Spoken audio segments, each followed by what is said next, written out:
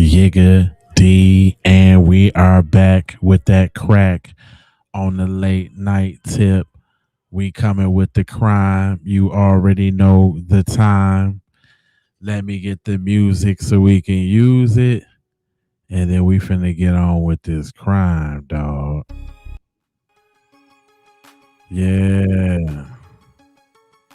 Uh-huh. So, what we got today, y'all? We got a bitter custody battle ends in a heartbreaking act of betrayal.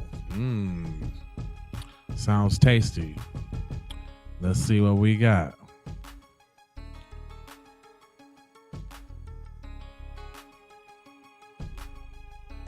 Boom. Here we go. Let's get it. Things only got worse from there. In this case, the marriage vow, till death do us part, took on a grave meaning. This case takes place in Marion County, a north central Florida community. That's where Josh Fulgham and Heather Strong called home. He was 27, she 26. Their relationship had spanned a decade, more than a third of their lives. It was a roller coaster ride, shadowed by violent outbursts and infidelity. There were breakups, followed by makeups. Despite their problems, the pair couldn't seem to sever the bonds that tied them. Part of their connection was the two children they shared, an 8-year-old girl and a 2-year-old boy. Before this tragedy reached a point of no return, there was a time when it seemed like Josh and Heather were finally going to break away from each other for good. Josh had been dating a woman named Amelia Carr off and on for about 2 years. When the 24-year-old single mother of 3 got pregnant with Josh's child, he asked her to marry him, but their engagement was short-lived. Following an argument with Amelia, Josh withdrew his proposal. He took the ring back and married Heather instead. Heather and Josh tied the knot on December 26, 2008, but making their union official didn't dissolve the tensions that simmered between them. On the evening of January 5th, Josh demanded that Heather give him her ex-boyfriend's phone number. When she refused, he pointed a shotgun at her and threatened, "You're going to give me the number or the shooting starts here and then I go to Ben's." Josh was arrested the next day. In a phone call Josh made to Heather from the jail, he talked about his predicament. Hello? Hey, please don't hang up. I'm not. And I'm glad you do this. Josh, the code. I can't. You promised me. You promised me. I can't live like this. Well, we're not going to push death or what? You're not going to do that, Josh. You're going to kill me when you get up there. Josh was in jail fuming for a month. The anger he felt for Heather reporting him to the police intensified. Meanwhile, Heather was moving on. Just 3 days after Josh was arrested, she started living with another man named Jamie Acom. Jamie was no stranger to Amelia. They had known each other since Amelia was 15 years old, and they had once been in a relationship as well. Jamie had fathered one of Amelia's 3 children. He was also the person who introduced Amelia to Josh and Heather.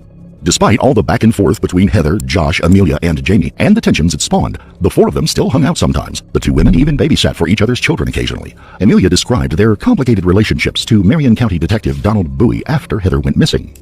I hope and pray that you know nothing. I think someone that you need to speak a little bit more to would probably be Jamie Acom. Hey, Chris in here. Because you mentioned the triangle, which would be Josh and Heather.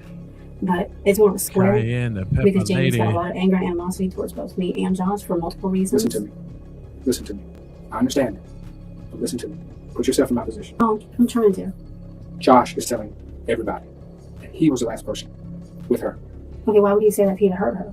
After Josh was arrested for pointing a shotgun at Heather, Amelia did what she could to get him out of jail. She made calls on his behalf and lent him $1,700 towards his $5,000 legal bill. He was released after 31 days.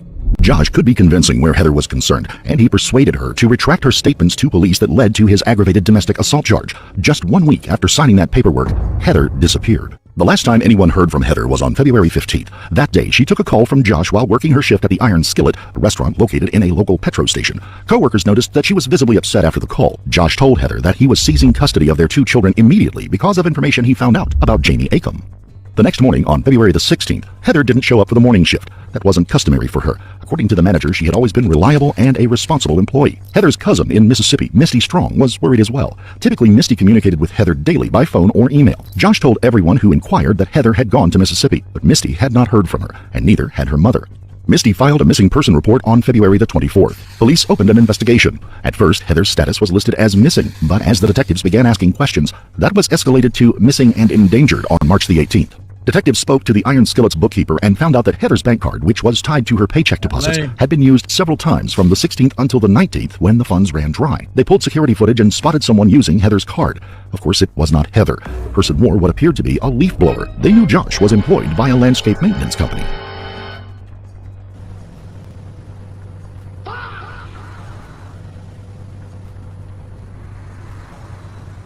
Josh had a history of violence towards Heather.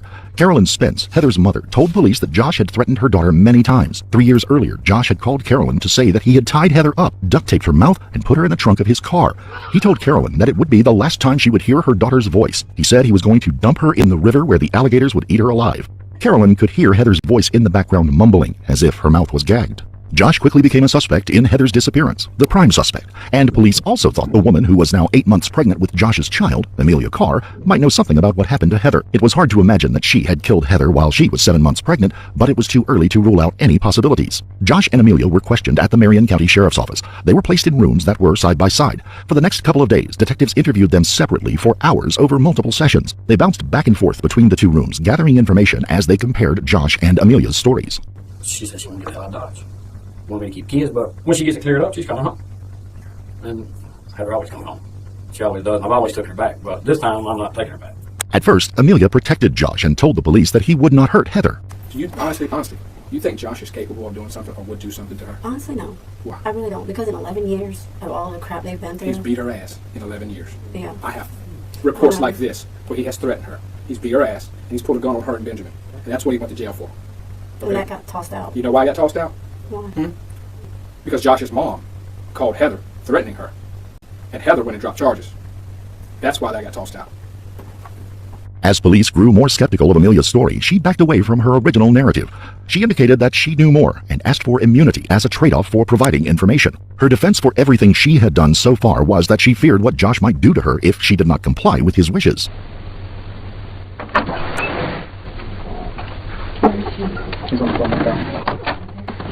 Legs. Can you make sure nothing happens? Sergeant Spike came to me and told me that you had some new information that you want to talk to me about. No one's promised you anything, correct? No one's coerced you in any way. This is all voluntary and your free will to talk to us. To me, correct? You understand that your rights still apply? Yeah. Okay. You can tell me the truth. From point A to Z. Okay. Tell me. In earlier interviews, Amelia had denied knowing anything about Heather's disappearance, but then she changed her story. The last week and a half, things have been really tense. And every time I mention going home to my mom, he would tell me, I wouldn't do that. You're not going to take her. You got to take my kids from me. And I asked him, what are you talking about? And he told me, you don't want to tell me what she is. And then Missy said she's in Mississippi. He goes, she's closer to D.C. And we kind of got into it. And that's when he told me that I don't know if he said he strangled or he choked her or whatever. But he said he did that and that he was in that back trailer. Now see, what I don't understand is when he told me that he killed her, I don't know where, but I know he had her in my mom's back trailer. That's what he told me. She wouldn't come there willingly. There's no way that girl comes. How he get into that trailer? He doesn't lock. See, we store stuff back there. And the door, it doesn't lock. It doesn't even latch. Which door? The only one that we use, me and my mom, it's the closest one. With only a wall separating Josh and Amelia at the police station, they could sometimes hear each other's raised voices. At one point, the interview room camera captured Josh with his head pressed against the wall, trying to hear what Amelia was telling detectives. Some statements you have made. I'm telling you, if you want me to go down this road, it's not going to look pretty for you. You know, there's a lot of people that we're going to be talking to. Oh, no. Okay. And if there's something you need to tell me, this is the time to tell me right now. Oh, I'm hoping you guys find her. I mean... Well, we're going to find her. Find her with your help. Because, I mean, it'd be... With your help, we're going to find her. Okay? And I need you to understand that. I need your help. And I'm here to help. I mean, we've got kids who need both parents. You know something? This is the time. This is our opportunity. Because you want to see that baby being born. Oh, yeah. You know what I mean? Okay? You don't want something to bite you in the behind if you know something. No. Okay? On February 15th, the day that Heather disappeared, she finished her shift at the restaurant at 3 p.m. and arrived home a half an hour later. Jamie was there but left soon after. That was the last time he saw Heather. Josh told police that he picked up his kids at Heather's place later that day and took them to his mother's house. Then, that evening, around 8 p.m., he claimed he got a call from Heather asking him to bring $500 to her at the petrol station so she could leave town for a while. According to Josh, when he got there, she was waiting outside with a red-wheeled suitcase and a black duffel bag. She was wearing blue jeans and a gray t-shirt with a flag on it. But when police pulled video footage from the petrol station, Heather was nowhere to be seen. Video. Of what? Of Heather. At that petrol. On that date. All day. All night. A few days after Heather's disappearance, Jamie got a call from Josh. He said he was back together with Heather and that Jamie needed to move out, which he did the next day. Josh warned Jamie to never contact Heather again. Police still don't know if Heather had decided to leave town on her own or if something horrible had happened to her. As proof that her disappearance was voluntary, Josh showed detectives a letter his mother had typed up for him on the computer stating that Heather was giving her 2 children to him. He claimed it was Heather who signed it. Why? She didn't handwrite a letter. I don't know. Why she didn't look better typed out? Why did she handwrite a letter? Look better typed out. Huh? Don't it look better when something's typed out instead of handwritten? No, actually looks better when it's handwritten. If it's coming from a parent that says, I'm giving my child to Josh. I'm hauling ass out of town. I want him to have full custody of this child.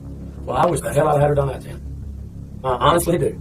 I wish the hell that's what I'd had her done. Who signed her name on it? She did. Your mom signed it? No. Heather signed her name. You signed her name? No. Heather signed her name. Your sister signed her name? No. Did you know you got handwriting analysis, right? Yeah. Okay, did you threaten her to sign her name? Man, come on now. This shit's not going too far. Huh? This is, no, I did not. You wanted them kids.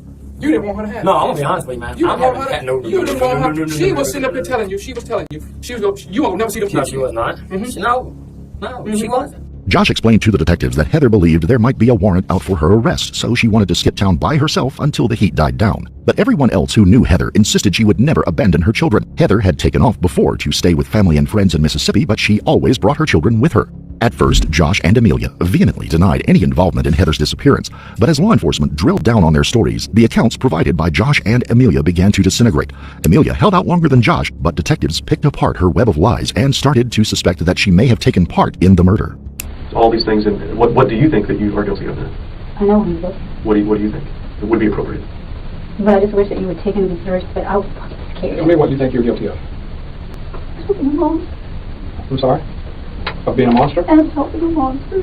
I didn't understand. Helping him. Oh, helping a monster. Yeah, it's like it's some shit. And then when you see the look in someone's eyes, and you're terrified for yourself. Because if you do that to her, what makes you think it's like... The terror is gone when he goes to jail. He's in jail, and you're sitting there telling his sister that you're still trying to put it off on Jason and Jamie. You're still, to this day, because that's what she trying wanted to hear. That's not what she wanted to hear. She knew the truth. She wanted to hear the truth from you. There was no evidence that Josh had ever been violent towards Amelia before, and she told police that he had never hurt her like he did Heather. But as the detectives started drilling down on her story and finding inconsistencies, she maintained that she only lied because she was scared that Josh would hurt her if she didn't. Fear is not an issue with you. What do you mean? Fear has never been an issue with you. You have never been afraid of Josh before or after you guys took someone's life. Afraid he might leave you. No, I wasn't afraid of him leaving because I left him. I left him. Do you understand me? Fear was not an issue. I was afraid to go against him. Amelia didn't only throw Josh under the bus, she insinuated that Jamie Acom and his friend Jason Lotshaw might have been the ones who killed Heather. She pointed a finger at anyone who might take the focus off of her. Jamie and Jason were brought in for questioning, but Amelia's plan to pin the murder on Jamie backfired when he informed detectives that he had witnessed Amelia attack Heather in January when he was living at Heather's place. Amelia had Heather's hair wrapped around her hand and like this and had the knife through her throat. Well, I told her, don't do that, whatever you're doing, you're tripping out, you overreacted. So they both calmed down. She told me to get Amelia and get her the hell out of her house. Jason Lotshaw cooperated with detectives just as Jamie did. He told them his suspicions when it came to Amelia. I'm gonna tell you the truth, I've had a feeling the whole time since that girl came up missing that I had a feeling that Amelia had something to do with it. Jamie and Jason had good reason to wonder about Amelia. In their interviews, they independently told police a chilling story. While driving together in a truck, she had offered them $500 to get Heather drunk and to bring her to Amelia. She told them that she wanted to snap her neck. They thought it was a joke and laughed it off. If I'm looking at it like this, let a jury look at it like this. Where you guys are in a triangle. Oh, that's a mess. You guys are in a triangle. I don't know if y'all all had relationships together, but that's your business if you did. But I'm getting rumors that you guys did. I can care less. Okay? Huh? I can care less. But I'm telling you, right now you guys are in a triangle. And look where it's at. Okay? You got him leading both of you guys on. You got him loving her more than he loves you. And I'm just being honest. He wants her, she don't want him. He wants to take the kids, but he knows that's out. The only way he can financially support himself is having those kids. Because if she take the kids from him, he got to pay child support. Okay? Oh, I know about He took her credit cards. Did he tell you that? I was under the impression that she left him because she was coming back. She's left and came back so many other times. No. Police immediately arrested Josh. They had him on fraud charges for using Heather's credit card, but they didn't have enough evidence to hold Amelia. That amplified tension between the pair, and the police used that discomfort to their advantage. Being questioned in an interview room made Josh Jones for a cigarette. Detectives would not let him smoke in the interview room. They thought they could parlay his craving to their advantage, so they offered to take him outside to smoke, and they kept a tape recorder running. What did Amelia tell you? Did she get to go home? Mm-hmm. Yes, she did. How come she got to go home and I can't? Maybe she was a little bit more honest. See how that works? I'm going to tell you what this is what I was told. Right here. I was told she was gone to leave it alone.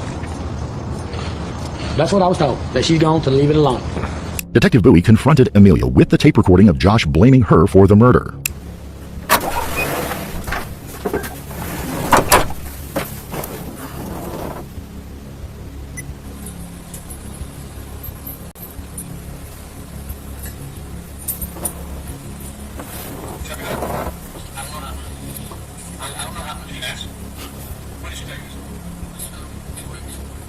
Hey, Trina.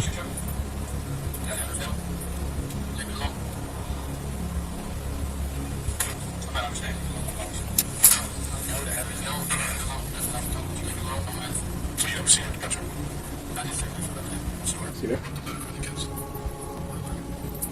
Your heart is about to jump out of your chest. Because I was home at my mom's. Your heart is about to jump out of your chest. That pisses me off. Okay. Don't do this to yourself. But what? Don't Okay. do this to yourself. Ask my mom. I was home Don't do that this to night. yourself. What is he saying I did? That you set it up. Set what up though? It was getting late and everyone involved in the investigation was exhausted. Detectives decided to start the process of arresting Josh to put him in jail for the night with the intention of starting their interviews again in the following morning. But to their astonishment, just as Detective Bowie began to gather Josh's belongings, he had a sudden change of heart. Take me to jail. That's where you want to go, my man. That's where I want to go, man. I got no choice. You know what? I don't know what else to do. Rush got the car. You let me take that by my mom if I take you to it? We'll go right now. You take me to where Heather is. I'll take your wallet to your mom. You won't take me by and let me talk to mom? You take me to Heather first. And you take me by my mom? That's a promise. Let's go. I I want this shit off. Yeah, I want this out. Can we stop getting back to cigarette? Yes, we will. I'm getting this shit on my own, man.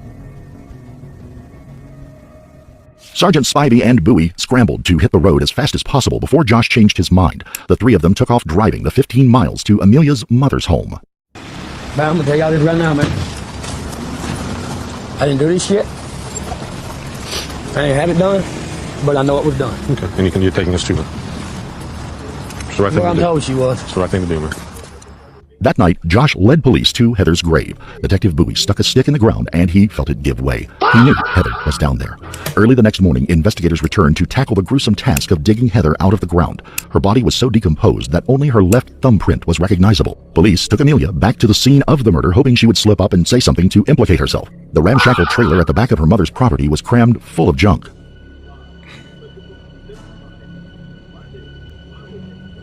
Bathroom door. That's when I came in here and I saw her on the chair. She was taped to it. I just kind of stopped for a minute. I didn't know what to think or what to do, and then I just went up to her and I was checking for pulse. She couldn't feel anything, I didn't feel anything. I just kind of looked at her. I started to cry. I didn't know what to do, what to think. I turned and I kind of started walking out. I saw her on the back steps and I cried. On the fourth day of the investigation, Josh sent word from the jailhouse that he wanted to speak to the detectives again. It was Saturday, so they had to come into the police station in casual street clothes. Both detectives are skeptical because they're sick and tired of getting a runaround from Josh and Amelia. But this time, Josh was ready to talk. Being locked up in jail loosened his lips. I tell Heather that we're going over to Amelia's house. I hold the door open, Heather goes in, I come in behind her. And I'm like, Heather, listen, I want you to sit down so we can talk. And she's like, hell no, I'm out of here. And that's about the time Amelia walked in the door, and that's when she really started getting loud. I tried to grab a hold to her. She jerked loose at me, so I let her go. She started down the hall, and that's when Amelia hit her nail with that flashlight. That's when Heather came back. I called her. I set her up in that chair. And that's when Amelia got the duct tape. And she taped Heather around here to do that. And I taped the bottom of Heather's leg up. The fuck is wrong with him? We walked out the door. So I could go home and get the kid. When I talked to Amelia on the phone, she told me, she said, it's done. She told me what she did with breath taped around that. And held her nose for a little bit. And that's what choked her out. You did hand motions to show how the bag went over her head and the tape went around her neck. You did hand motions. You know why you did that? That's memory. That's what you saw. That's memory. You were there when she took her last breath. You were there when she died. Right or wrong? That's right. No. Right or wrong? Right. Josh tells the detectives that he and Amelia were in on this plot together. Their plan was to get Josh to lure Heather to Amelia's mom's property by asking her to be his lookout while he stole back $1,700 he had returned to Amelia, the money she had loaned him for his lawyer's bill. Was she fighting him? Well, she really couldn't, man. I'm going to ask her a little bitty self. The adrenaline was swollen. And I just held her. And Amelia taped her. She told me, she said, I'll leave y'all alone. And Amelia said, well, you're here with him now. You got in the car with him tonight. And she told her, I promise, I'll leave y'all alone. Let me go. And what did Amelia say to her? I don't think she said nothing else to her at all. And when she put the bag over her head, she taped it around her neck to where it was solid on her. And she had her arm around her neck. She was trying to snap her neck. She had this hand right here was coming over her head, over her nose. And where were you? I was still sitting on her. And once I knew that Heather had got weak, I could tell she was getting weak because she was just like then nothing. She wasn't like that no more because the tape was over her mouth, trying to say something. So she was mumbling at one point when the tape was over her mouth? She was trying to say something. I don't know what. And then after I got up, because she wouldn't move it no more. I got up. When I got up, I guess I don't know whether it was nerves or what that made her legs push out, and the chair went back, and Amelia was still behind her with her hand around her. She done tried to snap her neck, she couldn't. She done tried it, she couldn't do it. But she had her hand over her nose, over that bag. And I heard her make like a gurgling noise in her throat or something. Well, then after she died, you guys took the tape off of her. And I pulled her down to the floor. I pulled her hair back over her face, seen her eyes.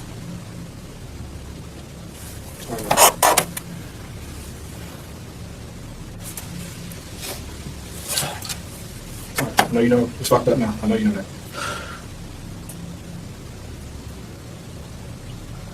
I fucked around with her. She killed me.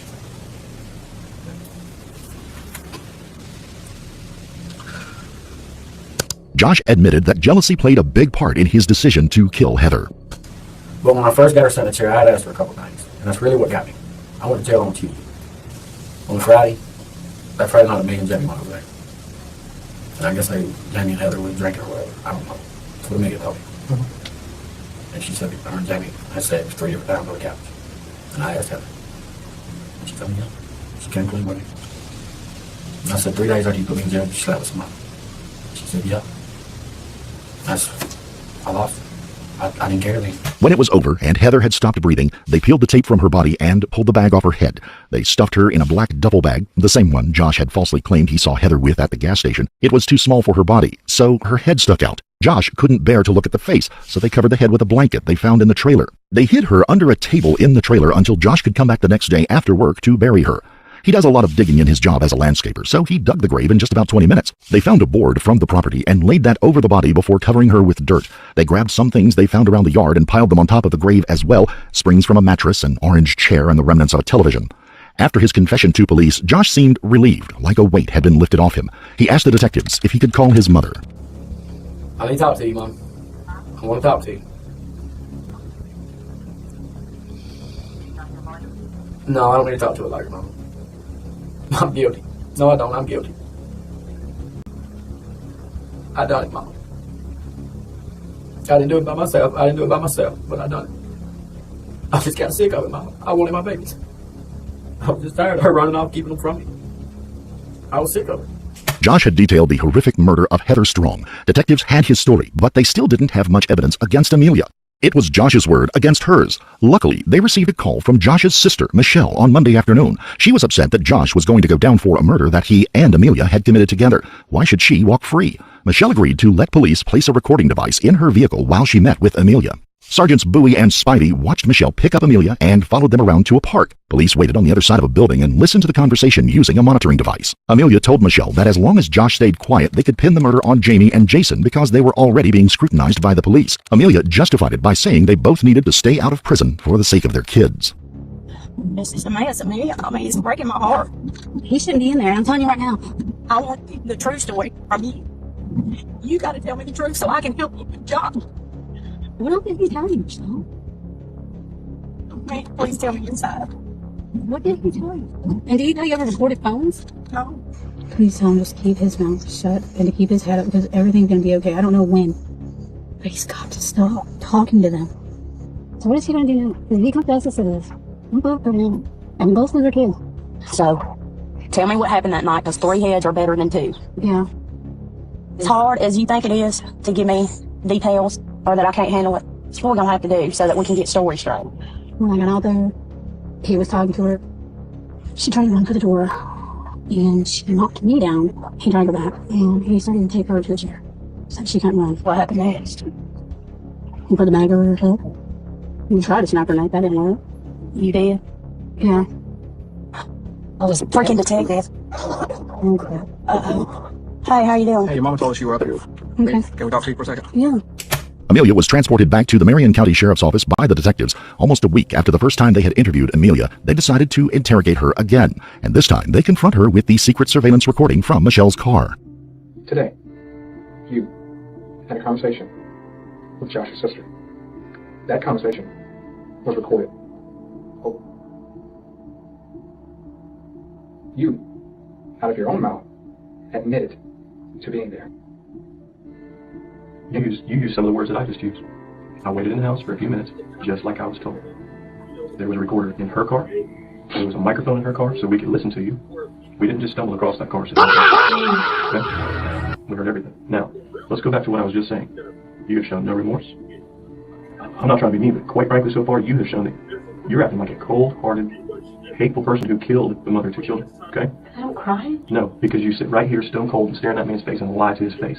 After you told that girl today you tried to break her neck. Remember that? Do you remember that? Remember those words? It came from whose mouth? But is that right, that you were there with Josh when Heather took her last breath? I can't hear you.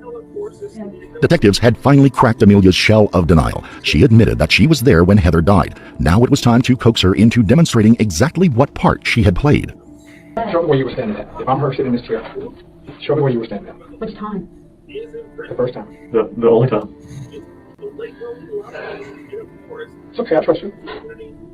Come on. Okay. When? How far back do you want me to go? When you were standing behind her, trying After she was taped, and I put the bag over her head, and he taped it, and I pulled the tape, and he taped it. I made a little attempt because I was scared and I was shaking, and I told him I couldn't do it. I couldn't do it. How many times do you think you tried? Once or twice, and I couldn't. How many times do you Twice. think you tried? Because I couldn't do it, and I told him I was shaking so bad. I said, Josh, I can't do this. So then I stepped back, and he went around and he took care of it. But you tried to snap her neck because you wanted it to be Because I was quick. scared. You wanted it to be quick. Yeah, I didn't want. You didn't want her to suffer, so you tried to break her neck. And I couldn't do it because I was shaking so bad. So then I just stepped back, and he took over. And he held his hand over her nose and her mouth, so that she couldn't breathe. Only you and him know exactly Yeah, I who know. did what, because one's pointing at the other one. But both of you guys were there, present, assisting each other when she took her life. Correct? So even though I didn't kill him, we were charged with the same thing as him. Exactly.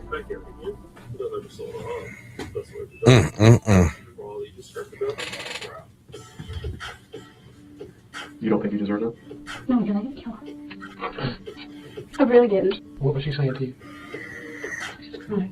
What was she saying? He had taped her mouth. What was she saying before her mouth was taped? Was there a reason she asked you not to do that to her? Sure. What did she say to you? Did she ever give a reason why she didn't want to be taped up or held down? She was claustrophobic. And his comment to her was, I was claustrophobic and you had me sit in American jail for 39 effing days away from my kids. That was his comment to her. Yeah, that's something Josh didn't tell us. Josh and Amelia each had their own motivations for killing Heather Strong. Josh was sick of Heather leaving him, canoodling with other men and threatening to take away his children, and he was angry that her police complaint had landed him in jail, costing him money and his freedom. Amelia was about to give birth to Josh's baby, and although she denied it, detectives believed she was resentful that Josh preferred Heather over her. Both killers tried to assign the most horrific actions they inflicted on Heather to each other, but they were both acting in tandem, so in the eyes of the law, they are equally responsible for her death. Amelia's trial happened first. The state sought the death penalty. In late 2010, she was convicted of first-degree murder and kidnapping.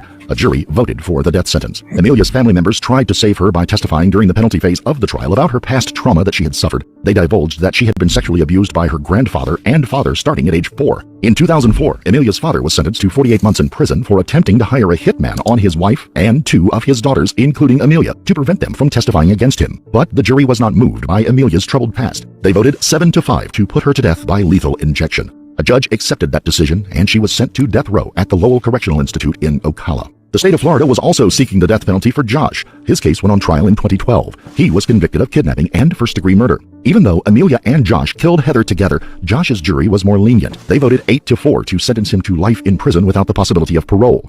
Although Amelia had callously taken a life, she didn't want to lose hers. She and her lawyers fought hard for years to get the death sentence overturned. In 2017, she was resentenced to life without the possibility of parole after a 2016 Florida Supreme Court ruling that required a jury to be unanimous when recommending death for a judge to consider imposing the death sentence. 4 months after killing Heather, Josh wrote a letter to Heather's mother, Carolyn Spence, asking her to take care of his kids. He talked about the trauma that they would endure in their lives. He said that he still loved Heather and that he had hoped to get the death penalty for murdering her. While the police were investigating this case, he tried to hang himself in jail when his kids were taken into state custody.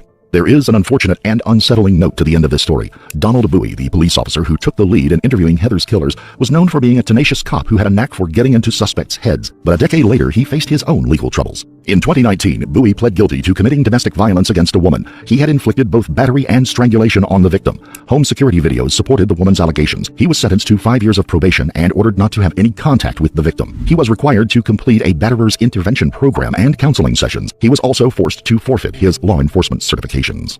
Thank you for watching.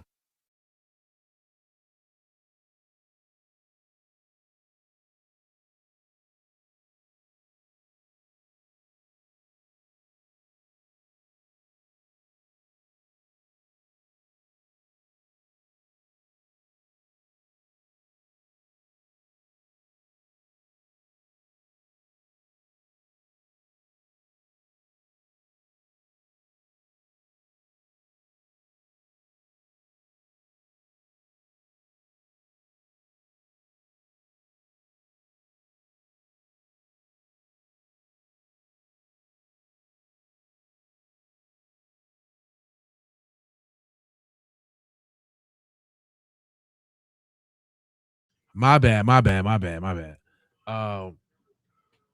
I said that dude had the hairline of the Black Power Ranger. But I'm doing something new tonight, man. We gonna do crime talk tonight, as y'all seen in the thumbnail, and as y'all see in the chat. I got the link. So if y'all want to come up and talk crime, I would hope that you ain't finna tell no crime you currently done that you can go down for. Maybe one that you witnessed or that you was a part of. If you want to share, you know what I'm saying, just let me know. We gonna try to do it between videos. So you know what I'm saying? If you don't want to come up, you gotta let me know you want to come up first. You gotta put that in the chat, and then I'll see you, and then I'll bring you up. Otherwise, we just gonna keep it rolling because I got another one for y'all too. This one is like the women of crime. It's say this person took the police on a high-speed chase and didn't know it was gonna turn out that way. All right, y'all, let's go.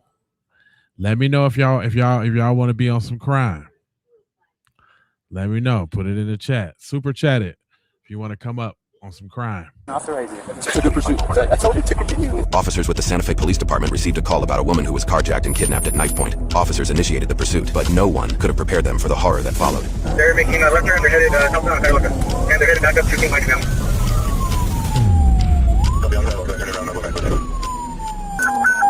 We're going back eastbound on St. Mike's, passing Pacheco. Swerving in and out of traffic.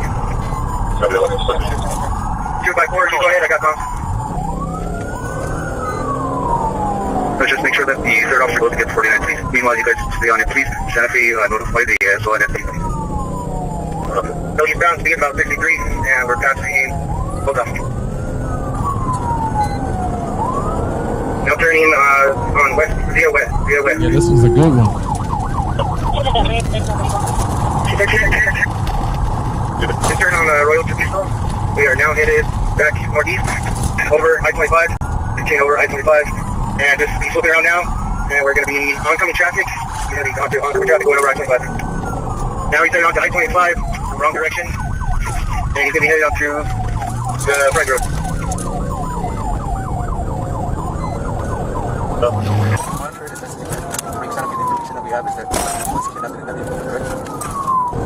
female approached a calling party, said that there was a male in her car with a knife that wouldn't get out. Female got back in the car, they both just the whole female and male that should be in that car. She was screaming to call the police, but they still left the car.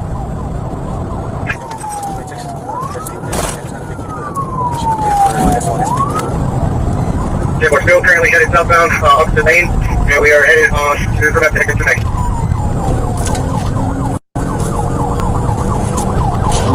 Okay, that's going to exit tonight. Speeds are heading 7. Light traffic at 1.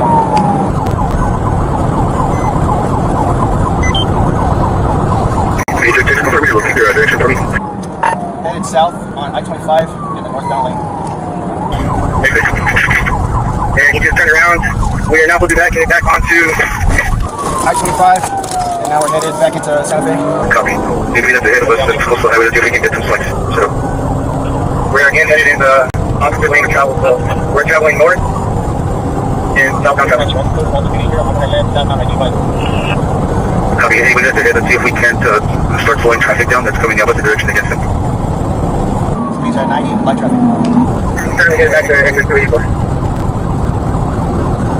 Light traffic, speed still at 90. Speed still at 90, light traffic.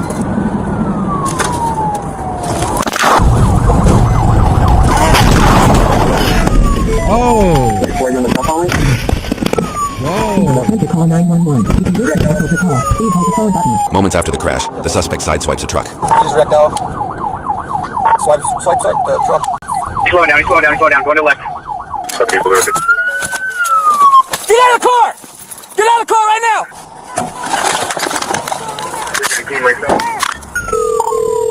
Myself and another unit just got into a head-on collision here. Let me see your hands! Walk to me! Where is he? Where is he? Walk back to me! Walk back to me now! How are you guys for? I got the female coming back to me right now. Probably one outstanding in the car. Come back to me. Let me see your hands. 19, I'm 10-4. I'm going to check on the other unit. Come back. Where is he? What is he? Is he in the car? No, he went that way. Come here. Get down. Let me check you. Get in the car. Okay. Oh, God, help me. Get in the car. Let me see. I need to check you. For weapons. Okay. Where's he at? Who is it? His name is Mark. He's my boyfriend. Does he have any weapons? Yes, he What does. does he have? He has a gun. Where's he at? He ran? Yes, he did. Okay, stand by. So I have the victim right now in the back of my car. She's saying it's her boyfriend. I don't know the name yet. He's got 1080 with a gun. Went into these bushes right here. Okay, let's get some clarification on exactly where we're at, and we need to establish a perimeter on that, please. Okay, what is his name? His name is Mark. Mark what? Okay. Where, he ran off or what? Yes, he did. Are you sure he's not in the vehicle? I'm sure. You're positive? I'm positive, sir. He hit me, and he ran. Okay. We need to clear this vehicle as well. I don't know if there's anybody else in here.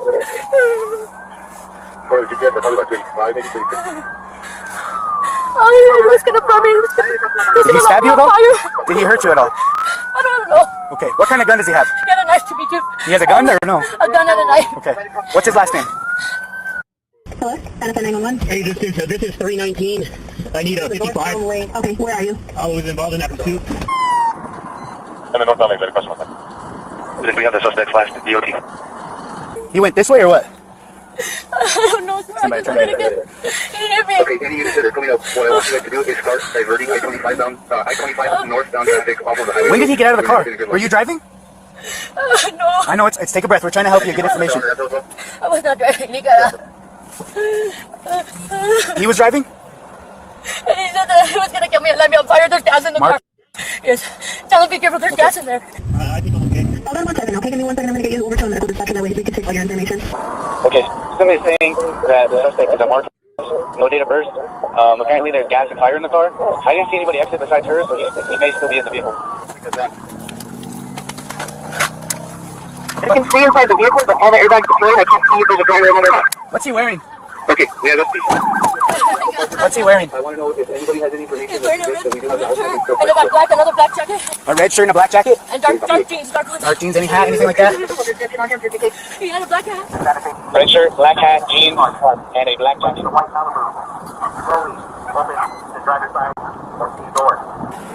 Oh, God. Do you need a medic? Yes? Did he stab you or shoot you at all anywhere? I don't know. Did he hit you? Yes, he had a knife. Yes, he hit me. He hit me. He was holding me. Is that blood on your jeans? We're gonna get a medic stage for you, okay? We gotta figure out what's going on right now, okay? Just stay calm. I know it's hard right now, but we're here for you, okay? She's with me. We need to get her out of here, man. You wanna get her? Okay, hey, I'm gonna come around. Hey, man, come out for me. Come out this side. You okay? Come on. We just want to get you out of here, okay? You're safe. We got you. Do me a favor. I'm going to pull up. Just stay right back here by the tire, right here, okay? I'm going to pull up. Hey, Josh, do we have a location on when the crash happened as far as if anybody got out or not? Right now, I always saw the chick run. The guys are on her as this, pretty quick on her. Nothing on anyone running out. Zero. 322 is going to take her victim and get her immediate medical attention. Get out of here! It's not safe! Go! But if we do come down to an approach, if we do come to that, it's going to be a vehicle approach. Okay. And I recommend 2 vehicles. Mine could be one. This vehicle, one, this one. You don't need to use too much. Smash windows and stuff if it comes to that. It did look like she might have gotten out of the driver's seat, but again, I didn't see it fully. She advised she wasn't driving, though, that he wasn't. I'm sorry, can you 10-9 that again? Let me get my rifle. We have the girl. Oh, so it's just him in there? It's just him in there. Oh my god. Where is this at? You guys have the chick, right? Oh my god. Okay, we're gonna get some officers over there. Can I get any of you guys to break somebody? Somebody says just north of us there's a 10-7 officer. I don't know what's going on over there. I see, and then...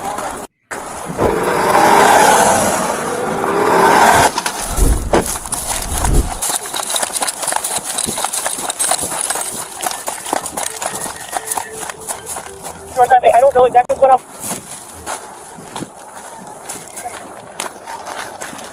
I'm here. Give me a second.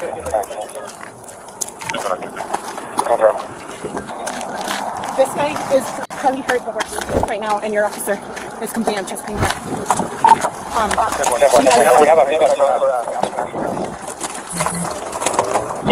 These guys are helping me just with kind of first aid stuff, but I'm sorry, guys.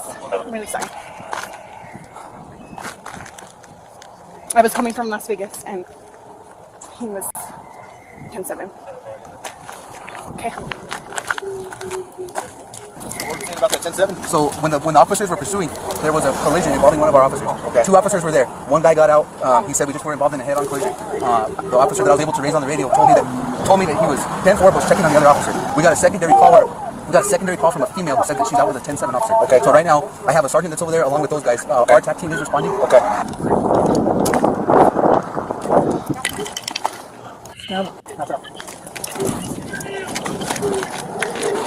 Is water, brother?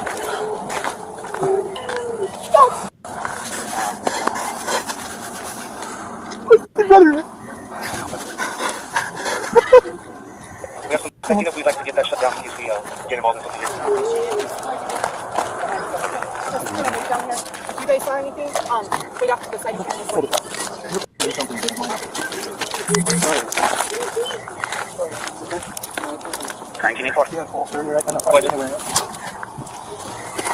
Yeah, the cavalry coming. Start coordinating where you need everybody at. I found it with a little bit of pulse noise. You're in the flashlight right now? Anyone in the vehicle? You might be hurt. Might need medical attention. You might want someone to talk to. You might be overwhelmed. That being said, let us know you're in there to assist in all of issues you might have. Sorry for your loss, man.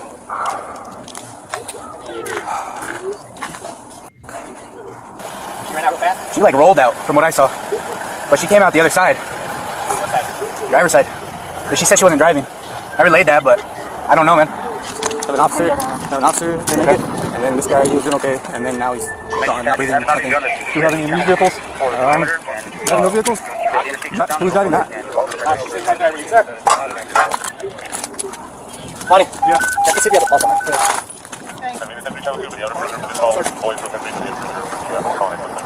I didn't see him exit, man. I was right behind him. So either he's 10-7 or he's in there. Hey, if you see anything on the news, I'm okay? But I gotta go, okay? Love you.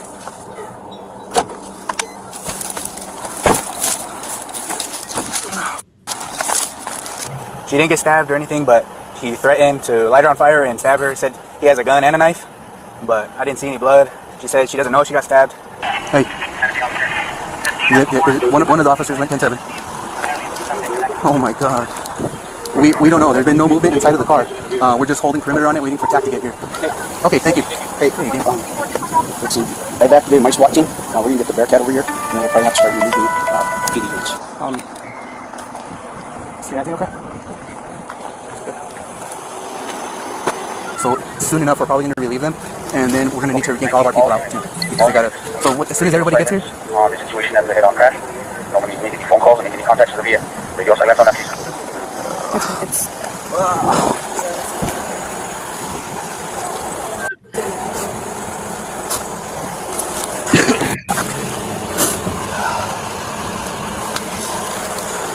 You guys can just slowly start.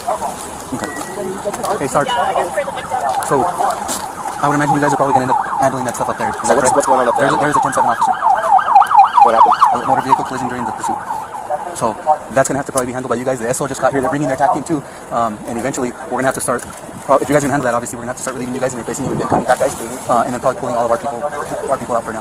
Okay. So this explains to me. So the initial call, if I remember right, was a kidnapping where the woman got it back in the car, made herself a victim, and stayed with the guy, right? We had no information. What I'm getting at is we had no information beforehand that they were boyfriend and girlfriend. Okay? Not that I remember. No, it said that somebody had, at knife point. She screamed, "Get the Call cops." the police. So that's why I authorized the pursuit. They want Guerrero to go back to anyone's house. He's not here. Is that here today? Yeah, he's not here. Okay. I thought he showed up. They're like that. Yeah. No. So I just checked on ABL. She's in the bad way now. You okay? I wasn't there, but I'm pretty He's right where you're able to make it through this mess. We don't know if this guy bailed. Okay, guys, your cat's here. They were bringing it down the shoulder. Hey, hit it from here. It won't glance. You're right. I can authorize it. It's all right, bro. It was a good pursuit. It's a good pursuit. I told you to continue. It's okay. It's a good pursuit. Done. We don't know if the subject to the vehicle. All right, okay. All right. The information we had is a solid pursuit. We didn't do anything wrong. If we could get look up here, I want him at the. Take a minute, bro. Take a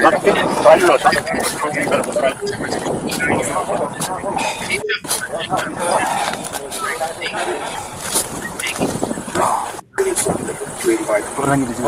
Right now, you just need to chill out. I have incident command anyway. Bean back. Just we need to watch back. He's keeping a span on all this stuff with the gun. Okay. So, take a minute. You're not hurt, nothing like that? No. Let's go back to incident command. I got this. SWAT. You guys got this out, right? I got this. SWAT's activated, activate the vehicle. It's going to be a long day. Bean back. You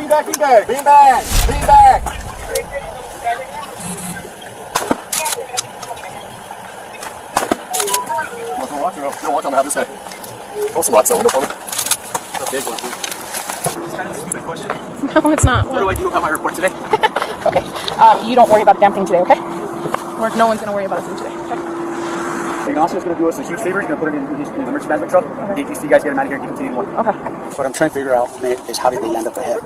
I have no idea. Well, the only thing I can think of is the crash happened and the suspects started driving back this way because that car is facing this way. I have a bunch of random, as you can imagine, a lot going on. I think it was wrong way traffic. Okay. That's what it was. He was driving the wrong way on St. Francis and everything else, right? Yeah, he was back and forth wrong way and right way in town. You heard, right? Duran is dead. Robert Duran is dead. I have no idea. One of the new laterals, Matano, the older one, I think. But if you can just start getting, I don't care what you get, like just get stuff for these guys. Some of these guys, like we have 3 that witnessed the stuff. They're going back to the 81. If you can get them something hot right now, or I don't know what, and then we can deal with, I don't know, granola bars and stuff for patrol and everyone out here because we still have a suspect outstanding. Do you want to do this? The lieutenant's next to here. He's in it. No, I'll be okay. I'm not doing anything right now. I want to help. So you're going to have to just call. Okay, sure. You are? Right now? There's something in there now? We're going to get you out of this. Okay. We'll get you out. Alrighty. I don't know if we have this anymore, but today's Ash Wednesday and these guys are really religious. Do we have that available? Please search up. Let's see if someone will donate their services to us. Hugo just called me. They're getting the bird up in the air, headed this way in case somebody did free on foot. Okay. Yeah, I'm okay.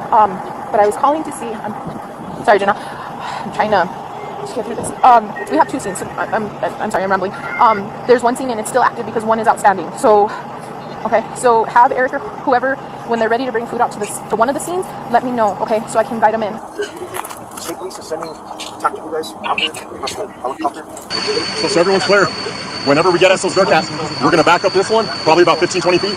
We'll stay on the passenger side of it, and then walking with it as hardcover, we're going to put it into the butt of our suspect car over there. Shake up the car a little bit with the Bearcat, see if we get stimulus. I can't hear him. I can't hear him.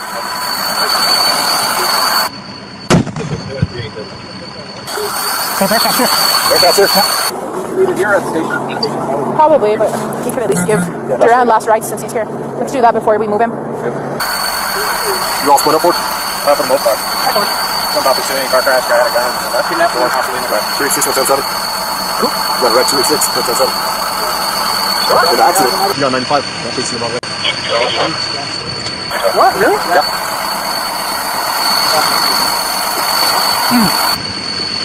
You're lying. Are you serious? What? Oh! Hey. Hold up. Yeah, give me a minute. All right. What? You need to sub out there. No, you're talking about that Julian. You're talking about the cold zone. No, actually, the cold zone series 6. Go to the station. No, you can't go to the station. Good? No, go to the station. You can't go to the station. I know, you want to be here. You can't go to the station. Okay? Let's go. I'll walk with you. If nobody's in the car, we're gonna wait for the bird to come. They should be on their way now. And we're gonna start doing an open area search. Okay. We'll do 3 dogs. Straight up. No, you want to be here. I need your head in it, okay? And I'm not saying you're not gonna be, but I need your head to be where you want it to be right now, and this is not it.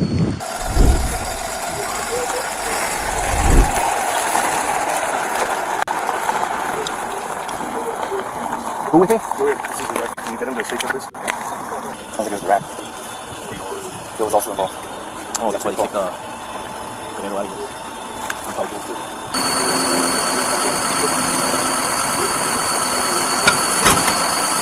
I'm not gonna break it. What are you?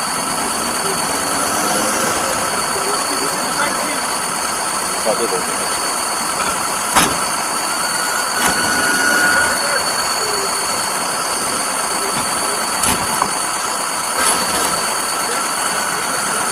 There you go.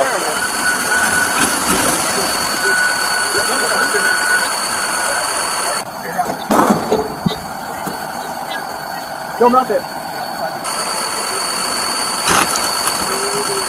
Anything? Anything? Anything from the turret? We just got up now. No contact. The airbags are going to be in the way. Can't see through the airbag. No.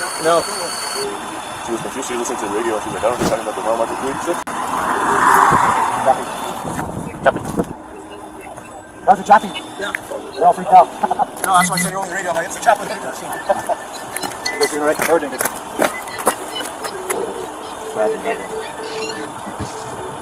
Are you going to quit that? When I die, I guess. I don't want to hear I all know, of that's this. like, I'll run. He'll smoke a cigarette before you run. Cop talk. What the happened at the end? God damn. I don't want to hear all that bullshit. Can you tell? Come on, let's do this. Okay, god damn. I'm sorry, y'all, but I ain't got time for all that bullshit. Like, let's get to the action. So then he called, and then they took off. And then she was the driver. That's what the caller said. And the caller said he didn't see a knife or anything. He saw something black, like the diameter of like a broomstick, but he couldn't like see. Oh man, if this was like a Code 20 gone bad, even worse, it's going to be a simple assault. A simple assault. Execute this thing. As the multitude of law enforcement teams continued to search the area for Mark, investigators combed through surveillance video from where the initial 911 call took place and found no evidence of a kidnapping. We have to eliminate the two. If not, all we have is the hood of the car and it driving out. Meanwhile, back at the police station, the victim, Jeanine Jaramillo, recounted her side of the story. He was trying to take out the knife on me again, and I thought he was going to stab me, and he stabbed the car. Where did he stab the car? He stabbed the car on,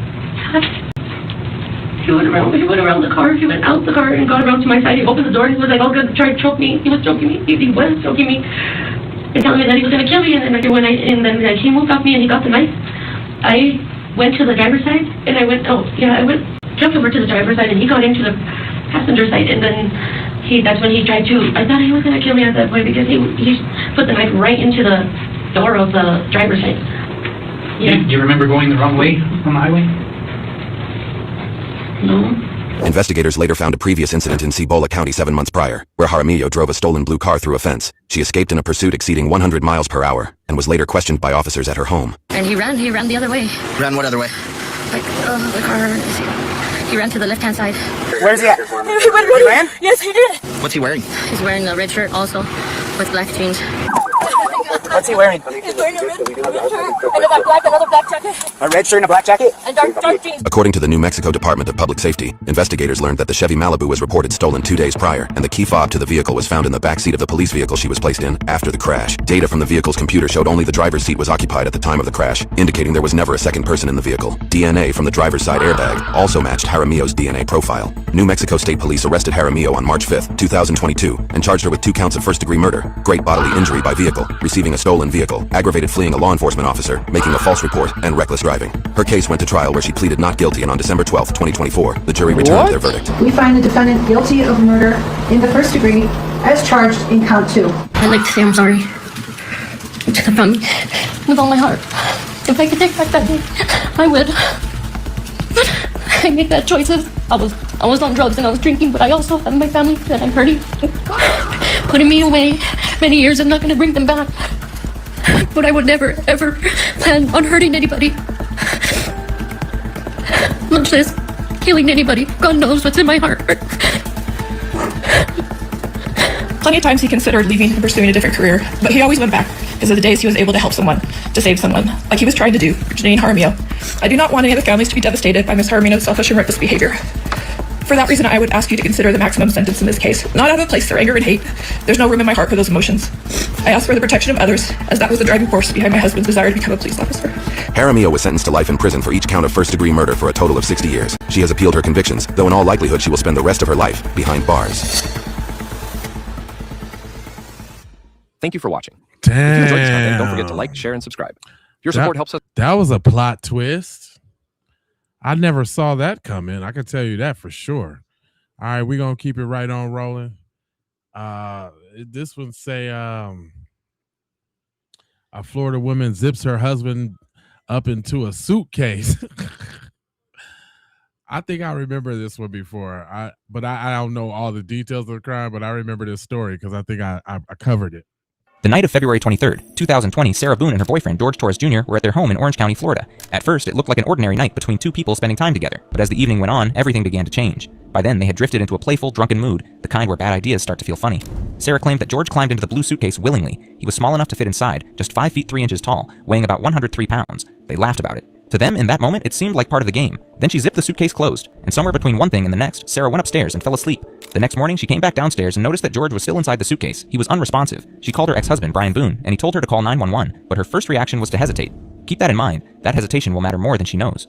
At 1:01 in the afternoon on February 24th, Sarah Boone finally called 911, which you just heard. Responding deputies arrived at the apartment and started asking questions. What's going on? I just got here, so fill me in. No problem. Like, you and I are putting a puzzle together. We've been doing some art right there. You are putting a puzzle together? Yes, we have a puzzle that we started in there. Okay. We've been doing art, trying to take stuff off the wall to make new art put up there, like having a good time with one another. But we're drinking. We had a bottle of wine last night. Okay. So then it's like, we decided to play hide and seek, right? Okay. So he gets in the suitcase. Okay. Who is this guy? That's my ex-husband. He lives here with you guys? No. I called him over here. Okay. Okay. I didn't know what to do. Okay. I didn't know what to do. Okay. So then he came over here. Here, let's talk inside. Okay. I called you guys. I tried giving you the problem is, I fell asleep. I fell asleep. When did you do CPR? This morning, when I found it. Before you called? Yes. It's 1 o'clock right now. I tried. I was awake, but I actually got out of the bed at like 12:30ish, whatever. So I came downstairs, and I was like, oh, he's in the suitcase still. That's when I found him. I took him out and tried doing CPR, and then I called him, and then I told you guys. I had a bottle of wine, and then decided to play hide and seek. So What time was that? Do you remember? I mean, I know that I was in bed probably by like what, 12:30. Okay. Well, I went upstairs at least, and I fell asleep, forgetting that he was So in you the guys suitcase. were playing the hide and go seek? Yes. And at some point you put him in the suitcase? No, he got in the suitcase. So he thought it'd be funny to be put in the suitcase. So I was like, okay, well, I'm gonna joke with you, and I'll zip you up and make him, squirm a little bit, whatever it is. But then I fell asleep. I fell asleep. Where was the suitcase? Right where it is. Right down there? Yes. You zipped him in there? Yes. Thought it would be funny a little It bit? was. We both were laughing about it. Okay. And then I fell asleep. Where did you fall asleep at? Upstairs. In your bedroom? Yes. Okay. Totally forgetting that he was in the suitcase still. Okay. You came back downstairs? This morning? Or this around afternoon, yes, when I got up. What time? 12:30ish. I was awake, but I totally forgot that he was in the suitcase. He can tell you there's a lot of things that we think of, like all that good stuff. So I just totally forgot. So you began to do CPR on him? Yes. Yes. About And what he time gurgled. this morning did you start doing that CPR? No, it was the afternoon. It was afternoon because I was awake, but then I finally decided to come downstairs at like 12:30ish, whatever it is, and I was like, I forgot he was in the suitcase and he wasn't moving, nothing was happening, so I unzipped it, took him out and started doing CPR on him. Boone repeated the hide-and-seek story. She was cooperative. She handed over her phone to forensic investigators without hesitation. And that, right there, was the moment the story began to fall apart. Investigators sitting with Sarah Boone's phone found 2 videos she had recorded the night before. Videos she claimed to have no memory of when detectives confronted her the following day.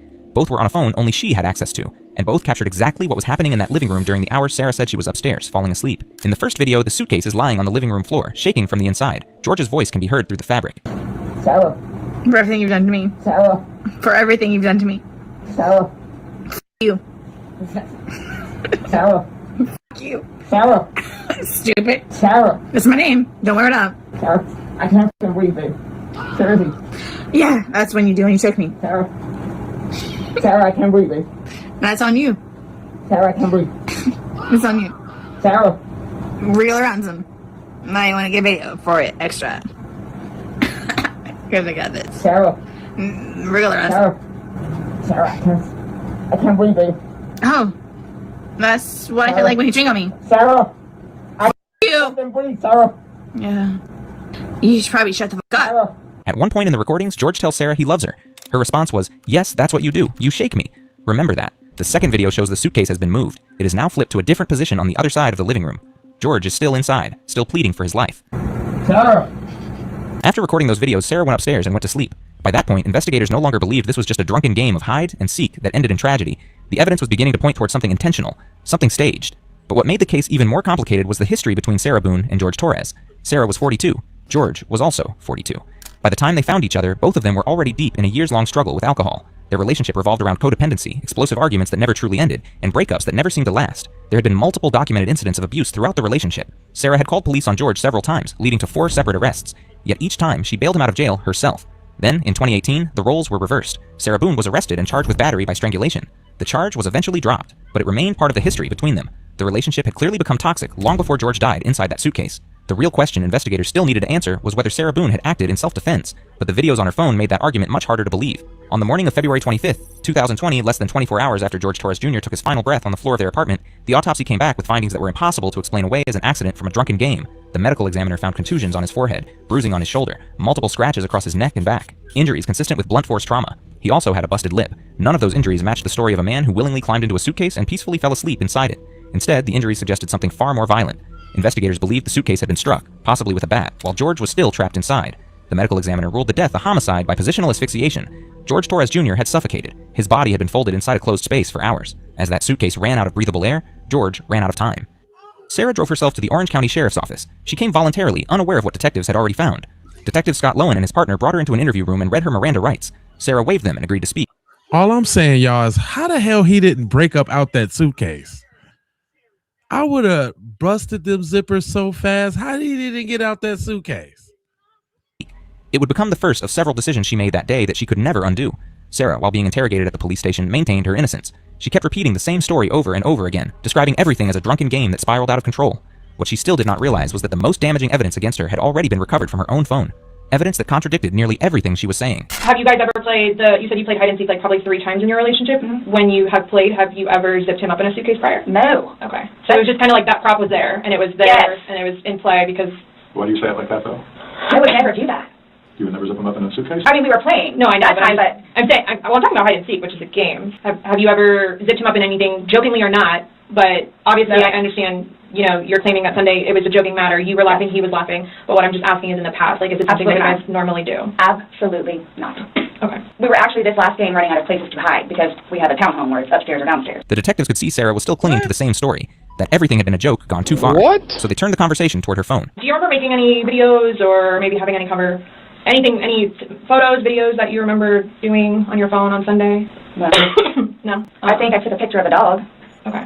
But your phone is password protected, you have the password, he has the facial recognition, so it's not like someone else could be on your phone. No, I have both. But you have the face and the password? Yes. Yeah, but he only has the face, correct? No. To be able to get onto your phone, you told me that he looks at the phone. Oh, I misunderstood. I thought you were asking if I did. Yes, it's me. Okay. Does he have access to your phone? Because you said it's your phone. Okay, how does he have access? Sarah, can I buy your phone? Yeah, it's right there on the kitchen counter. Okay, but how does he get into it because it's password protected? He'll come and get it to me and I'll just do the face thing. Where sometimes too, like, he'll joke with me and say, okay, I need to borrow your phone. And he'll hold it while I'm cooking or doing something, do the facial recognition. Okay, so he doesn't know the password and he doesn't have the facial recognition. No. He is the only other person that would use your phone, I'm assuming. Lucas. Right. But Lucas wasn't there Sunday. Right. To your recollection, no videos on Sunday? Not that I'm aware of. Okay. I mean, I maybe took a picture of them, the two of Tess and the dogs. And George and them dancing, but I mean, or it's just Tess. Okay. So I have something that I want to show you that we found. Sarah is about to come face to face with the evidence that would destroy her version of events. The hide and seek explanation she had been hiding behind was seconds away from falling apart, and the moment detectives showed her the videos, her story began to change. Is it long? Because I don't know how much I can take. Do I have to watch this? I continuously throw up. I don't sleep. I don't want to see it. That's okay. Well, it's on your phone. You can either explain it or we take it for what it is. Yeah. We're just trying to give you the opportunity to tell us what's going on. That's it. It's that long? 2 minutes. I don't want to watch it, please. The table quickly turned, but Sarah persisted. It was not intentional. I'm just telling you what we see and what we've heard from the other video. I understand. He's begging for you to let him out. You're laughing in the beginning, and then in the end it sounds kind of like a... No, it's not malicious. Well, saying fuck you. It's not malicious. Then what is that? What does mean to you? I get told everything by a white woman, so Okay. my intention was not to leave him in there. Please understand that. My intention was not to leave him in there. But you went upstairs thinking that he could get himself out, but the video shows at no point can I see his fingers. He'll be out 30 minutes. And then 30 minutes later, he didn't show. And he's telling And I didn't wake up. Do you think he's joking? You told me he was laughing, and We were before. The video, there's no When we first got in there, both of us were. So how long was he in there for? Like, this video is at 11:12 when it starts, so was he in there for like a long time prior to you recording this? No. So it goes from funny to no longer funny, but you're the only one laughing. But I didn't think that he was, like, panicky. Like, So pushing up on a suitcase saying, Sarah, Sarah, Sarah, I can't breathe. George has done that in the past before, too, where it's just like he thinks that he's woe is me kind of thing, where it's like, He's never been locked in a suitcase, that's why he couldn't get out. So it's kind of, I thought it was You like know the oxygen. crying wolf kind of thing. Okay. And again, my plan. But nowhere in there is he laughing, is he joking. He is begging. And you're the only one laughing. Okay. And you're the only one saying derogatory comments. Like you're mad. No. Please don't, I don't mean to sound negative, and I don't know if I can say this, but like it's like you guys are kind of trying to like feed me. Like, no, I'm just trying to show you a video that you no longer want to watch because you probably don't want to know the outcome of how and what you said. Well, I know what. You know what's on that video now? No. You remember making that video? No. Why don't you remember making the video? Probably because we had been drinking. But she cannot explain away what is right there on the recording. Her voice, her words, her ladder. While the man she says she loved was suffocating 12 inches from where she was standing. By the end of the interrogation, detectives had everything they needed. Sarah Boone was placed under arrest for second-degree murder. Bond was set at no bond, and she was booked into the Orange County Jail. Just hours earlier, she had walked into that same building believing she would walk back out. But Sarah Boone's journey from arrest to trial would become just as chaotic as the case itself. She was arrested on February 25th, 2020, the day after calling 911, and remained held without bail. What followed was nearly 4 years of legal chaos that tested the patience of judges, attorneys, and the Florida court system itself. Over those 4 years, Sarah went through 13 attorneys in total, 9 during the trial phase and 4 more during appeals. 7 of the original attorneys were court-appointed public defenders who eventually withdrew from the case. One lawyer stepped away after allegedly enduring repeated verbal abuse from Boone. Others cited impossible working conditions and a complete breakdown in communication. Eventually, Judge Michael Kranick ruled that Sarah Boone had forfeited her right to court-appointed counsel altogether. Now sitting in a jail cell without a lawyer, Boone did something that immediately grabbed national attention. She created a handwritten advertisement, almost like a wanted poster, searching for an attorney willing to take her case. And somehow, it worked. A 9th attorney, James Owens, saw the ad and agreed to represent her. But before the trial could even begin, prosecutors offered Boone a deal. 15 years in prison in exchange for pleading guilty to manslaughter. She turned it down. Boone believed the jury would believe her version of events. She believed the battered spouse defense would save her. And more than anything, she believed she was going home. What the defense failed to fully grasp was just how devastating those 2 videos would be once they were played inside a courtroom for 6 jurors who had never heard George Torres' voice before. The trial began on October 14th, 2024, in Orange County, Florida, with opening statements starting 4 days later on October 18th. Assistant State Attorney William J. stood before the jury and told them exactly what they were about to hear. Ladies and gentlemen, what the evidence in this case is going to show you is that this defendant zipped Jorge George Torres shot in a suitcase. She was able to do this because at the time of his death, he only weighed 103 pounds, and she did this with the malicious intent to punish him, and then she went off to sleep and left him to take his final breaths on this earth alone. How many breaths those were, we don't know. The evidence is going to show that it was at least for about 15 minutes, because there's going to be 2 videos that the defendant herself took of this event. The evidence is going to show George Torres is dead because in this defendant's judgment, he deserved it. And out of conscious disregard for whether he lived or died, you will see and hear in videos. He told them what they would not hear during the 911 call. No tears, no sorrow. He also pointed to the fact that Sarah's first instinct was not to call 911, but to call her ex, Brian Boone. The prosecution argued this was evidence of premeditation. The defense opened differently. Attorney James Owens laid out the years of documented abuse. Owens told the jury that Sarah Boone was justified in what she did, that she was a woman pushed past her breaking point by years of violence, that locking Torres in the suitcase was, in her traumatized mind, the safest thing she could do that night. Sarah Boone and George Torres were down and out, as you can be. Their lives centered around alcohol. Both of them suffered from, used to be called alcoholism, now it's called alcohol abuse syndrome. And so day to day, they struggled with the use of alcohol. You can imagine that. It affected their jobs. It affected keeping employment. It affected even getting a job. As codependent as you can be towards each other. And you're going to learn, with all that, was domestic violence. And that George Torres physically abused Sarah Boone. And she suffered from the effects, the psychological effects that one suffers from repeat violence from an intimate partner. The defense called Dr. Julie Harper, a licensed psychologist of 22 years, who testified that Boone suffered from anxiety, PTSD, and battered spouse syndrome. Harper told the jury that someone suffering from battered spouse syndrome might react in ways that seem completely irrational to outsiders. including locking a person in a suitcase out of fear of what they might do when they got out. She did note during cross-examination that her evaluation found Boone had narcissistic personality traits, though she did not meet the full criteria for narcissistic personality disorder. The first major climax of the case was not the verdict. It was the moment jurors heard George's voice. Up to that point, George could have been an idea in that courtroom. The defense said she acted out of fear. The video showed her laughing. The defense said she was too traumatized to think clearly. The prosecution pointed out she had been calm enough to record 2 separate videos, narrate her grievances clearly, flip the suitcase over, and then walk upstairs and sleep through the night. The defense said she was a victim. The prosecution said George Torres was the one who suffocated. Remember those autopsy findings from earlier, the bruising on his forehead, the scratches on his back, the blunt force trauma. Here's what an expert witness for the prosecution had to say. In regards to these blunt impact injuries, how is it that you come to the conclusion that these injuries were the result of blunt impacts? So these are typical wounding patterns for blunt force trauma. And when I say blunt force trauma, that can mean something striking a part of the body, or on the other hand, it can be the body striking an object. And that causes injury to the skin, to the soft tissue, and sometimes the deeper tissues, depending on how severe or how strong that blunt force trauma is. Are these injuries consistent with a person being struck with a baseball bat? They could be, yes. Are they consistent with a person being pushed down a flight of stairs? They could be, yes. Can you say whether or not these injuries occurred while George Torres was in the suitcase? No. Why is it that you cannot say that? So all of these injuries seem to have occurred around the same time, meaning that they're relatively acute or new. They're not things that are healing or something that happened last week. So they all occurred around the same time. But you can't really look at a bruise or a contusion and say, oh, that happened 2 hours ago. There's not a good way to do that.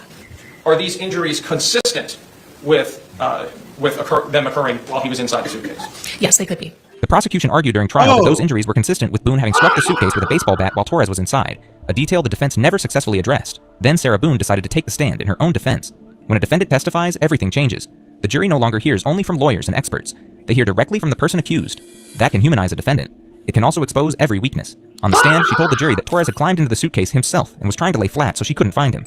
I zipped him up. We thought it was funny, and we're joking about how he was, I guess, small enough to fit inside of the suitcase. So what happened then? From there, it was just, we were laughing about it, and it was just strange that he was small enough to fit in there, and then I kind of moved it around a little bit with him in the suitcase still. It was still funny that he was still in the suitcase. I think he and I were just kind of couldn't believe that he could fit in the suitcase. Did you eventually close the top? Yes, the top was already closed. As he was settling himself in there, that's how I knew he was in there, was because the top was kind of flopping a little bit. So he had gotten in there to hide, and he pulled the top. Yes. On top of it, but you could tell he was in there. Yes. You saw him right away. Yes. All right. So at some point, did you zip him up? Yes. Did you? And what was he saying or doing when you were zipping him up? I just thought it was funny. Were you both laughing? Mm-hmm. Yes. And so you zipped him up. Were y'all still laughing once you zipped him up? Yes. Okay. Tell the jury what happened then. From there, I moved the suitcase around a couple of times, just kind of on the wheels, and moved it around. And at that point, it was funny. We were joking and laughing about it. When pressed about the videos, the ones she had recorded, the ones capturing his voice begging her to let him out, she said she didn't remember recording them. She admitted they looked bad. She told the court she had lied to police initially because she was afraid of being arrested. That admission was a turning point. For 4 years, her story had been that this was an accident, a drunken game gone wrong. Now, on the stand in 2024, she added a new layer: self-defense. She claimed she feared what Torres would do when he got out of the suitcase, so she kept him in. And then, in the middle of her own testimony, Sarah said something no defense attorney could walk back. She admitted to striking the suitcase with a baseball bat, while George was still inside. I knew the tone, and we ended up, I guess, arguing back and forth with one another, and the things that he was saying very much frightened me, and cursing at me and threatening me. Did he want you to let him out of the suitcase? I'm sure so. Go ahead, tell me. And it got very heated very quickly, and he continued to push on the suitcase. And my fear was that he was going to break out of the suitcase, knowing that it was a broken suitcase. His hand started to come through. His hand started to come through this way. And so I shook the suitcase, trying to get his hand to go back in, shaking it, and telling him that, please stop doing this. Please stop doing this to me. Please stop doing this to me. And so what did you do? What? The second reaction that I had, I see that, and I grabbed the baseball bat and was trying to poke his hand to go back in, to please don't break through, please. So I hit his hand. Did you hit? What? Outside his hand. Yes. We've seen the photographs of his left hand. Did you cause the bruising there? I'm guessing yes. Now, you've seen the bat. It's a used bat? Yes, I bought it for my son. Is this the bat you used? Yes. You said you poked him with it? Yes, I What? pushed, I held it with the skinny part here and then prodded at it, yes. You grabbed it with both hands here? Yes. And then the barrel of the bat, the big part of the bat is here. Correct. And you thrusted it into the different areas of the suitcase? I started with his hand in his hand. What? He's still trying to get up. Still trying to do that. So I started to push on the suitcase around it, hoping to have his hand retract and go back inside. What? You made those injuries. I did. We've seen the photographs. Yes. We see the bruising. Is that from that bat? Yes. That admission changed everything. The jury had spent What? days weighing two versions of Sarah, the battered spouse or the battering one. Now they had a new question altogether. What else had she lied about? The prosecution's response during cross-examination was direct. If she genuinely feared for her safety, why did she go upstairs and sleep? If she truly believed George Torres was capable of harming her, why did she leave him alive and contained and simply go to bed? But the jury was about to hear one more piece of evidence before closing arguments, and it sealed everything. Prosecutors presented text messages pulled from Boone's phone during the investigation. The messages painted a picture of a relationship defined by anger, jealousy, and resentment. They directly supported the prosecution's argument that locking Torres in the suitcase was not an act of self-defense. It was an act of punishment. Jurors also watched footage of Sarah berating George that same night, seeing with their own eyes the contempt she had for the man she claimed to fear. I'm going to try and cancel plane tickets. No. Because I don't do special things for people like you that are doing this. Like, to me, after I asked you at 1:21 in the morning, I wanted to be asleep. I wanted to stay asleep, which is why I got into bed at 8:30. I told you not to step foot in the bedroom. So what do? Nonetheless, you're drunk. The amount of alcohol, I know how much is alcohol. I know how much it is. That's why I could smell you in the bed before you actually got me up. You're despicable. I'm not despicable. I'm not even doing anything. Leave me alone. Okay. You're not gonna remember shit. Okay. Yeah, okay. Well, I'm not doing nothing right now. Get away from me. Get away from me. You do everything to me all the time. All the time. Heartache and pain is what you cause me. Heartache and pain. Keep going. And I dare you. I dare you. I dare you. You get on your fucking own light and go to fucking work tomorrow. Don't look at me. Don't come close to me.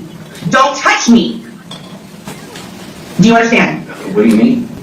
As of this moment, and until I can get you out, I dare you. Yep, look at it. Get away from me. Get away from me. Get away from me. What? I'm gonna scream like murder. I'm gonna scream like murder. I will scream like murder. Get away from me. What? I'm gonna hurt you. The defense claimed fear. The texts and videos showed deliberate, conscious anger, the same grievances she narrated on video while he was suffocating inside the bag. And then came the closing arguments. Assistant State Attorney Dave Jr. walked into that courtroom and placed the blue suitcase directly in front of the jury. He reminded them of what they had heard on those videos. Torres saying he could not breathe. Boone laughing. Boone referencing cheating, being choked, and going to sleep while he was still alive inside the bag. Dave Jr. told the jury that this was not the behavior of a terrified woman acting in self-defense. This was a woman using a suitcase as a weapon. To punish a man for wrongs she believed he had committed against her. Defense attorney Owens made his final pitch. The relationship had been violent. Boone had suffered real harm at Torres' hands. Her actions came from a broken, fear-soaked mind. He asked the jury to see her as a victim who had finally snapped. The jury deliberated for just 1 hour. On October 25th, 2024, the jury's verdict was read aloud in open court. In Orange County, Florida, case number 2020 CF 2603, the state of Florida versus Sarah Boone. We, the jury, find the defendant guilty of murder in the second degree as charged in the information. So say we all dated at Orlando, Orange County, Florida, on this 25th day of October 2024. The form has been signed by the court. The defense filed a motion for a new trial in November 2024, arguing that prosecutorial misconduct had affected the outcome of the case. Judge Michael Kranick denied the motion. He found no basis for a new trial. On December 2nd, 2024, Judge Kranick sentenced Sarah Boone to life in the Florida Department of Corrections without the possibility of parole. After sentencing, Boone sent a heated letter to Judge Kranick criticizing the court, the attorneys, the jury, the media, George Torres Jr., and his family, while continuing to maintain her innocence. Sarah Boone is currently serving her life sentence as the appeals process continues. But even as the legal battle continues, one thing still sits at the center of everything. No matter how many legal arguments are raised, the case keeps circling back to the recording Sarah Boone made herself and handed over to investigators the next morning. Those videos remain the most powerful and central evidence in her conviction. That was crazy. I know she beat Cuz up in the... Dang. Sheesh. And she thought she was about to get away too. She thought she was good on the tears though. She thought she was finna use the "oh, he beat me" face. All right, so we got what happens when a well-known YouTuber is found dead beneath a staircase. Ew. At an animal shelter in Atlanta, Georgia, where police arrived to apprehend a murder suspect.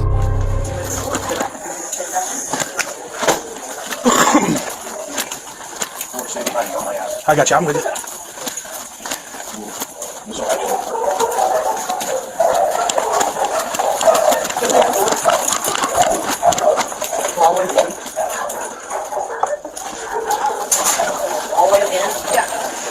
I like the turn right at the end. First or second. On the ground. On the ground.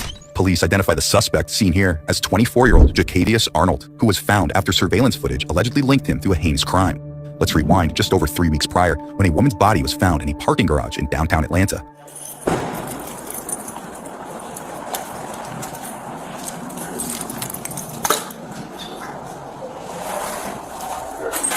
Oh, yeah.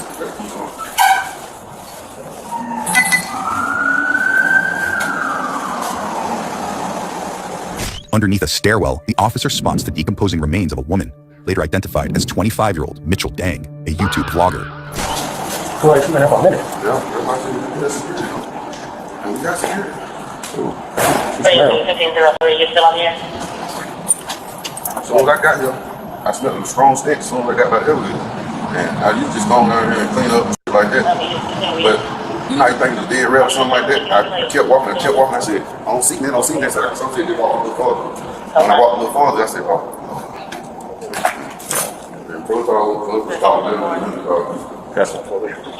Well, what's the address to this garage? Okay, the head was covered up, right? I don't know what I found right there. It looked like a female or a male to you?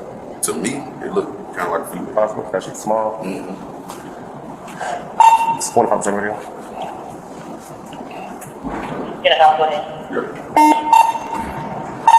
Obviously, it's going to be a confirmed 48. There's an order coming from the location. So, she's been here for a while. I look like a white female. Hello? No, he just want to know what's going on. I don't know myself, so I just told. It's a dead body there up on the stairwell. So yeah, I talked to their security. They walked the stairwells last night. Said they didn't see anything. Nah, it's a smell coming from there. So even if they didn't see nothing, they would have. Well, we have people through the garage all night because of masquerade. I'm saying though, this person is dead, been dead for a while. So they walked the stairwell, they would have seen her up under the stairwell. So she didn't just die last night. Okay. Yeah. Well, that's what I'm saying. That we have people walking that stairwell all hours, all day, all night. So, 25% radio. Yesterday night, because we had club traffic. What do you think access to the cameras?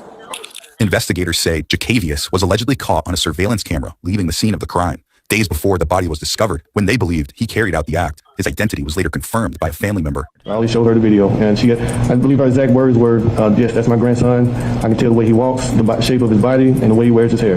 That's my grandson, Jacavius. Back with the suspect, police aren't exactly going easy on him. On the ground now, mother. Get on the ground. On the ground. Hands behind your back. Hands behind your back. You understand me? I'm going to take you. Do not move. Get up. I got you. Stop right there.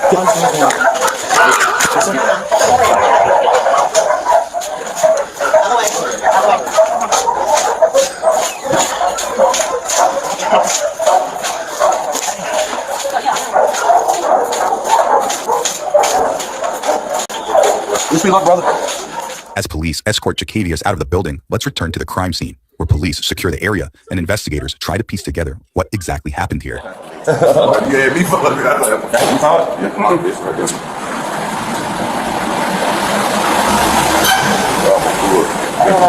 I smelled it when I first walked in the door. Yeah, I smelled it before you walked in the shower. But that is like hidden in. Yeah, somebody. Like you would have to literally crawl in there to see it. And then when people don't walk down from up there down to this way, do they? I mean, sometimes because they feel like this is the best route. No, I'm saying right now. Like nobody's gonna be walking right now. Yeah. I mean, we can close off the monthly, so nobody can drive. Yeah, because they gonna come out and take pictures and all that. I'm pretty sure it's gonna be a confirm. A smell, it's a smell, guy. Okay. Yeah. I hear you. I told him. I don't know if y'all just want to double check. I told him I didn't need y'all, but The thing is, I'd still rather bring it. Is it in the stairwell? yeah, it's at the bottom. I mean, we're gonna bring it anyway. Okay. Once you park up on the stairs, worst case you just carry up. Yeah, it's a smell coming from down there, so this wasn't homeless. You know what? She's naked at the parking garage right here, the underground parking garage. And on the first floor, where the stairwell is, it appears to be a white female, 48. It's an order coming from the location. Looked like she's completely naked, tucked up under the stairwell.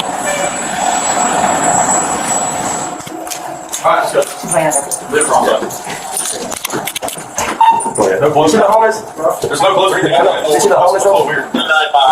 I don't know. That's up to y'all to determine. Yes, he's under the stairwell.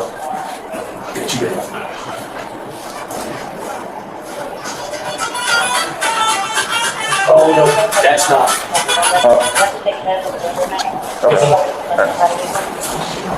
The next of you? No. Right. No. It's that parking deck on the right. Turn right into the park. Homelessness. There is an orange cap for like a hypodermic needle, but I don't see any other needles. Well, there's a needle laying right back there. So, just the way this body's positioned, it doesn't look like, and the way she's shoved up, she is shoved all the way up underneath the step. Does that make sense to you? So, the department can't take it, smell it, and call it in. But look, they got security that's supposed to walk the stairwell, and they said they walked it last night. No, but they didn't. That's what I told them. What up, Sarge? Y'all need to pay tonight. You doing the same thing you did going for it. Next, investigators notice a critical piece of evidence that would help lead to Mitchell's identity and eventually to her suspected killer, an event wristband. She even died. Oh, yeah. But he also, one of the parking lot managers. Well, you got the name on it? I don't know. Hopefully it does. Sometimes some of them are just so generic. Yeah, that one don't look like it. But they also said it was a comedy club that just opened up too. Oh, dang. Alley Cat Music Club. Who? Alley Cat Music Club. What is that? Alley Cat. Now, investigators noticed the words Alley Cat Music Club printed on the wristband. That was traced back to a popular music venue called Alley Cat Atlanta, listed as just a 2-minute walk from the parking garage. Yeah, they had an event this past Saturday. They got an Instagram, so it was this past Saturday. What kind of event was it? It was Victor Calderon and Jimmy Marcano Sr.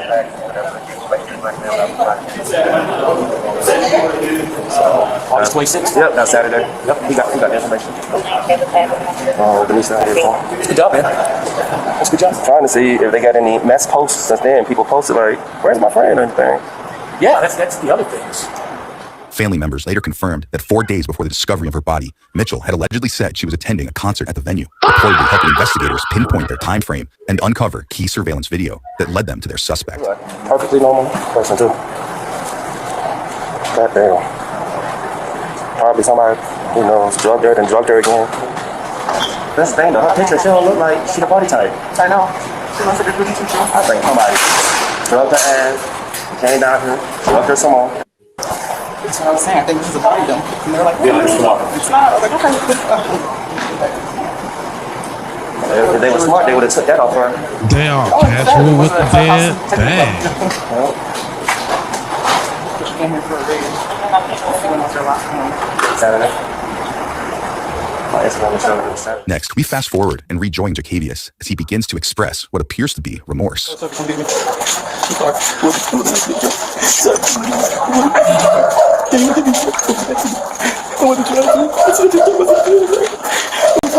really am. Thank you. Forgive me. Thank you. Thank you, sir. Thank you. Thank you. Just shut up. Thank you. I needed this. I really did. I need to go in. I needed this because I am a horrible person. I really am a horrible person, brother. I need to go down for a long time, brother. I have no words. I have nothing else. This is all I can say, brother. I wish you the best, brother. Where you at? We need to secure him in one of y'all's cars. Okay, that's quick. Put it in, let's go. Yeah. Let's go. Like ready? No, Sarge. Quick, tight. Very tight. Good to go. Good? Yeah, I'm listening for me a little bit. Tab it on my wrist. Just tab it. Just loose. Tight, very tight. Just tab it. I'm not going to do good. Just tab it, sir. Yeah. No, I'm not from that. Yes, sir. Yeah.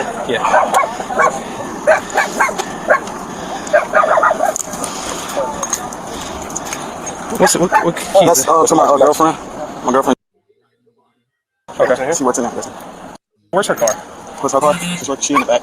Okay. Is it black? No. Okay. Jacavius also stands accused of stealing multiple belongings from Mitchell, reportedly including her car, clothes, cell phone, and bank cards, which he allegedly used to buy items at a gas station near his home. There she goes. She's coming out right now. Yeah. We were just going to secure him in there just temporarily. Thank you, sir, for listening for me. Yeah, that's good. That's good. Thank you. Good job, Steve. Really good job. Great job. Seriously. Yeah, no, we really appreciate this.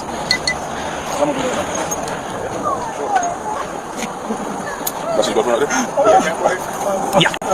We'll go ahead, Sergeant. We'll secure him over here. Yeah, that's our transport. Come on, buddy. Thank you. Can I just say one thing? Just to my girlfriend, please. Just one thing. Just one thing, sir. Can you take that? Can you follow him down? I'm going to do some stuff up here. Yeah. Do you have a locker in here? Yes, I do. Where's your locker at? It's K's number. It's down below. It's right by the break room. Okay. Just give us a second. We'll talk to you, okay? Can I say one thing to my girlfriend? What's that? Can I say one thing to my girlfriend? Give me a second. I know what I'm going. I know what I'm going for. Get in there. I'm sorry, y'all. I'm sorry, y'all. I'm going to apologize to everyone.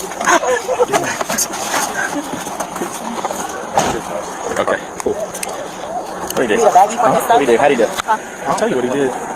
Next, we hear from one detective as he lays out the gruesome alleged details following an apparent confession from the suspect. He mentioned Danny walking to the street. Do you know her name? He did mention her name. He said that she stumbled out into the street. He approached her. If I could hate to interrupt, you said while we were watching the video that Mitchell stumbled at one point. You said that'd be significant. Is this why? Yes, it's very significant. On the video, we see her stumbling out of frame. This is where I believe that she came in contact with Jakevius. What did he say next? He said that he walked up to her, asked her if she needed help. He said that she screamed at him, said, "Get away from me." He insisted and persisted to help her. Finally, she gave in to that help. She said that "I'm trying to find my vehicle." That's when he told her, "I can help you find your car." That's when he came in possession of her keys and her phone, and he masqueraded as a good citizen by walking her around. He said they got into the parking deck. As we see on camera, he said he got into the stairwell. His words were, as they walked into the stairwell, she started scratching him. He said he drug her up under the stairwell, threw her on the ground, choked her until she passed out. What did he say happened next? At that point, he said he stripped her clothes. I asked him why he stripped her of her clothes. He said because of DNA. He said he watches TV, he watches how we investigate cases. He took all of her clothes, stuffed it in his book bag. He stuffed her naked body up under the stairwell. He grabbed some newspaper, tried to cover her head.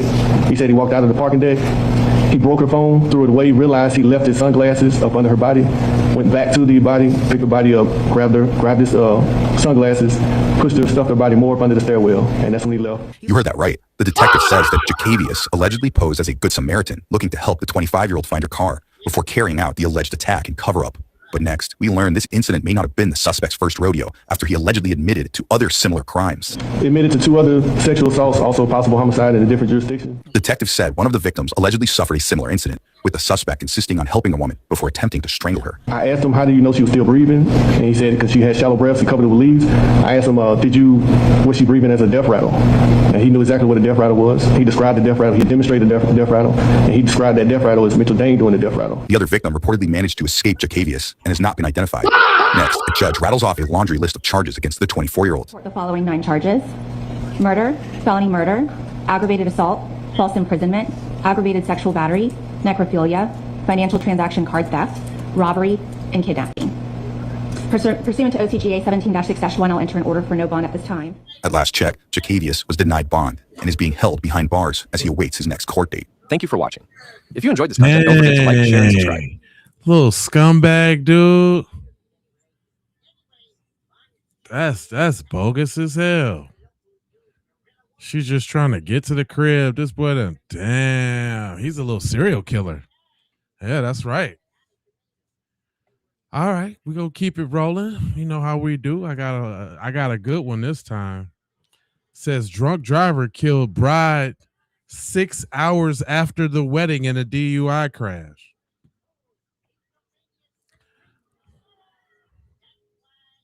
This one, yeah, that sounds wild to me. Hold on, here we go.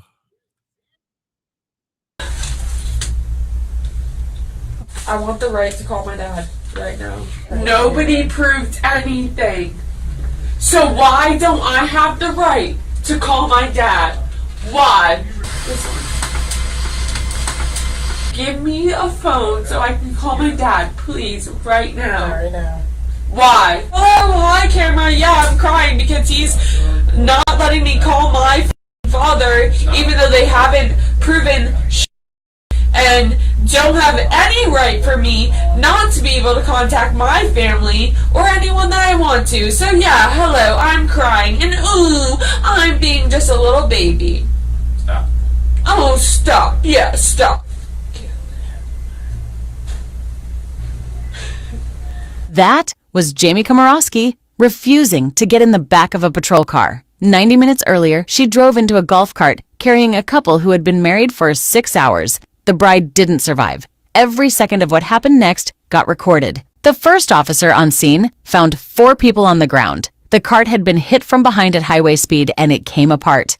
Those things are built for a parking lot, not for that. 2 cell phones were lying in the road and nobody picked them up because the people they belonged to weren't conscious enough to ask. On April 28, 2023, Samantha Miller married Arik Hutchinson on Folly Beach, the bottom edge of Charleston, South Carolina. She was 34. The day went perfectly. Around 10 at night, they left the reception in a golf cart, 2 of Arik's relatives driving them back to the rental house. Golf carts are how the island moves. Everybody uses them. They'd been married about 6 hours. Behind them, headlights were closing at 65 miles an hour. Watch what she asked about, and watch what she never asked about. I'm okay. I feel fine. I just want my boyfriend to come. Okay. Well, you have to talk to these gentlemen first, okay? Yep, as soon as she's done. And then do I have to... No, that's for a witness. Would you witness? That would be great. I would love that. Thank you so much. If you could just sign your name and then print it, that would be very helpful. Thank you.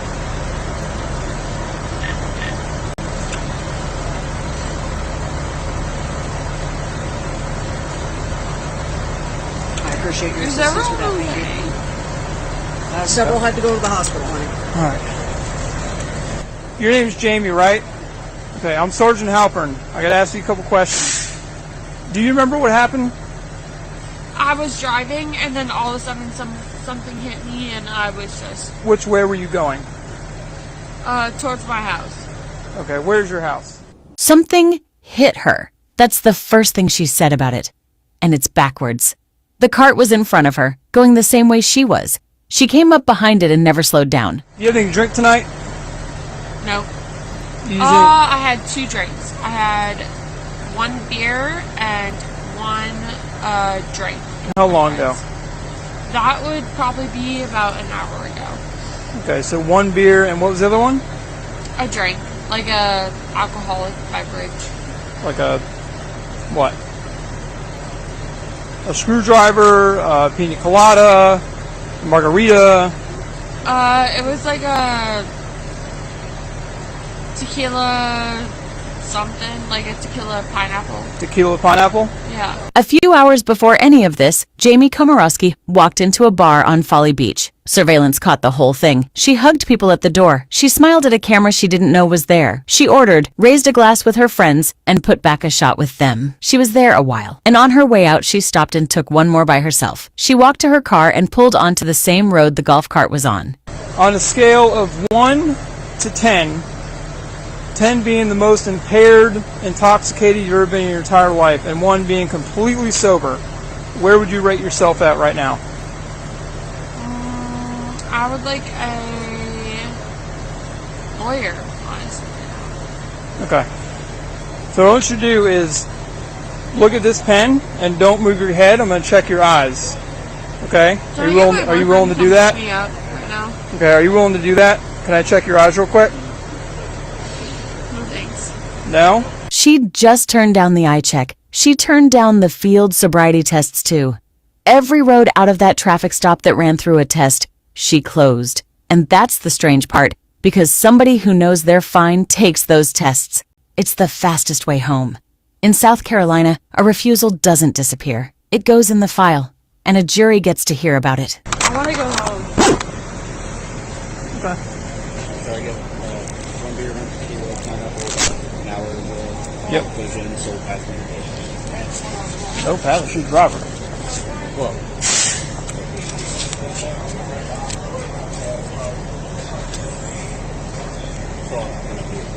Yes.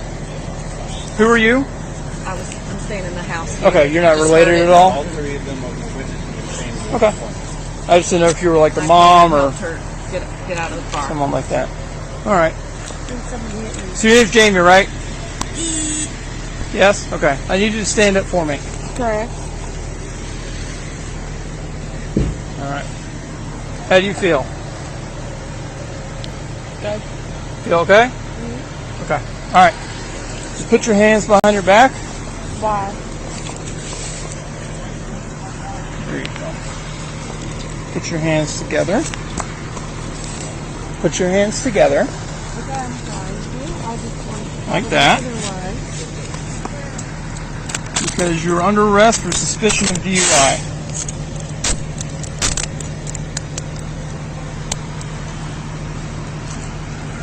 Yeah, light on. Yeah. Okay.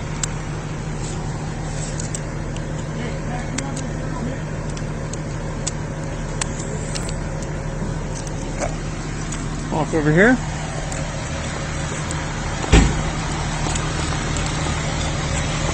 Dispatch 1102 Alpha. Go ahead. Be advised, I'm at the FUSC main hospital. Copy, point you to the DA.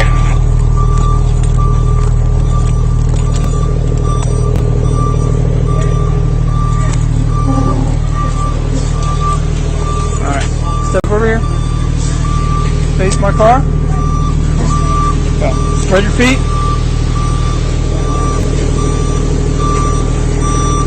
Anything in your pockets?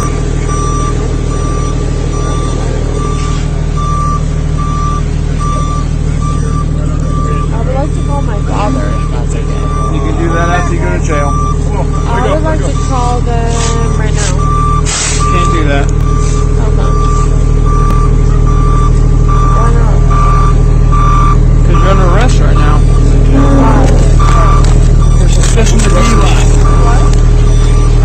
For what? What am I under arrest for? What am I under arrest for? For DUI, I just told you that. Wait,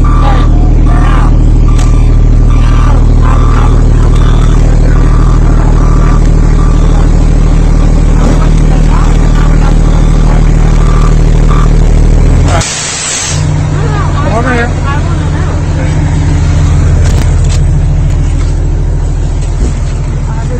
Relax. Can I know? Have a seat. All the way in. Put your feet in the car. Can I know? No, what? Can I call my dad? Not right now. Put your feet in the car. Because you're under arrest. Put your feet in the car. Why? Ma'am. For what? For DUI. How do you know?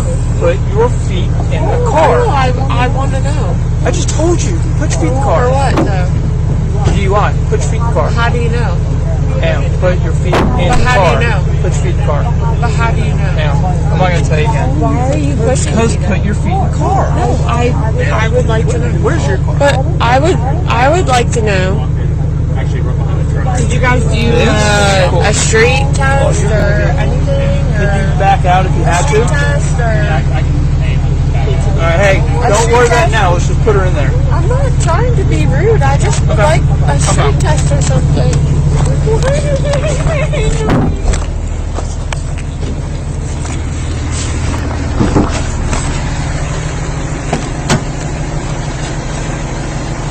I don't Have a seat. understand.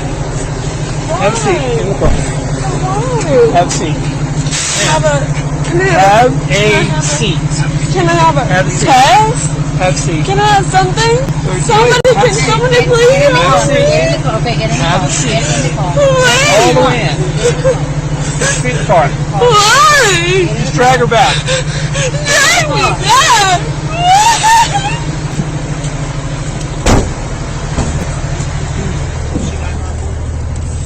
What's that?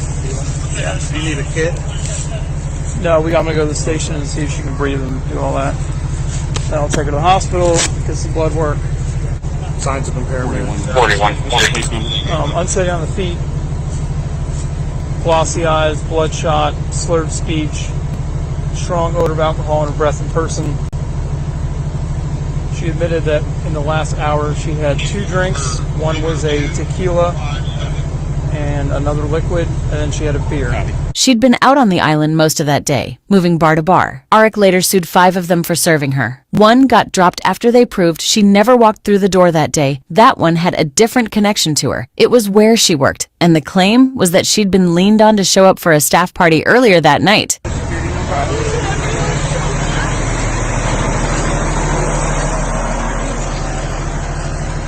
All right.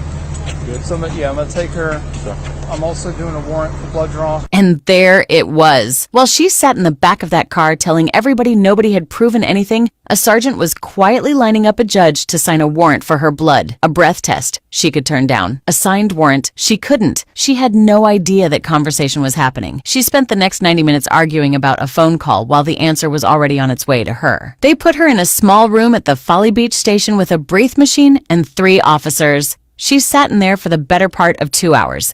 And somewhere in the middle of it, she did something to that camera in the corner that put her face on every screen in the country. Just have a seat real quick.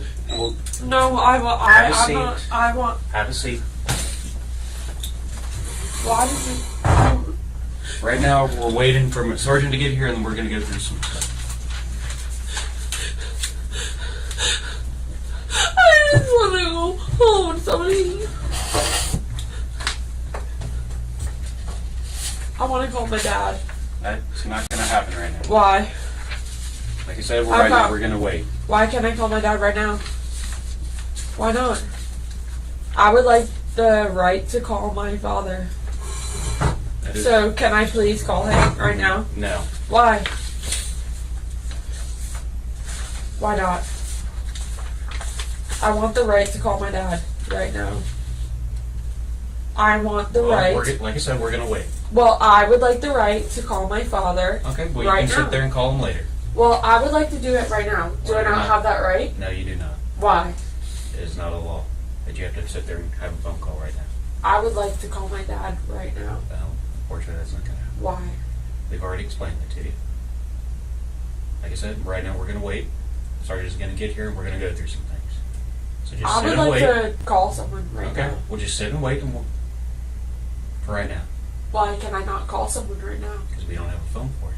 Can you contact someone right I'm now? not going to contact anybody. Why? I already explained it to you. I would love to, if I could contact my father right now, that would be great. So can I please contact my dad? Please. No. Why? I already explained it to you. You clearly have the ability to let me contact my father. But So you are why not are you going not to. letting me? Because right now we're waiting. Waiting for what? I already explained it So to can you. I contact my father? No. Why? Because I've already explained it to you. For what reason? No. You are under arrest. So can I call my dad? No. Why? Because. You Because can call him later. Why can't I call him right now? Because. Because why? It's not a right. What? It's not a right that To you call my own father? As of right It's now, not a right? you're not guaranteed a phone call while in custody.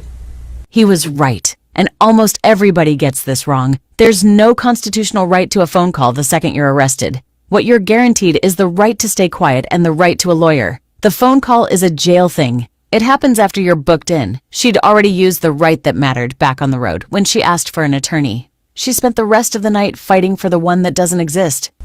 That is a preconceived notion for television. For television? Yes, it's not the law. Oh, so we're on TV now? No, but we are being recorded. So I can't call my dad? No. So I have no rights? No, you have rights. Just Okay. you cannot call.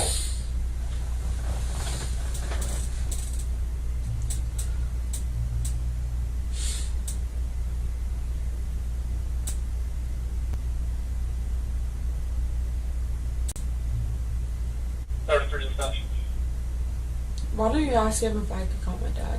You can when he gets here. No, I'm pretty sure he's gonna say that I can call him right now. Well, we can sit there when he gets here. You can Yeah, ask okay, him. well, guess what?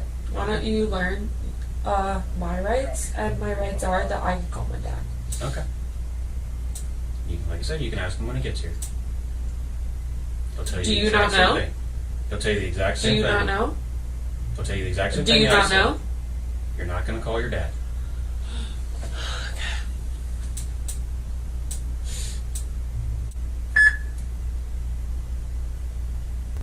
Beep. Where are you from?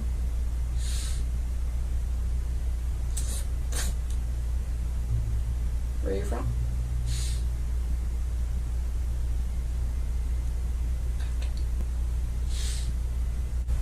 Can I have a tissue? I can't get you one at the moment. I have to be in here for the time being. When my sergeant gets here, I can go grab you a tissue. I'll just keep licking my boogers then.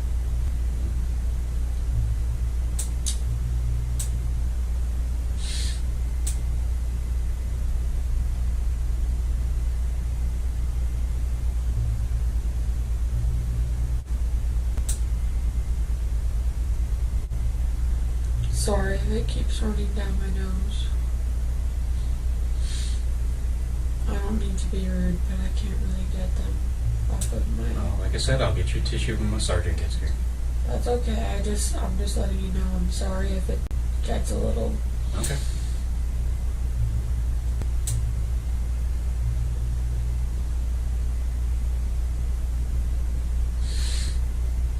I like that little spinner machine. It's kind of cool. What's it for? It's for this machine right here. What does it do?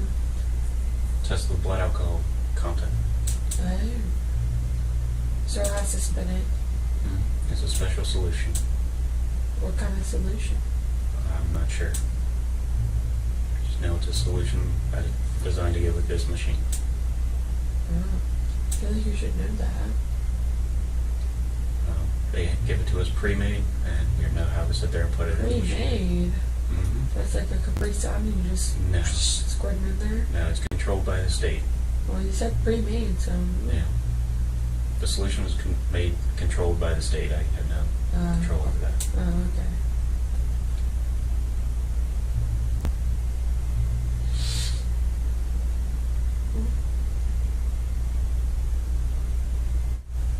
Sorry if my nose starts to run. Alright, like I said, I'll grab your tissue when the sergeant gets here. That's okay, I'm just letting you know. I just feel bad because usually I like to wipe my nose, but Okay. I cannot right now. Sorry. So, where are you from? I'm not gonna say. Oh, okay. I like this door, but I also kind of find like weird faces in it.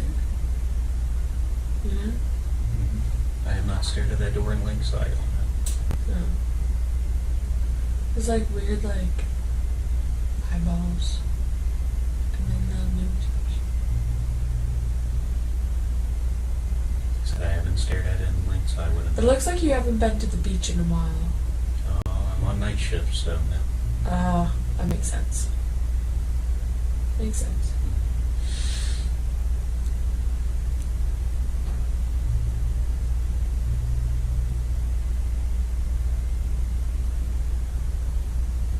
Usually I look like that door during summertime. But my brother and my sister are like, so we're like 50% Polish, but they're like totally like, they have like the blonde hair, the blue eyes, the pale skin. And then my mom is like Hungarian. So I got like the Hungarian side, and they got like the pale skin, blue eyes, blonde hair, and I'm like the dark skin, like, you know. Right. So, yeah. But I think it's kind of funny because, you know, genetics are weird. Like, like parents. My dad's 100% Polish. I didn't believe him, so I told him, I was like, I'm gonna do a 23andMe test, and I'm gonna see if you're actually 100%. Because I was like, I don't believe you. I did it. 49.8% Polish. I was like, I guess you're right. But it's hard to be like 100% anything these days, you know? Yeah. Are you like Italian? I feel like you could be like Italian or like... I haven't looked into it, so I don't really know. You don't know? No. You must be Southern then. I feel like Southern people like don't look into like Northern people like usually know like what their like heritage is. But like Southern people are like, I don't know, I'm just Southern. I don't know. I haven't looked into it, so... To me, you look like you would be like, I would guess like Sicilian. I'm not sure. Do a little test. I don't know. Maybe. I'm so sorry if I have some boogers running from my nose. Just hang out for 1 second. Can you get me a tissue so I can Like I said, rub my once he gets nose in or here- something? Yeah, once he gets in here, like I said, I'll grab you a tissue. Do you see my nose? I said I'll I grab have you a a tissue. booger running from it. Okay, I understand. He's grabbing one thing, and then I'll grab you a tissue, okay? I'll just sit here with my boogers running.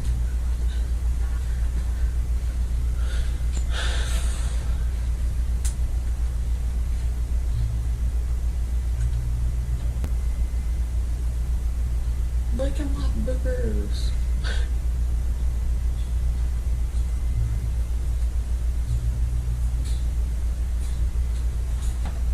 Fuck. Kill it.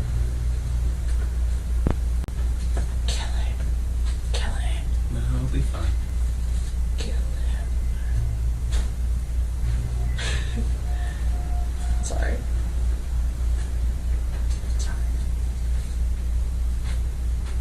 He's just sitting there. Actually, don't kill him. He's my friend now. Okay. Okay.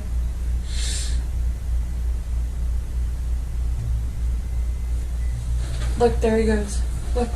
He's coming towards you. Careful. He's right under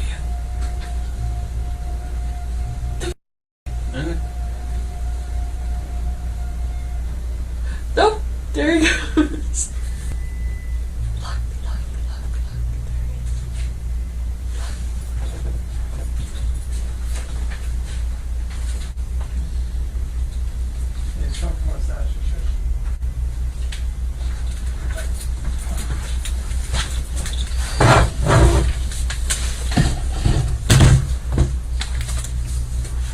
Grab a tissue real quick.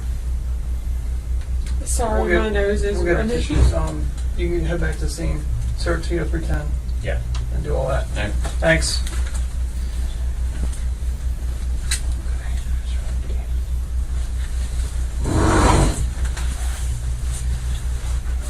Just again, so you know, you're being recorded, okay? So sorry about my nose. I was on Alright. tissue. Not a problem. Does anybody have a tissue? Or You might be able to get you one. maybe, or... Let's see, mandatory solution. Can't do breath test. It's in a mandatory solution change. The only other one I would say would be up at the jail. Yeah. Which I just changed the solution up there, so. Okay. If you want to go there, and then we can go to either Roper St. Francis or whatever. I have someone that could just pick me Or Center Point. Alright. Either one. So in reference to your part, this has to go first and Yeah. then your part? Yeah. Okay. Alright. We'll do that. up. Is there anyone that you guys could explain to me what's happening, or... So I'm going to take you to Charleston County. They have a BA room that looks like this. Yeah. Because this box is not working properly. So I'm going to Okay. take you to one that is working properly. Okay. Okay? What does that box do? It provides a breath sample to see what the alcohol levels. Pretty much, without getting super in details of how it works and all that, that's generally what it is. All right? Can I just go? Unfortunately, you cannot go at this time. I gotta wait for the judge anyway. They're going to sign that warrant. So I'm going to call, there's another DRE too, so we can do a dual eval. Okay. And then we'll, What if I just refuse it? at this point you cannot refuse Why? because it's the law. So we suspect I can refuse. you cannot. At this, No, I know that I can. you cannot. You must. Can I call provide my dad? You cannot call anyone. at Why this time. can't I call my dad? So we're gonna go up to where we're But gonna I'm go. just confused because everybody keeps saying I can't call my dad. I can call my dad. You're under arrest and you are over the age of 18. You are not required to give a phone call until you're at the jail and booked in. You understand that? So there's... You're not a minor. We're not required to call your parents. You're an adult. But I You're an have to adult be moved to a different location That's correct. to get You're in my... custody of the Folly Beach Police Department, so you are required to go where they advise you to go to. All right? Good. I'm gonna call the other one, and then we'll follow. So there's no way that I can just get, like...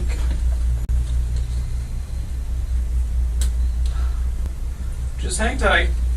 It's going to be a little bit. A judge is on the way to sign some paperwork. I'll call the other one, and then whenever we're I ready, just we'll want to, like, get it over with and go home. Right now, we're going to just hang I out. can't call my dad. Not right now. You can, but not now. Once I get you down to the jail and booked in, then you can call your dad. Can I just call him? No. You cannot. But what did I do? Nobody has any proof of anything that I did. Okay. So give me the right to call my dad. Nobody has a right to deny that from me. Right? Hey, could you just hang in here for a Just hang there, okay? But you, I know, nobody just hang proved tight. anything. So give me the right to call my dad. Nobody proved anything. Nobody proved anything. So give me a phone so I can call my dad, please, right now. Right now. Why? Thanks for all the jewels, y'all. I was watching Nobody in the proved chat. anything. So why don't I have the right to call my dad? Why? Because I already explained it to you. Why? No, tell me right now. Why? Why? I haven't been charged for anything. You're under arrest. She is very For annoying. what? For what? For what? Right now, you're under arrest for felony driving under the influence. Oh, really? Right, yeah. Do you have the proof of that? We are going to get the proof. Oh, you're going to get the proof. So give me a phone so I can call my dad. Stop. I want to.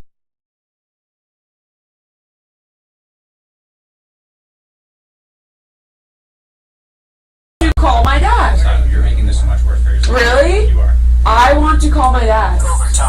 You don't have proof of anything. So give me a phone so I can call my dad. Stop. I want to call my dad. I suggest that you stop. I suggest that you give me something so I can call my dad, please. Are not. Why don't you want me to? Why are you being so mean?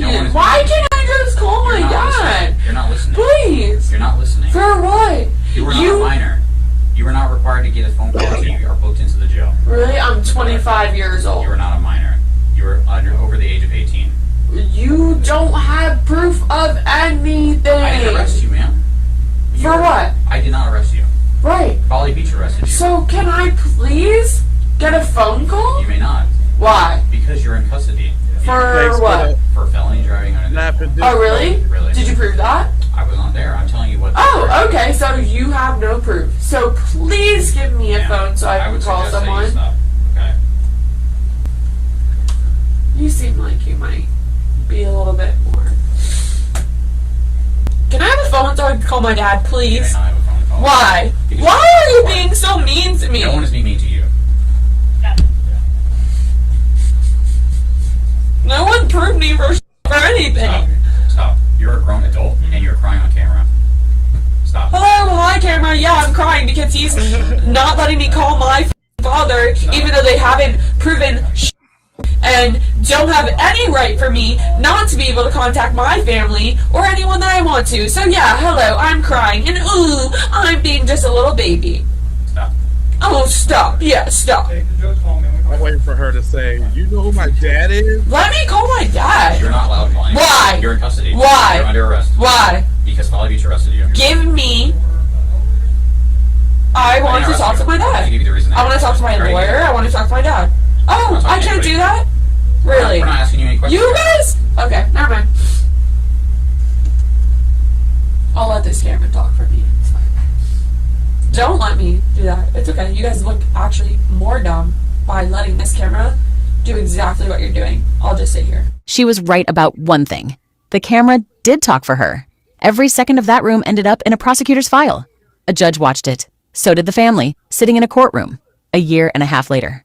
It might be smart if you just let me call my dad, but... Yeah, you're not calling anyone. Okay. I mean, I have the right to, but... You don't. That's not right. Oh, okay. How come? Because it's not right. It's not in the Constitution that you can call someone. Oh, really? It's in the Oh, Constitution. yeah, the these Constitution is... islands, so, Oh, okay. yeah. Got it. She's so annoying. Might want to go check that one, buddy. She's making me real sick. Where's police brutality when you need it? So, can I call my dad or what? No. I'm asking him, not you, because you don't know He's what going you're to give you talking the about. same answer that you cannot call anyone in here Why? because you're under arrest. You're in custody For what? for driving under the influence. Prove it. Now, you are going to be required to provide a Prove statement it. under breath. No, prove it. You're also going No, to be prove it. required No, to prove give it. No, examples prove it. of No, blood. prove it. Ma'am. No, prove it. I know You you are, said but that what am I I am never arrested under you. the arrest Ma'am. for driving under the influence. are. That's Prove it. I don't have to Prove do it. anything, ma'am. Prove it. I'm not doing No, anything. prove I can it. arrest you. No, prove it. Ma'am, you can stop playing games, okay? Can I know you you are, prove but it? what am I? We can arrest you. So Can we you don't prove have to do it? anything. Can you prove it? Can you prove it? Ma'am, we didn't arrest you. Can you prove it? Anything. No, you can't. So give me a phone We're not- and let me call You're my not dad. calling anyone, okay? Oh, really? Yeah. Then prove it. Then prove that I was driving under It's the a influence. podcast. Then prove Dad's it. dead. Prove it. No, you're saying that I was driving under the influence. I How do said you that's know? what you're How do you charged with. know? I never Real said you were sassy. Okay, so prove I said it. you're charged with driving under the influence. Well, no. I have not been charged with that because that's why not you're in been handcuffs. proven. That's why you're in handcuffs. You don't know why I'm in Nobody has to handcuffs. prove anything until you Can get I court. call my dad? Can I get a phone call? Oh, I Is was that with the last word okay? syndrome. No. Are you guys gonna be? Oh no. Okay. All right.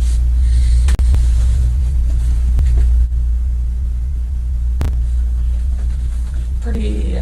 Okay.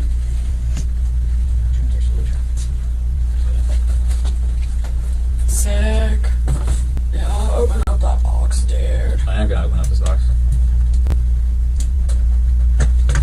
I don't know why you guys have to be so like. I'm not trying to be rude. Like I just want to talk to my dad, and y'all are being. I'm not responsible for the arrest, okay? We are here to help. We're not here for the arrest. We didn't arrest Yes, you. you're right. You're right. You're right. You're right. Really, bro? Really, bro? Really, bro? You don't do me like that.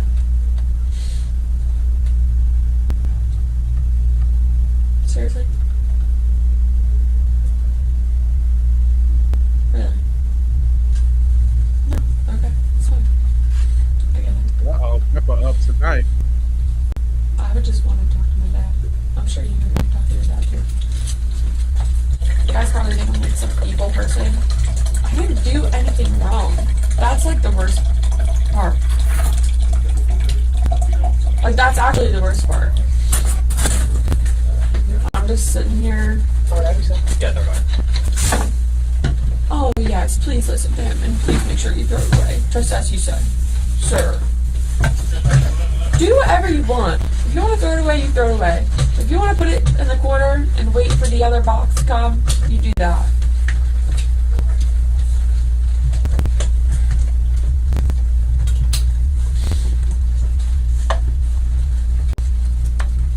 I don't know about you guys, but my allergies have been so bad lately.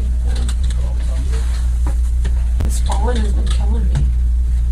Mine have been pretty bad too. Yeah. Just let me know when I get some food. Do you need to blow your nose? Do you need to blow your nose? I would like him to give me the tissues, not you.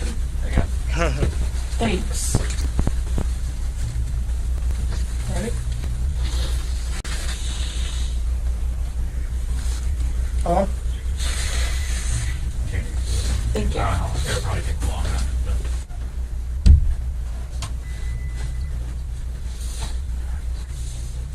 Who made that noise? Are you Filipino? Am I Filipino? I'm not Filipino. Are you Filipino? No, my my sister's boyfriend is Filipino and Hawaiian and Japanese. Is that right? Hmm? Where are you? Yes. I don't know. What's your last name? Komorowski. Polish. See. Yep, good guess. Yep. 50% Polish. My dad said he was 100% Polish, and I just checked like 2 years ago because I'm like, nobody's 100% anything. So what are you? Half Polish and what? I am, because I checked, and that motherfucker was right. He is 100% Polish, so I'm 50% Polish. And then my mom is Ashkenazi Jew, which is like her main thing, which is like 25% of her, which is like French and German, and then Hungarian and Baltic. which is like, you know, like Italian / or whatever. So my siblings are blonde hair, blue eyes, pale skin because of the Polish. Right. But I'm the only one that got like the dark skin Dark eyes. and they call me the dark sheep. And I'm like, whatever, I can go to the beach and not have to wear sunscreen. So I think by the time you got out there, it would be just as long. So you just want to wait. Sorry for all this done while we're waiting. But yeah, So we changed it at the jail like 30 minutes ago, and it was taking like 25 minutes. So yeah, about the wait. Yeah. they call me the black sheep. Oh, yeah. I said, and I grew up in like a super rural area, so we had like a bunch of bats that would like swoop in like in our like yard. Where at? Where you New from? Jersey. No. Originally, but Western Jersey, so like close to PA. And my siblings would always be like, bats like to like sweep in on like people with dark hair. So we'd be like, you know, having fun like in our backyard and be like, oh. Did you go to school here? I went to Coastal Carolina University, graduated, and then I was like, oh my god, why would I go back to Jersey when I could just live here, you know? Yeah. Yeah. I'm a super, like, I'm not a 9-to-5 person. I tried to do it, but now I just, like, I'm super into, like, animal rescue and What do you do stuff for like work? that. Huh? Is that what you do for work? As of right now, I'm, like, half animal rescue, half surveying. I used to work at Total Quality Logistics. Oh, like roadside survey? No, Total Quality Logistics is, I was a freight broker. I was a broker. Like, it was hard ass work.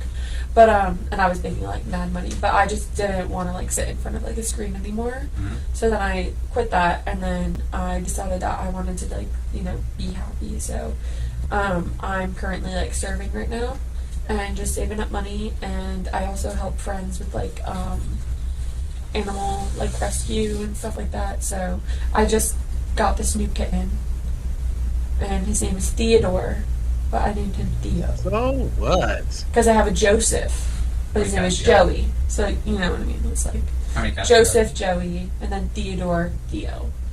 So 2 now. 2? Yeah. Do you have any cats? Hold on, y'all. She's starting to annoy the hell out of me. Spring. Let me see if we can speed Or her this. name. Winston. What is it? Winston. Winston? Yep, like the That's a cigarettes. cute name. I don't smoke cigarettes, so I don't know. But do you have any animals? No. I can't call my dad. Not right now. Why?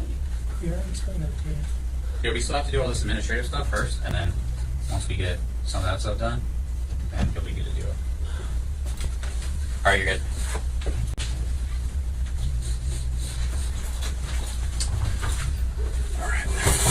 Recording 25.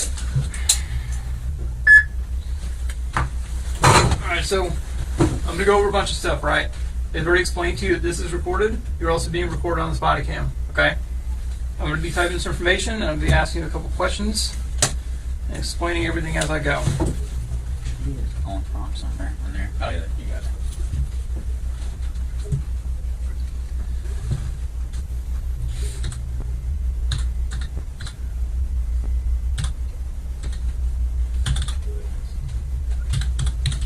Oh my God. Section 56.5.29.45, South Carolina Code of Laws, 1976, as amended, or a law enforcement officer has probable cause to believe that you have violated this section. When can I The pause? officer, and hold on, the officer has directed that samples be taken for alcohol and or drug testing. The samples will be taken and tested according to Section 56.5.29.50 and SLED policies. Pursuant to Section 56.5.29.46, you must submit to either one or a combination of chemical tests for the purposes of determining the presence of alcohol, drugs, or a combination of alcohol and drugs. The resistance, obstruction, or opposition to testing pursuant to Section 56.5.29.46 is evidence admissible at trial.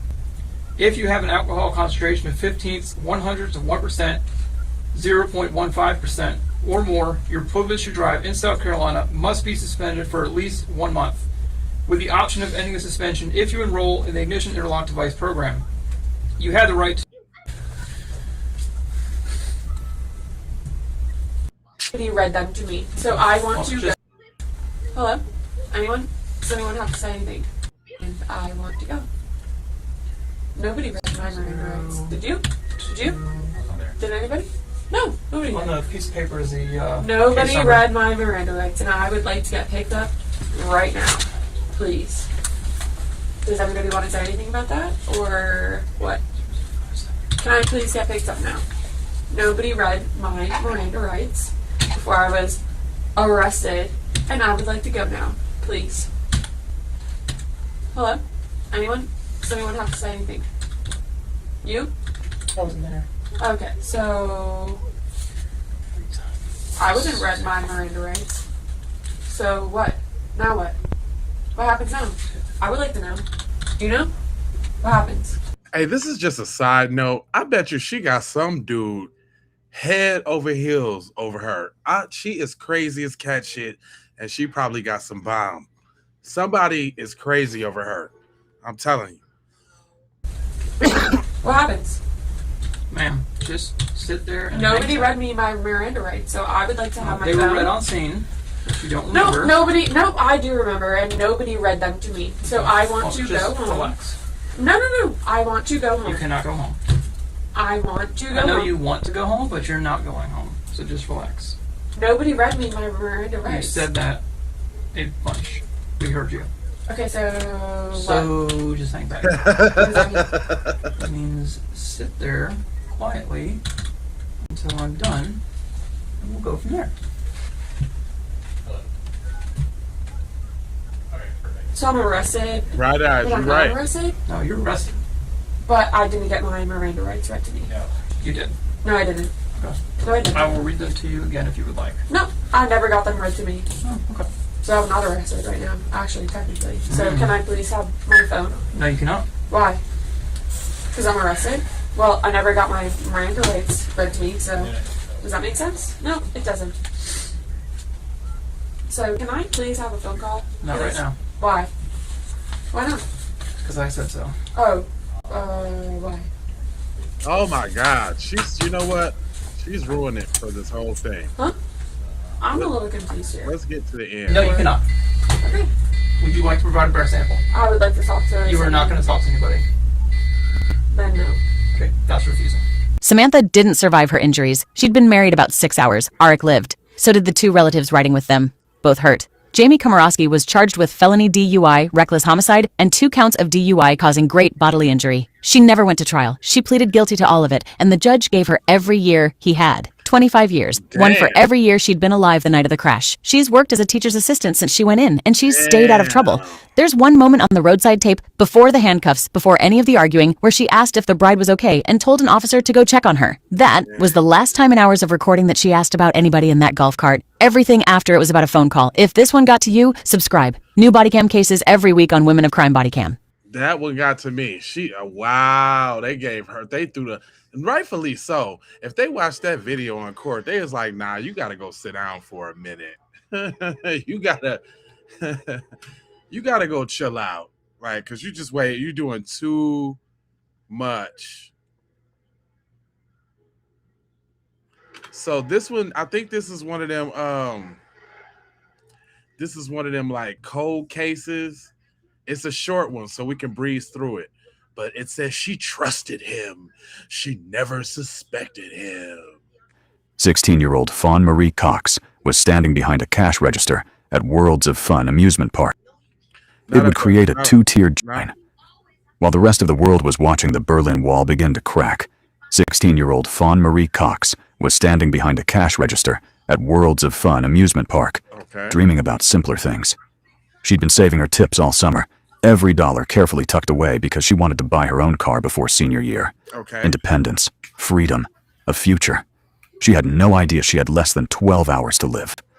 Fawn lived at East 9th Street on Van Brunt Boulevard with her parents, John and Beverly Cox, and her 2 younger sisters, Amber and Felisa. She was the responsible one, the eldest daughter who helped raise her siblings, who worked long shifts without complaint, who roller skated with her sisters on weekends, and never missed church on Sundays. Her best friend Donna McGee lived across the street, and together they'd spend summer evenings talking about boys, about high school drama, about everything and nothing. The cash register dinged. Another family bought tickets. Fawn smiled, counted change, handed over the stubs. She didn't know that the person who would murder her that night was someone she trusted. Someone who had eaten dinner at her family's table. Someone who knew exactly which window to climb through. And for 31 years, he would get away with it. To understand what happened that night, you need to understand one critical detail about the Cox family home. What's that? It was a house where safety was an illusion. The two-story house on Van Brunt Boulevard sat in the shadow of the 9th Street Dogs, a local gang notorious for burglaries and violence. John and Beverly had converted their dining room into a bedroom on the first floor to give their daughters more space upstairs. All right. Fawn had her own room across from where Amber and Felisa slept. The bathroom was old and interconnected, the kind where you could hear everything through the walls. But here's what made the house vulnerable. What? The windows were almost never locked. Years earlier, the family had accidentally locked themselves out. Amber, tomboyish and fearless, had climbed the side of the house to Fawn's second-floor window and gotten them back inside. After that, it became family policy. Keep the windows unlocked during summer for ventilation, for emergency access, for the cool breeze that made the upstairs heat bearable. It was practical. It was innocent. It was also an open invitation to anyone who knew the house well enough. Outside, in the alleyway, John's bright orange dumpster truck sat parked directly beneath the girl's upstairs window. It had been there so long nobody thought about it anymore. Just part of the landscape.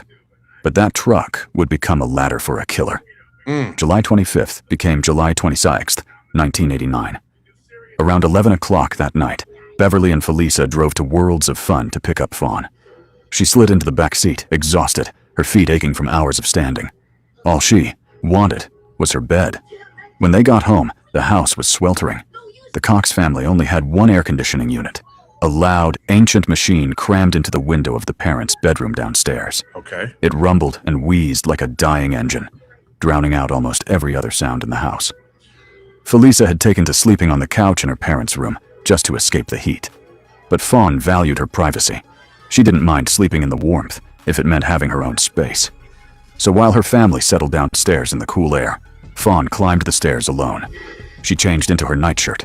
Her bedroom door lock had been broken for months, so she wedged a steak knife into the doorframe, a teenager's improvised security system. Then she set her alarm, climbed into bed, and closed her eyes. Downstairs, the air conditioner roared. John Cox, a notoriously deep sleeper, was already snoring. Beverly and Felisa drifted off on the couch. Amber was across the street babysitting. The house settled into silence, but someone was already inside, hidden somewhere in the upstairs hallway, waiting in the darkness, watching Fawn's door. Between midnight and 2 in the morning, the family's little poodle began to whimper. The dog, pregnant, normally calm, suddenly became frantic. It barked with an urgency that cut through even the rumble of the air conditioner. Okay. Felisa stirred on the couch, groggy and irritated. She got up, went to the dog, spoke softly until it quieted down. Half asleep, she assumed the restlessness was just pregnancy nerves. She went back to bed. Oh, she was That was the pregnant? only disturbance anyone remembered. But that dog knew. Animals sense danger in ways we can't. That poodle was screaming a warning no one understood. The night went on. The air conditioner hummed. The family slept. And upstairs, in Fawn's bedroom, something unspeakable was happening. Morning came slowly on July 26th, 1989. Around 9 or 10 o'clock, Fawn's alarm clock began to ring. It was one of those old, relentless alarms, the kind designed to wake the dead. It rang, and rang, and rang. But Fawn didn't turn it off. John Cox, needing the upstairs bathroom, made his way up the stairs. He passed Fawn's room, noted the blaring alarm. The bathroom was connected to her bedroom. Old house design, no real privacy. He'd seen his daughter in her nightclothes during these morning routines before. It was never strange, but this morning felt different. He glanced into her room. Uh-oh. Fawn was lying in bed, motionless, in an odd position. He noticed she wasn't wearing underwear beneath her nightshirt. Concerned but not alarmed, he quickly pulled a blanket over her to preserve her modesty, then continued to the bathroom. He thought she was just sleeping deeply. Downstairs, Beverly Cox was growing uneasy. That alarm had been ringing far too long. Fawn was never a heavy sleeper. She called up to Felisa. "Go check on your sister." Felisa climbed the stairs, irritation mixing with worry. She pushed open Fawn's door. "Hey, wake up!" Then she saw it. Fawn was lying completely still. Her body had an unnatural rigidity. Her skin had turned a disturbing shade of blue. There was fabric, a gown, wrapped tight around her neck. Felisa screamed. Beverly Cox ran up those stairs faster than she'd ever moved in her life. When she saw her daughter lying there, lifeless, her mind couldn't process it. For one desperate, irrational moment, she wondered if Fawn had done this to herself. She dialed 911, hands shaking so violently she could barely hold the phone. The ambulance arrived within minutes, but it was already too late. Fawn had been dead for hours, her body cold, stiff with rigor mortis. The paramedics stepped back. This was a crime scene now. When Amber came home from babysitting, she found police cars lining the street, yellow tape across the front door, investigators swarming the house. Her parents were in shock. Felisa was sobbing, and upstairs, detectives were beginning to understand exactly what had happened. What they found would haunt Kansas City for the next 31 years. The detectives who entered Fawn's bedroom knew immediately this was no accident. She had been strangled. The medical examiner confirmed it. Strangulation was the cause of death, but there was more. Fawn had also been sexually assaulted. This wasn't random. This was deliberate, brutal, personal. But the crime scene told a confusing story. In Fawn's closet, blankets had been yanked out and left in a heap on the floor.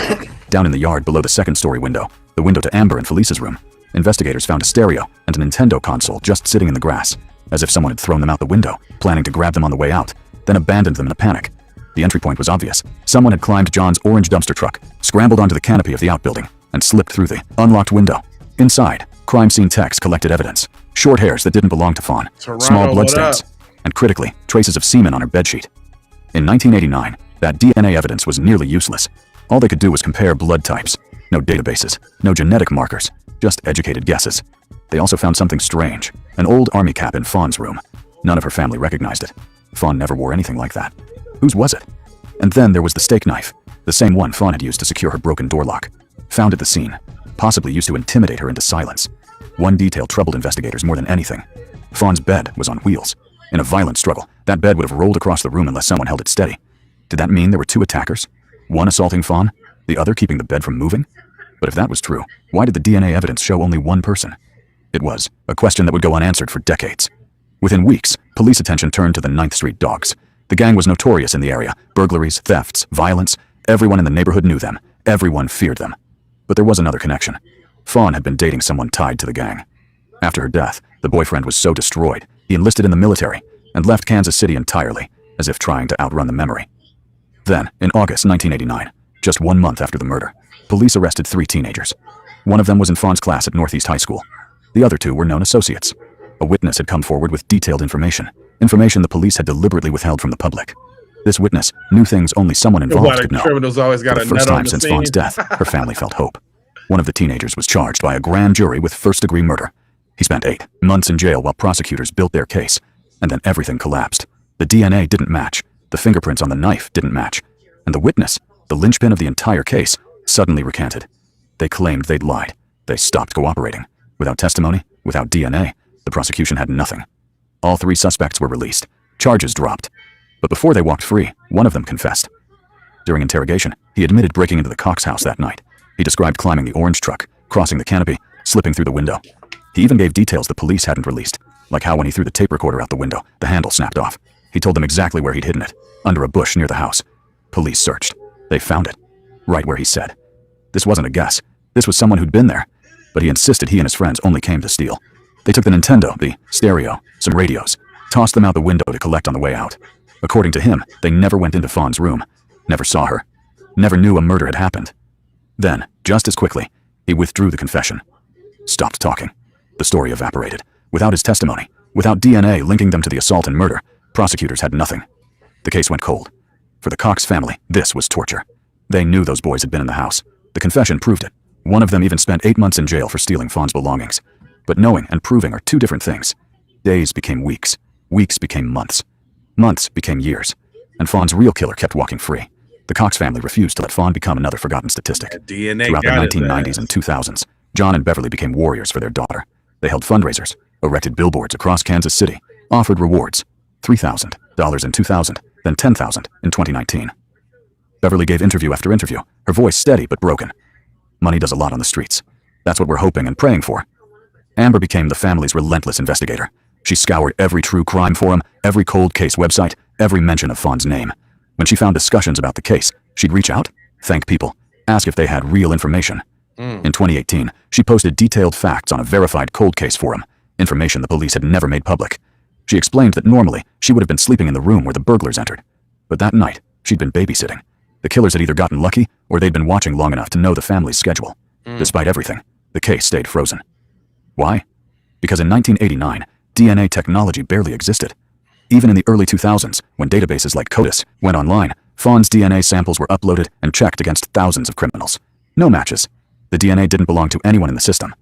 The Cox family watched other cold cases from the 70s and 80s get solved using genetic genealogy, the same breakthrough that caught the Golden State Killer. Why not Fawn's case? The answer was crushing. Money. Most people don't realize that solving cold cases isn't just about science, it's about funding. Advanced DNA testing, genetic genealogy, is expensive. Only a handful of labs worldwide can do it. Waiting lists stretch for years. Police departments have to choose which cases get priority. For years, the Kansas City police told the Cox family the same thing. We're working on it. We just need funding. In 2019, the family decided to take control. They launched a fundraiser to pay for the testing themselves. Within weeks, they raised $10,000 plus the cost of genealogical analysis. Okay. They walked into the police department with the money, ready for answers. The police said no. What? Detective Benjamin Caldwell explained the impossible position. If they accepted money from one family, it would create a two-tiered justice system. Wealthy families could pay to solve cases faster. Poorer families would wait indefinitely. It wasn't fair. It wasn't right. The Cox family understood the logic, but understanding didn't ease the pain. Felisa said it plainly. If this had been a rich family or someone important, this case would have been solved immediately. Exactly. She was right. But in the summer of 2020, everything changed. In June 2020, the federal government launched Operation Legend, a massive initiative to combat violent crime in American cities, named after 4-year-old Legend Taliaferro, murdered in Kansas City. The operation brought something the Cox family had been praying for: federal funding, FBI resources, advanced labs, genetic genealogy testing. Captain Ben Caldwell, recently promoted, saw an opportunity. He submitted Fawn's case for the new testing protocol. It was approved. The DNA samples collected in 1989, the semen from Fawn's bedsheet, were sent to Parabon Nanolabs, one of the world's leading genetic genealogy firms. The process is remarkable. Instead of just comparing DNA to criminal databases, genetic genealogy compares it to millions of people who've uploaded DNA to ancestry websites. Scientists build family trees, identifying distant relatives, slowly narrowing the suspect pool. It's painstaking, but it works. For weeks, the Cox family waited, barely breathing. Then, on November 11th, 2020, 31 years and 4 months after Fawn's murder, the Kansas City police called with news. They'd identified the killer. The name shattered everything the family thought they knew. Donald Lee Cox, Jr. Not a stranger. Not a 9th Street dog. Not some faceless monster from the shadows. Donald Cox was Fawn's cousin. He was 21 years old when he murdered her, just 5 years older. He knew the house intimately, had been a guest there dozens of times. He knew which windows stayed unlocked. He knew the family's routines. He knew Fawn would be alone upstairs that night. And he used every bit of that knowledge to rape and strangle her. For 31 years, Donald sat at family dinners. He passed the salt at Christmas. He looked John and Beverly in the eye at Thanksgiving. He attended Fawn's funeral and mourned alongside the family whose daughter he'd murdered. He never said a word. According to Amber, there had always been something dark about Donald. She later revealed he'd sexually abused younger girls in the family, secrets buried in shame and fear.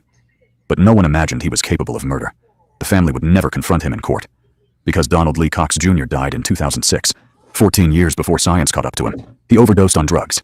His death was investigated due to suspicious circumstances, and during the autopsy, investigators preserved a blood sample. But because Donald was the victim in that case, his DNA was never entered into criminal databases. It just sat in storage, waiting. In 2020, when Parabon built the genetic family tree, it led directly to Donald. Detectives requested his stored blood sample and compared it to the semen from Fawn's bedroom. 100% match, 31 years. And the monster had been hiding at the family table all along. Even with Donald identified, questions remain. What about the 3 teenagers? The ones who confessed to the burglary? The ones whose stolen items littered the yard? Did Donald work with them? Was he part of the break-in, then stayed behind when things went too far? Or did he enter separately, hiding in that upstairs closet while the boys looted downstairs, waiting for his moment? Police closed the case without additional charges.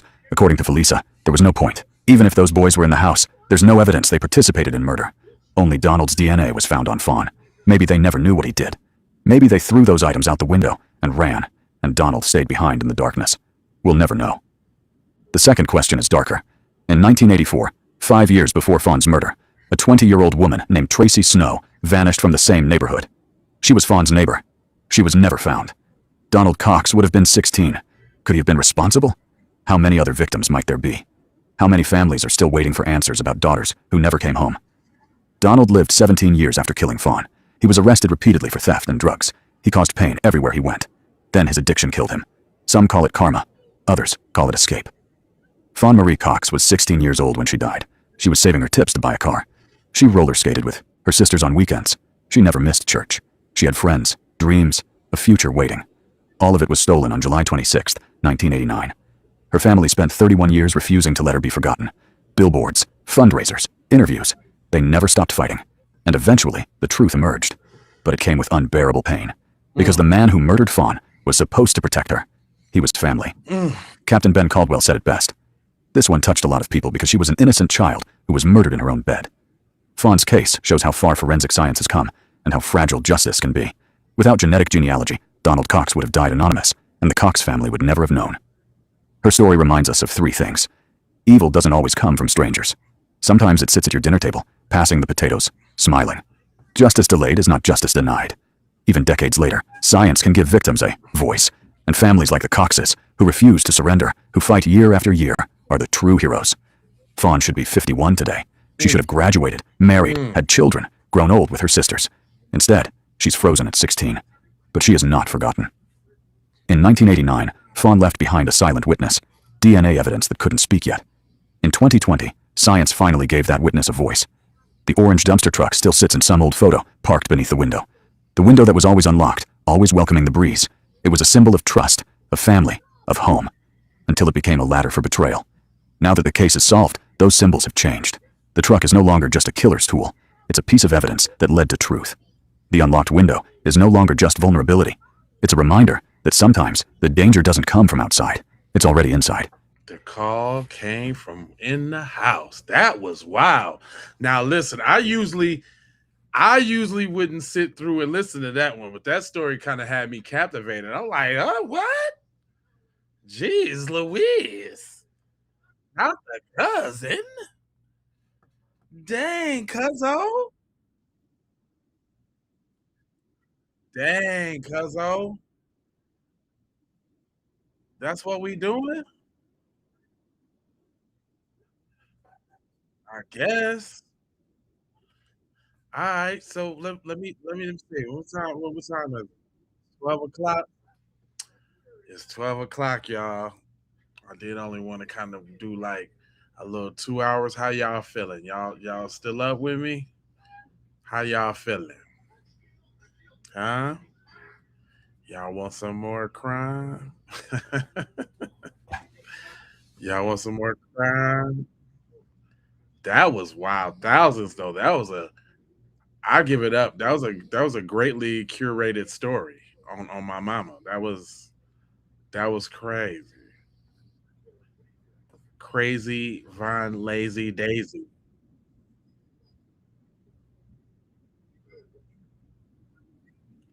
What y'all think? Y'all want some new crime?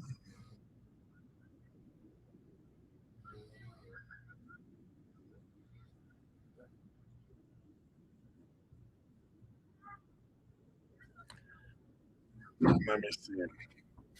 It's 3 where I'm at. You awake? All right. Vic say they with me. Sister. What y'all doing up so late watching crime with me for? What y'all y'all up all late watching crime? It's 5 p.m. where I am. I'm up for more. Where you at, Spider Boo? 5 p.m. What the hell could you you overseas somewhere, ain't you? Where you at? Uh-oh, where my stuff at? That's my 12 o'clock alarm.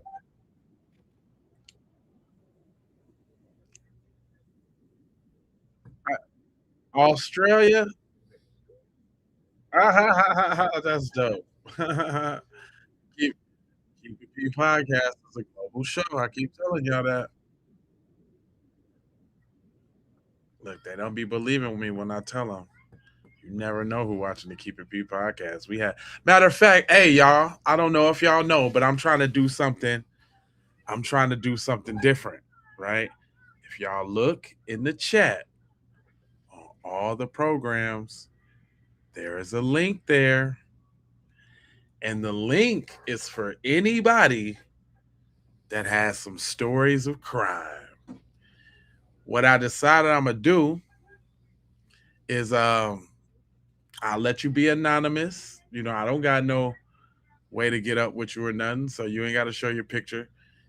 But if you want to come on and tell a story of crime, I might give you a little time. Y'all see them links down there, don't y'all? Huh? Yeah, I'm trying something different. I want to hear from the people. Keep It P podcast is for the people. So is there any people that want to speak? There's a few rules. Ain't no trolling. And the chat is going to determine how long you get to stay. If you get to sounding like you lying or your story don't make sense or any of that, the chat is gonna kick you out. Well, okay, Pepper, but what I see, okay, this is what I'm saying. I would hope that did nobody get up here and only tell a crime like that they've been tried and convicted for and already served their time for. That hope you ain't telling about no crime you done did that you done got away with and you think you're gonna get away, because you never know who watches Keep It P podcast. Or if you were involved in a crime, if you survived a crime, if a crime happened to your family members that you feel comfortable with sharing, this is a safe space for crime, okay? So if anybody has some crime, now is your time. I want to see how this go. It's new. I ain't done this before. This is new.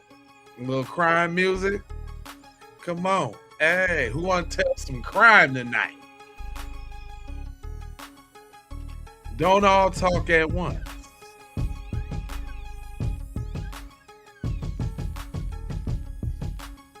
Uh-oh.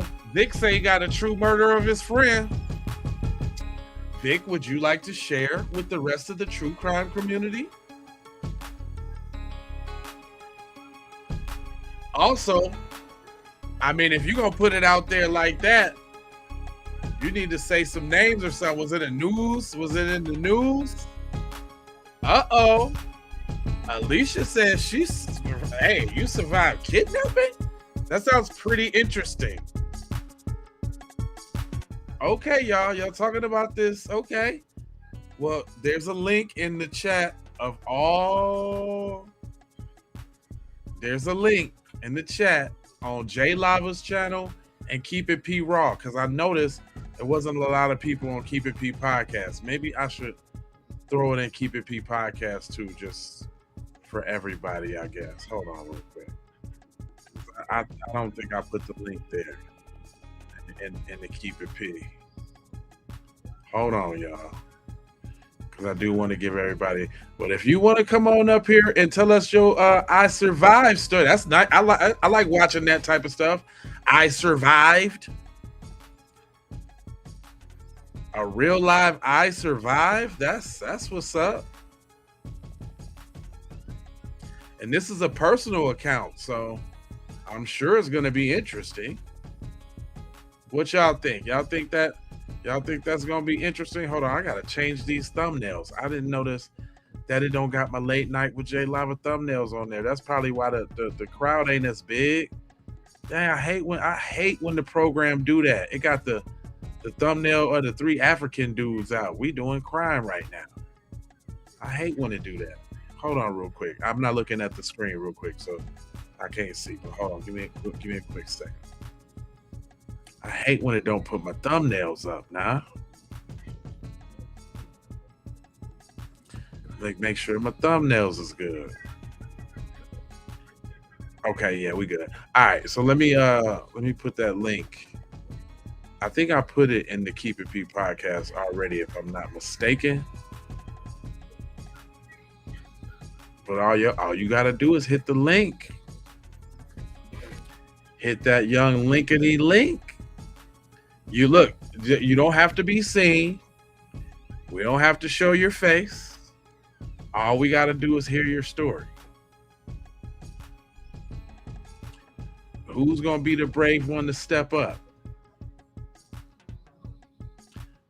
I won't have any of your information. All you doing is clicking on the link and turning on your speaker. I mean, you're giving the program access to your mic, and then you'll be on stage in the background, and then I'll pull you up. And we can get it in. Who want to come? Who want to talk? There you go. I put the link for everybody. If you don't see the link, then click on the channel and go to the channel and click on the video with the least amount of views. There's 2 streams. There's a vertical stream and there's a horizontal stream. If you click on the channel and go to the channel, scroll up a little bit and you'll see 2 streams. It's usually the bottom stream. Whatever stream that got the least amount of viewers on it right now is the big one. Plus you get to see what everybody typing in the chat.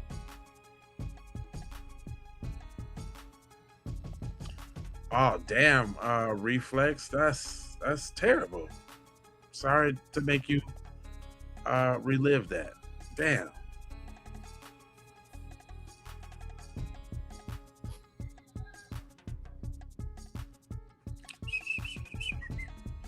Come on, nobody, no crime. All right, we going to the next story. I'm just throwing that out there. I'm finna start opening up the live. Come on here and talk about survive. I survive. Yeah, I guess. Yeah, I survive crime line. You know what I'm saying? Because you could have been a part of the crime. You could have. Well, Vic, come on now. What you doing, Vic? Your story is very traumatic.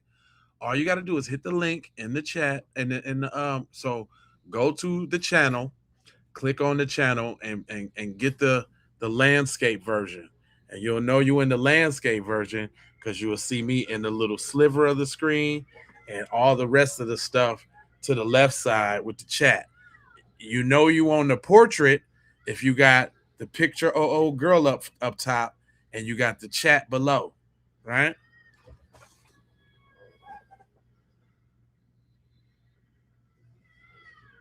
No, not Young Pharaoh. I was just watching something about Young Pharaoh, man. With them little nails and all that on, doing all that poppity, skippity, popping he was doing. Oh, you must be watching O'Shea Duke Jackson too. I be scouring the internet. I be on everything because it's my job to know everything. Yeah, that Young Pharaoh situation, cuz went out bad, man. I guess I don't take away from the knowledge that he knew, but he's really on some sis boom bye right now.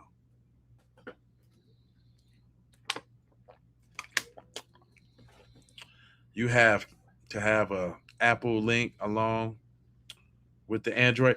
Nah, it's just a regular link. This program is called Restream, and it's a streaming platform. So if you click on the link, you just come up in the back of the platform. You can do it from a laptop. You can do it from your phone, tablet. It don't matter. If all you got to do is hit the little link, boom. Don't worry about still watching the program and trying to talk at the same time. All you got to do is talk. They're going to be watching. You can watch it on the playback. Uh-oh.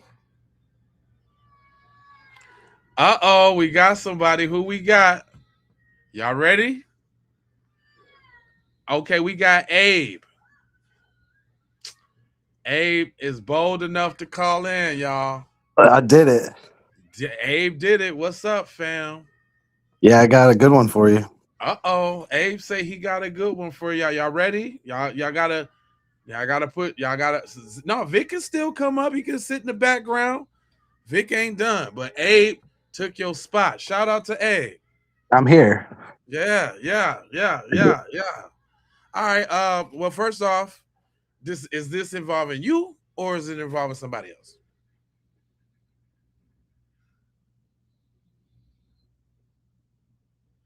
Can't hear you, bros. I don't know if you on mute or not.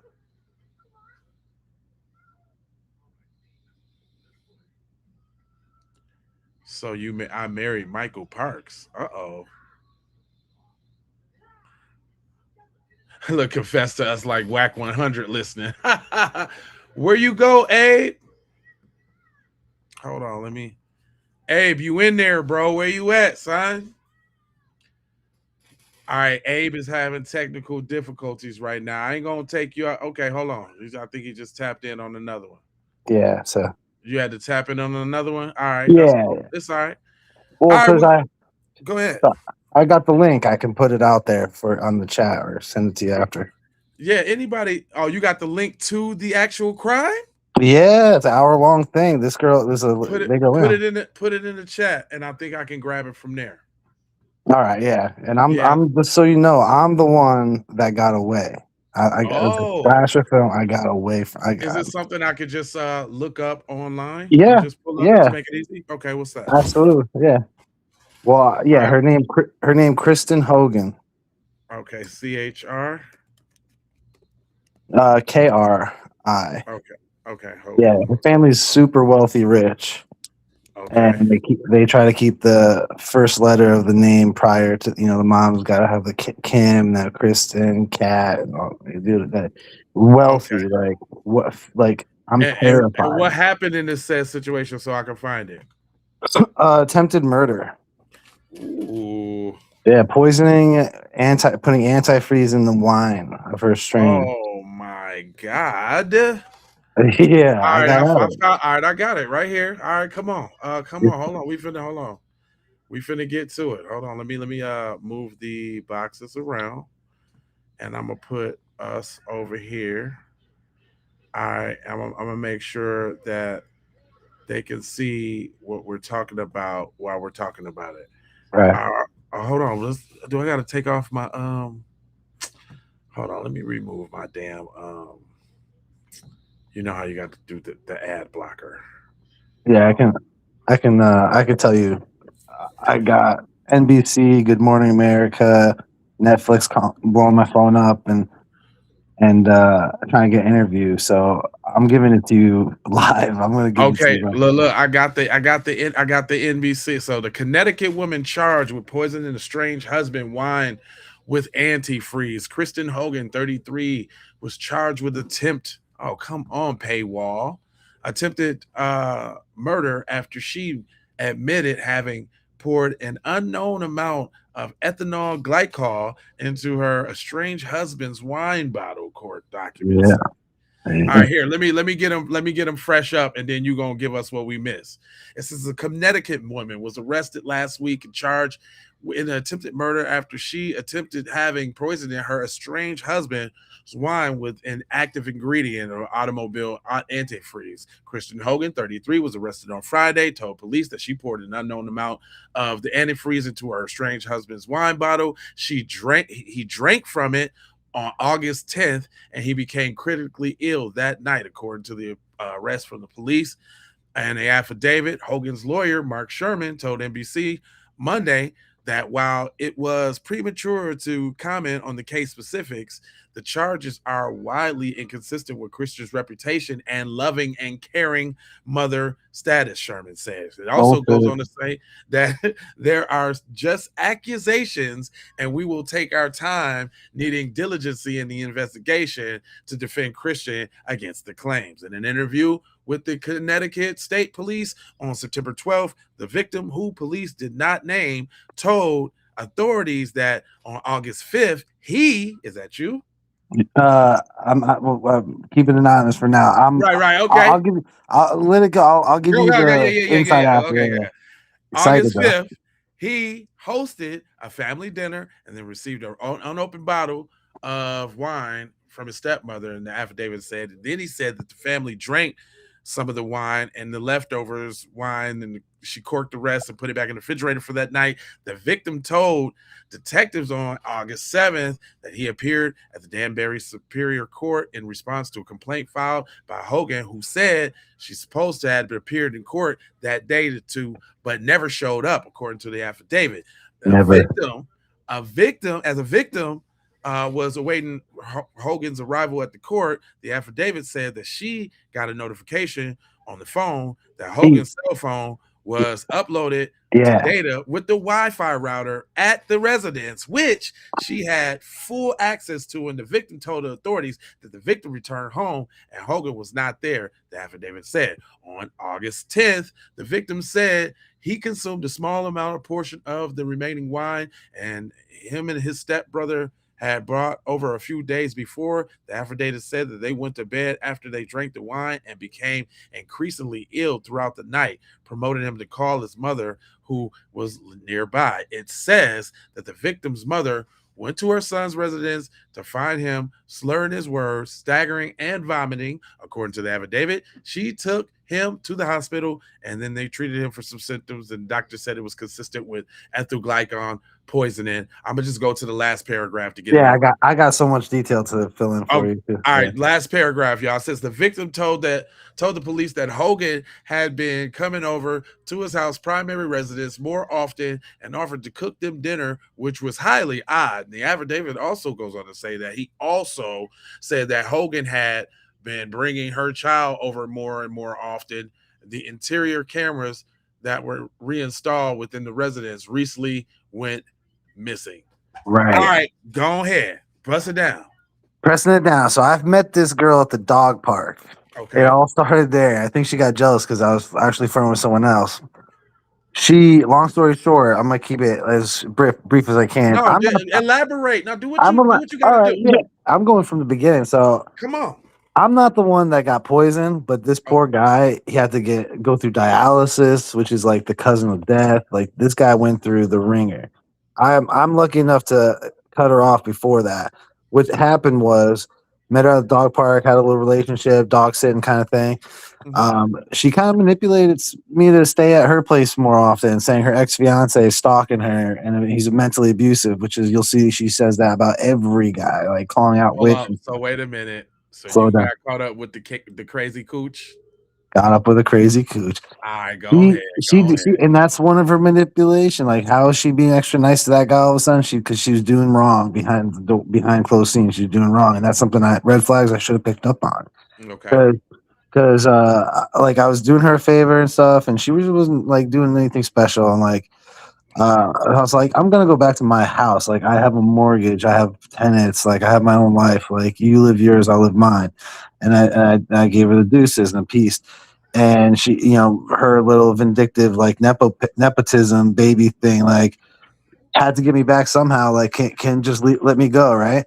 So we rekindle. She calls me and she says that I got her pregnant.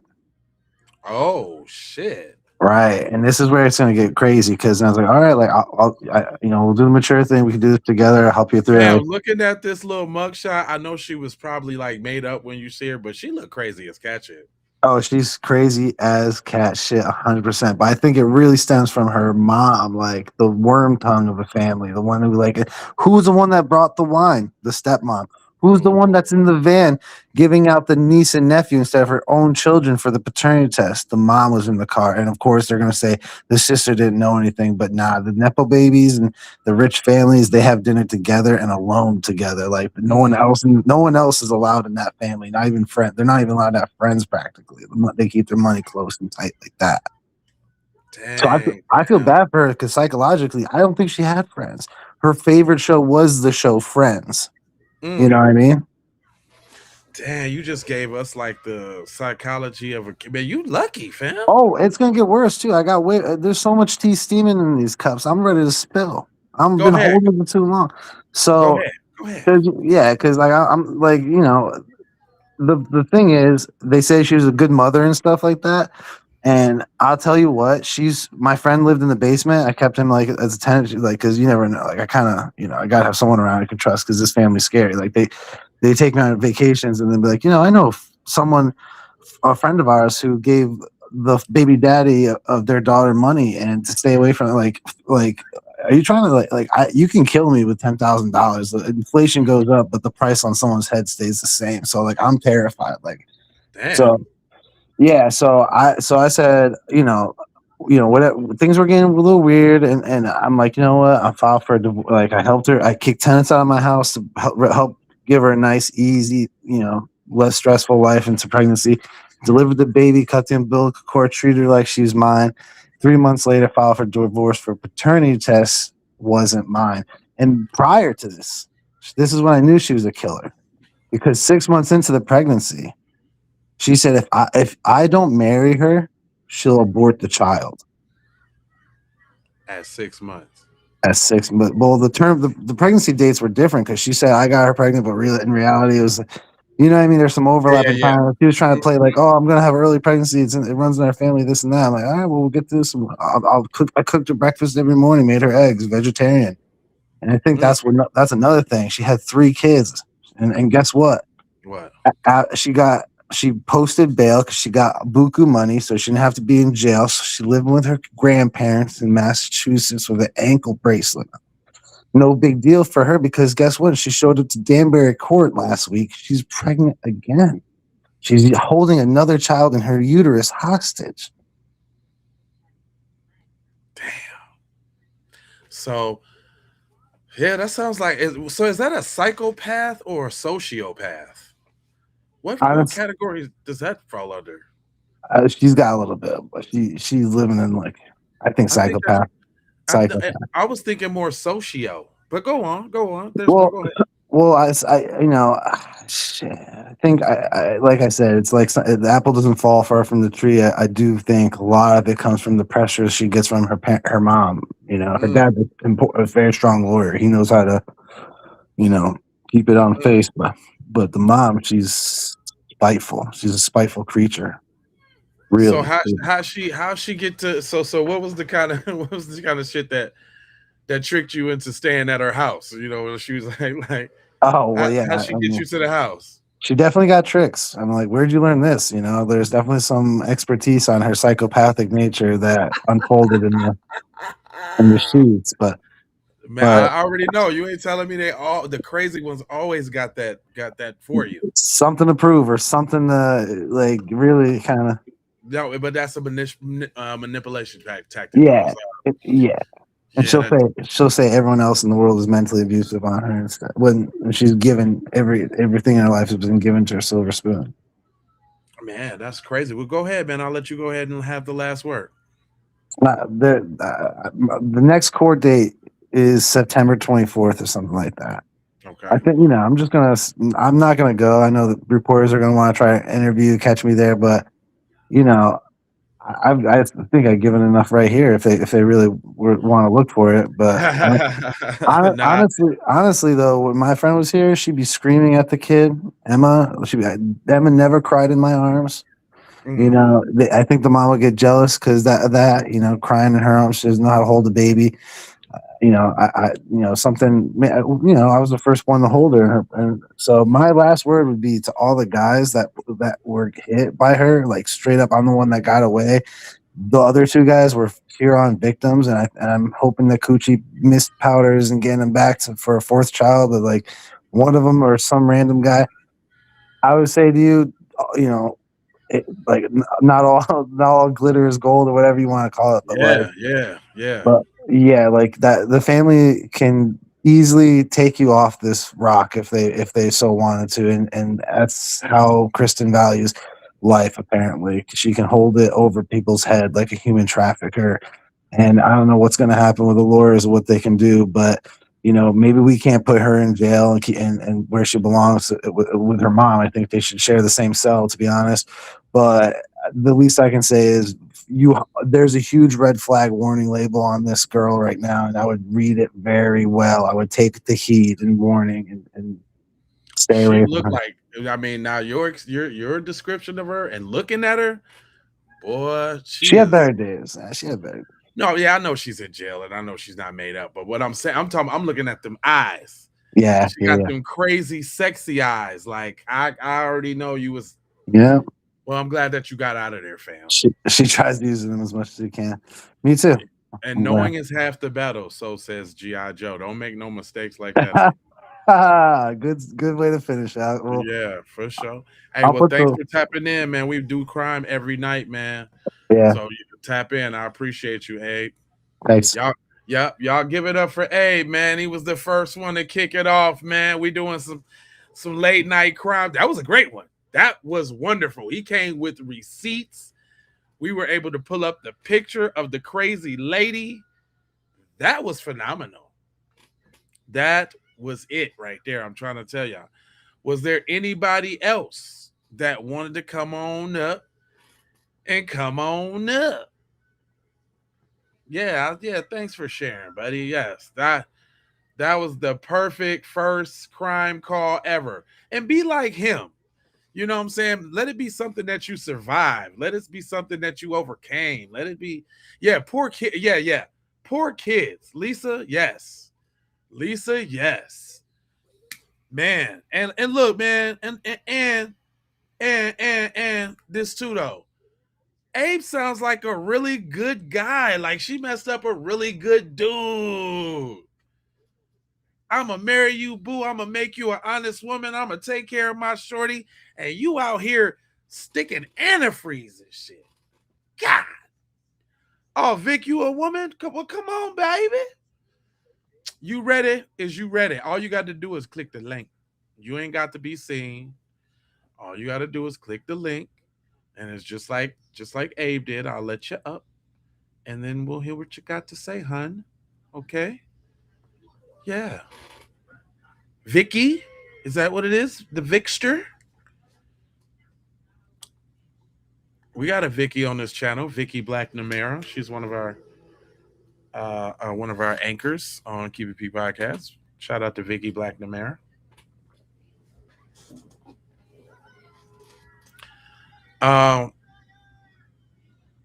That's why you say Stingle today. Hey, what's up, Donna? How you feeling? Well, hit the link, shout it. All you got to do, if you're on the landscape version, or I mean the portrait version, I don't know if you can see the link from there. But if you click on the channel, whatever channel you're on, J Lava, Keep It P, whatever, click on the link. Click on the channel, go to the landscape so that you can see, the live chat. I have it pinned to the top of the chat, so just hit that, boom, and then you in there. And we gonna hear from you. Oh yeah, this is fun. We're doing this. This is it going on. Like, we're gonna watch some crime and all of that too. But once we get some people in here, it's out there. I mean, I guess pretty soon everybody's gonna know about the link out there. You on Portrait? Okay. Portrait is the one where you got the picture of her above me and the chat below. So let me look at my phone. I think you go up to the top where it says, where you see the face of the channel, click on the channel, then you be on the channel, subscribe. Make sure you do that. And then you will see two lives. The live usually with the least amount of people on it is the big one. And it covers up the whole screen. It's not the sliver, it's the whole joint. But go ahead, baby. We'll wait for you now. Let me turn on some crime music. Can we get some crime music? Hey.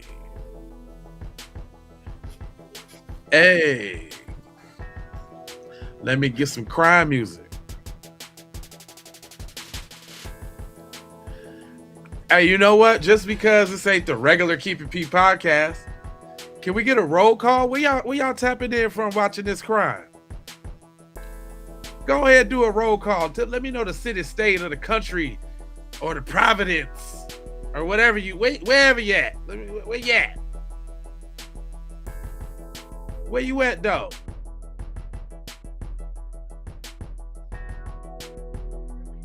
We got Amber, Arkansas up in here. That's what we got. We got Amber from Arkansas up in here.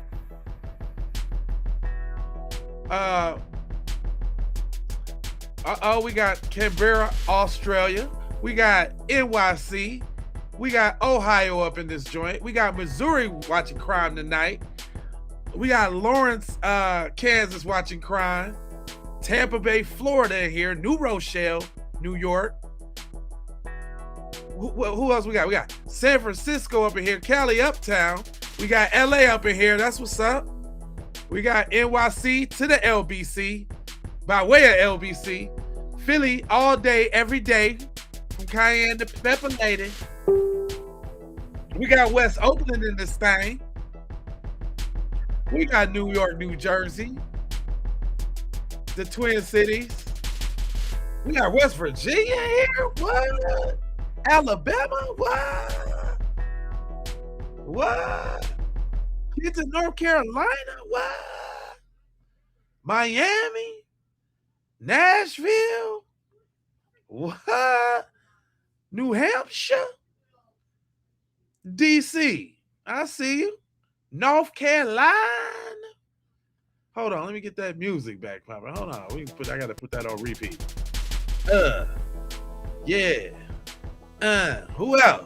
Richmond, VA, NYC, Rome, New York, the Yay area, Newark, East Stroudsburg, Pennsylvania, not the Duluth, not the up north Minnesota Duluth.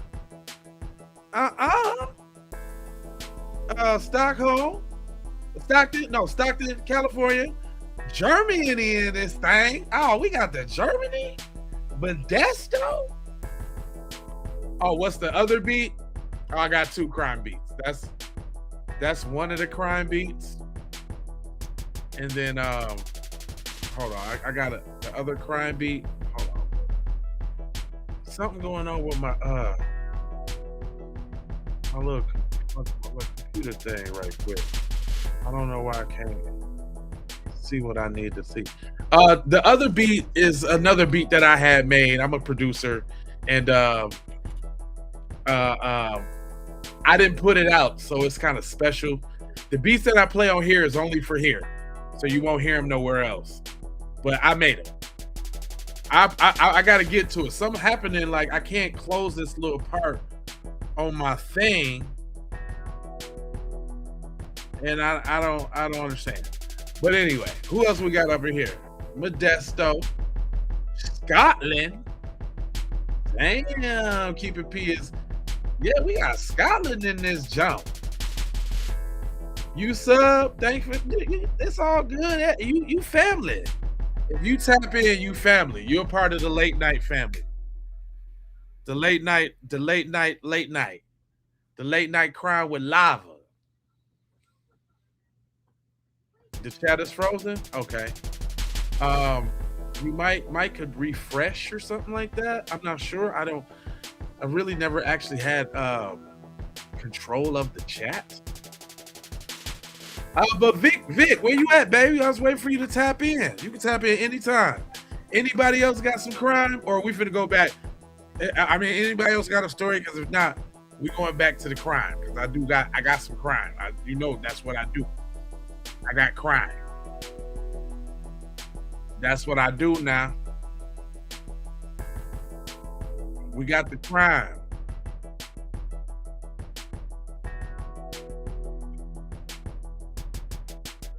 I got crime. If y'all want some crime, y'all ready for some crime?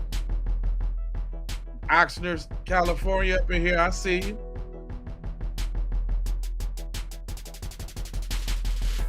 Okay. All right, cool.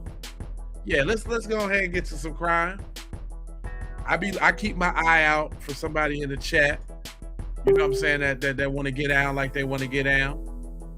But we had Abe come set it off. That's a hard act to follow right there. You like being up late with this group? Well, we like being up late with you, Amber. But yeah, let's get some crime. All right, I got something for you, boy. I got some real crime for you now. It's they kill a girlfriend. Eyes straight to the detective. thinks the act is working. You ain't fooling nobody. All three of those guys. Tell me what you know. That's what I know. I told you the truth.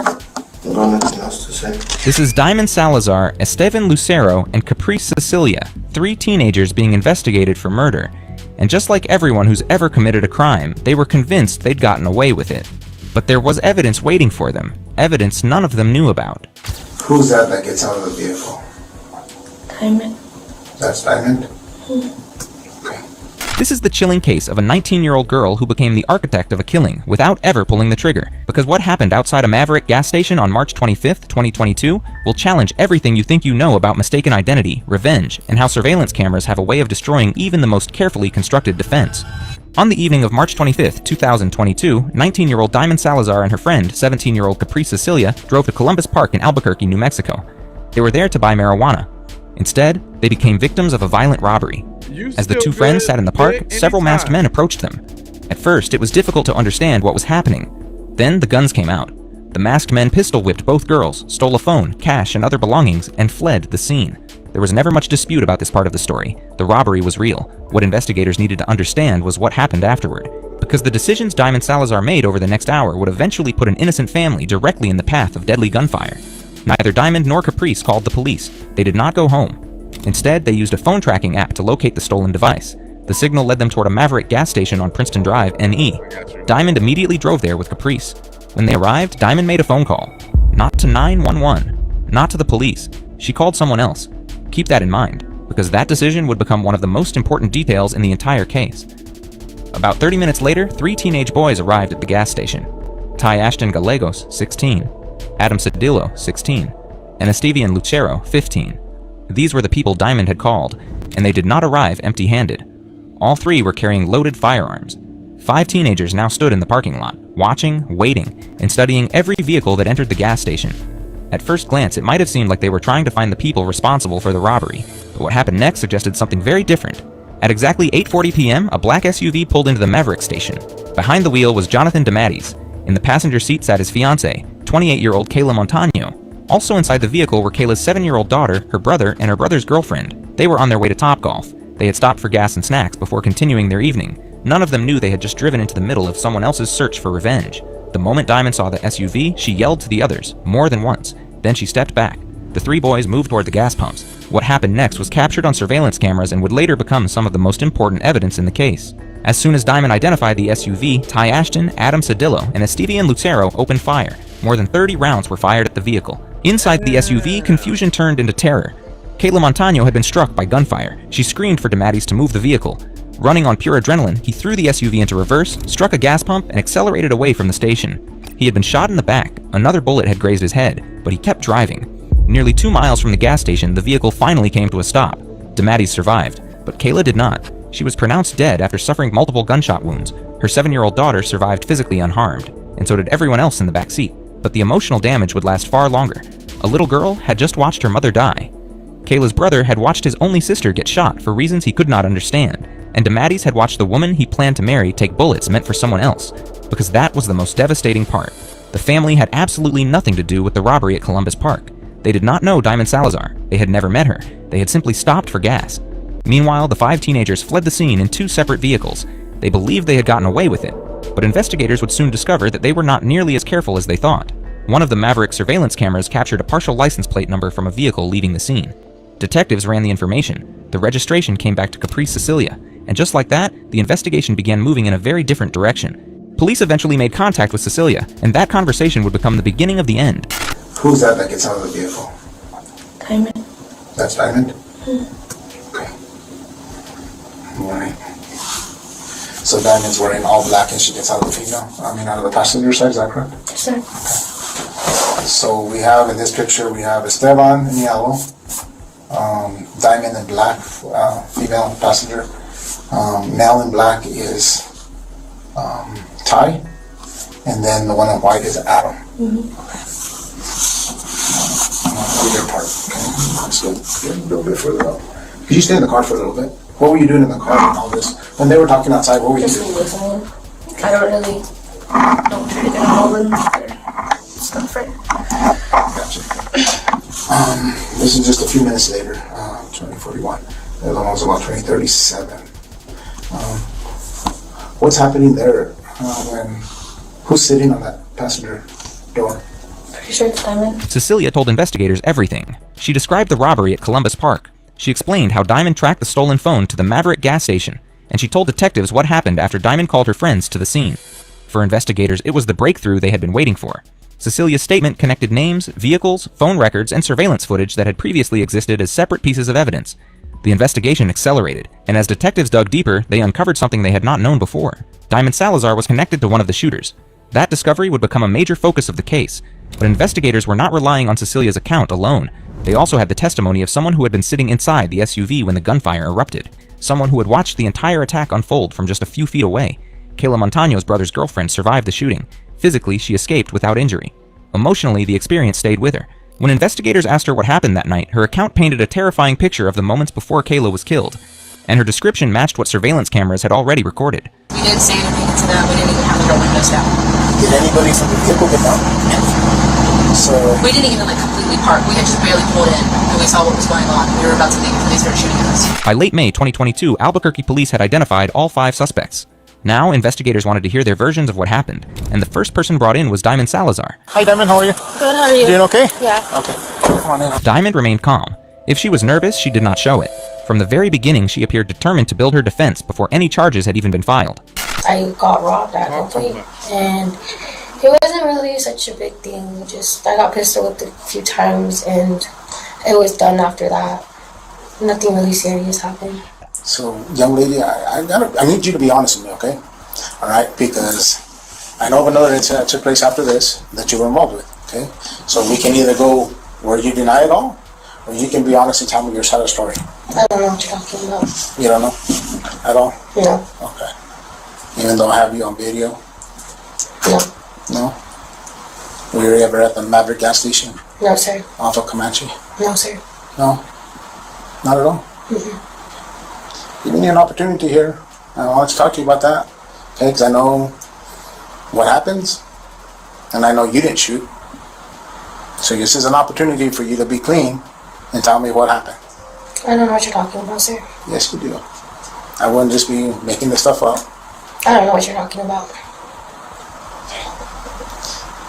Did you meet up with anybody else at that Maverick? I was never at that Maverick. Do you have a boyfriend named Esteban? No. By that point, investigators already knew something Diamond did not want to discuss. They had uncovered evidence that she was in a relationship with Estevian Lucero, one of the shooters, but Diamond denied it. She denied the relationship, she denied key parts of the investigation, and she continued denying involvement even though detectives already had surveillance footage, phone records, and Cecilia's statement. Now, you were in the white car sitting there. I know you were out talking, but when the actual shooting happens, you were in the white car. I just need to know, what was the conversations like? What were you guys talking about? I don't know what you're talking about. Was it because of this? Is that why you called them to meet you up there? I don't know what you're talking about. No? I never went to that gas station. You never, so when I get proof that you were there, and your phone was there, even though I don't have your phone, what's that going to tell me? I wasn't there. Okay. And if you are there, then that's going to show me that you're lying, correct? I wasn't there. So you're telling me, let me make sure. So you were at home, you never went to the Maverick gas station on Comanche Freeway? No, sir. Okay. Were you around the shooting that night? No, sir. Were you with Esteban that night? No, sir. Were you with Esteban ever at a gas station like Maverick? No, sir. Diamond was determined to stick to her story. The question now was whether any of the others would do the same. So detectives turned their attention to Ty Ashton Gallegos. Unlike Diamond's interview, this conversation began on a surprisingly relaxed note. How's it going? Is it Ty? Yes. Alright, my name is John. This is my partner Leah. Every time we talk to people, we have to record our conversations, okay? Sorry. That's just our policy now. We have to record all of our conversations. How was that water? It was good. My mouth was dry. Your mouth was dry? Yeah. Okay, you spit in it or what? Yeah, I haven't seen my mouth. Alright. You doing okay? No, I'm actually cold for some reason. You're I'm tired. You're what? You're cold for, and what'd you say though after that? I'm tired. Low iron. Low iron, okay. Sorry. Same. I totally get you. I get really cold too.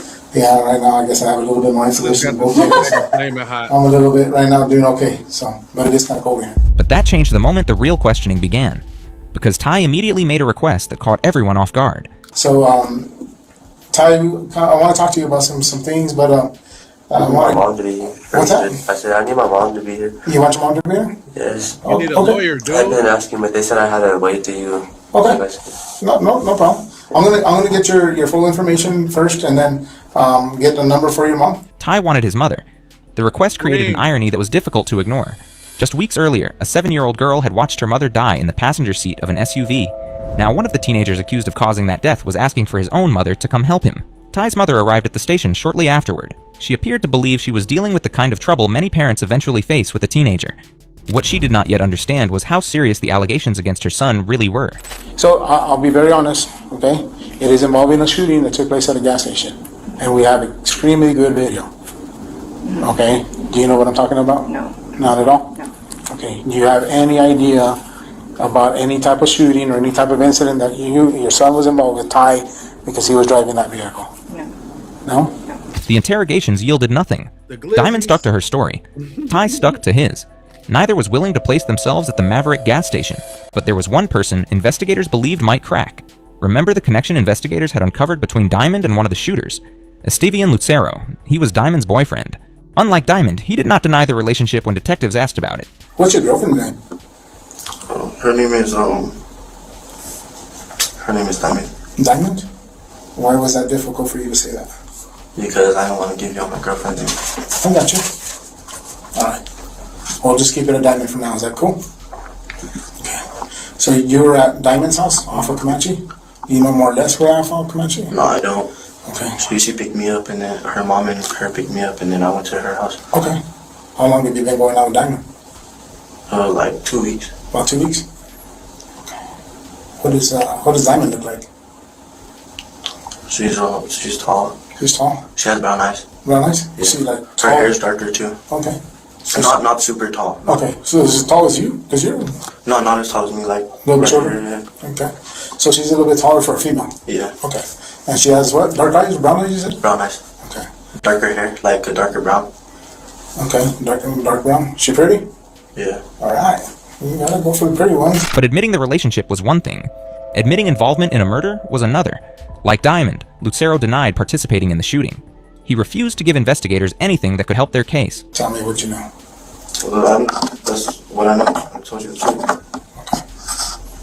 I don't have anything else to say. You weren't involved with the shooting? Mm-hmm. Okay. Do you know about the shooting that I'm talking about? I've seen it on the news. Okay. Did Ty talk to you about it? Mm-hmm. Do you know if Ty was involved? Mm-hmm. No? Did you communicate with him on your phone about it? No. At least he's smart. That's right. I don't know nothing. What they did not know was that the police had evidence and an eyewitness account. Warrants were issued for Diamond Rain Salazar, Caprice Linda Cecilia, Ty Ashton Gallegos, Adam C. Cedillo, and Esteban Damian Lucero. All 5 were charged with open murder, shooting at a motor vehicle, and conspiracy to commit murder. But charging them was only the beginning. Prosecutors still had to prove who was responsible for Kayla Montano's death. Years passed as the case worked its way through the court system. Eventually, the prosecution decided to try all 5 defendants separately, a process that took more than 2 years to unfold.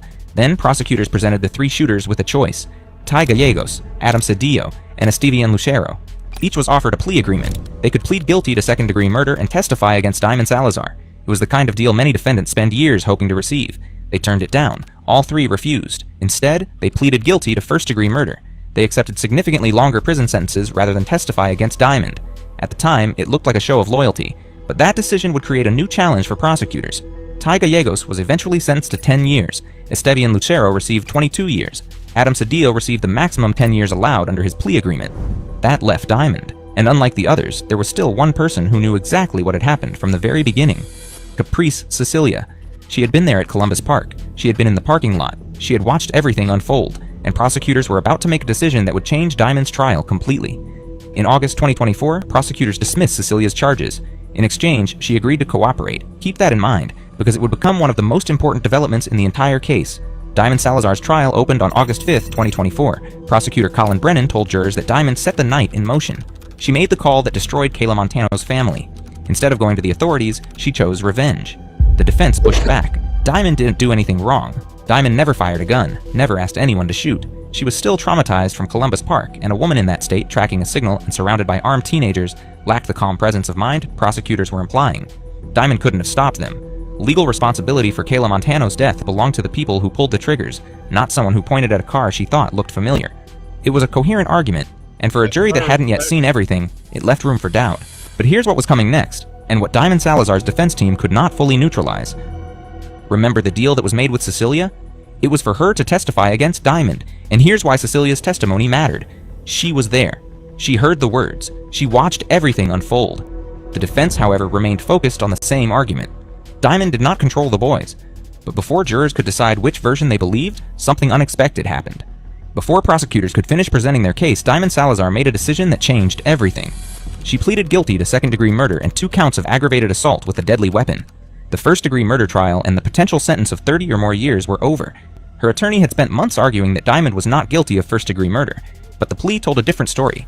Diamond addressed the family. Kayla's daughter doesn't have a mom anymore, and it hurts me to know that she's not going to be able to have her mom there for her during special times of her growing up. Before announcing the sentence, Judge Courtney Weeks addressed the facts of the case directly. But to say that you had a fight response because you were trying to protect Diamond is not the entire picture of this story.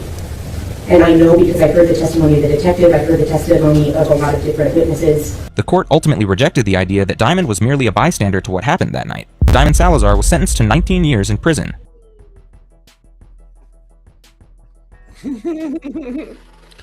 Damn, Diamond. Damn.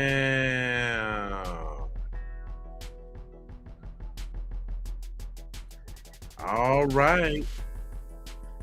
Well, I guess we got about I guess we got more time for a little more crime. I got time for one more crime. You know what I'm saying? I guess I could do one more crime. What this one say? This one says, deadly dispute. A Wisconsin man has been sentenced to life in prison for killing his pregnant ex-girlfriend during an argument on a nature trail.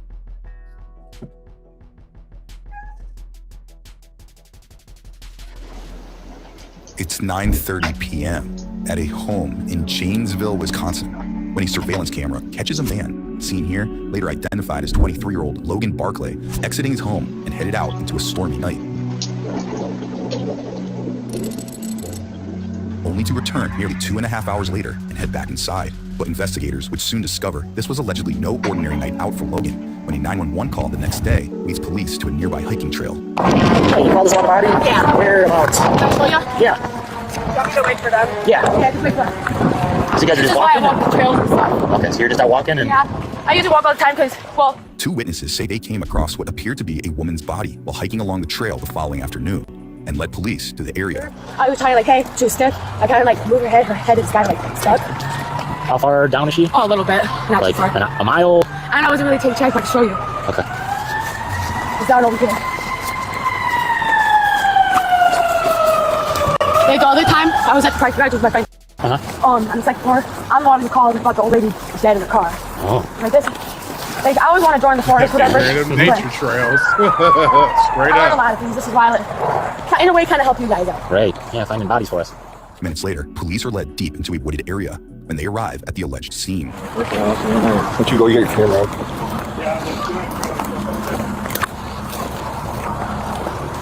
Whoa, police department. Whoa. He said she was stiff, man. She got rigor. Yeah. Investigators find the remains of a woman, later identified as 22-year-old Kirsten Hansen, reportedly the mother of an 8-month-old child she shared with Logan Barclay.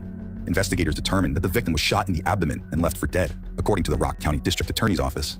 Next, another officer continues speaking with a witness, who surprisingly says this isn't their first deadly discovery. Obviously, lot of stress that kind of goes into Yeah, this is the second one I found before. So one, like maybe 6 years ago at the parking garage on the second floor. Okay. Yeah, I was the one who found like. Typically, most people don't have more than one, right? Yeah, that's like not normal, I always wanted to be like a detective. If I whatever. I usually go for walks for this reason. Like if I find a weapon, turn it into the police, like a body, turn it into the police. Okay. Well, Wait we're a obviously we got minute. process. We've got to collect stuff. We got to figure out who this person might be.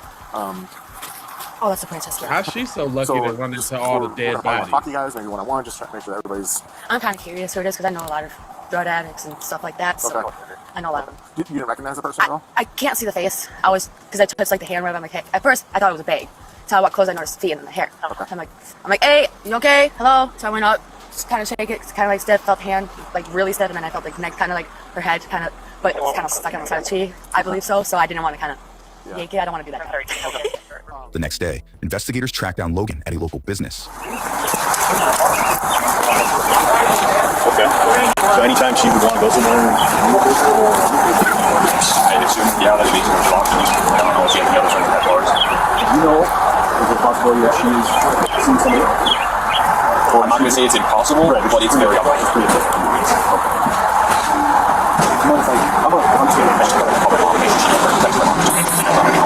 Okay, yeah, let's. Yeah, I can.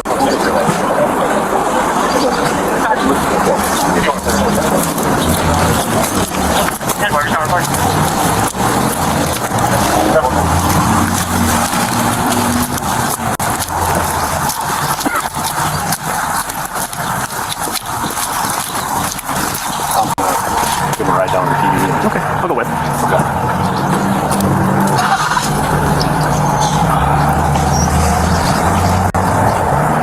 He doesn't talk to us. Oh, okay, so we're pretty worried. Mom's pretty worried. A lot of crime fighters will come down. Hopefully, he's willing to help us, which is awesome. Yeah.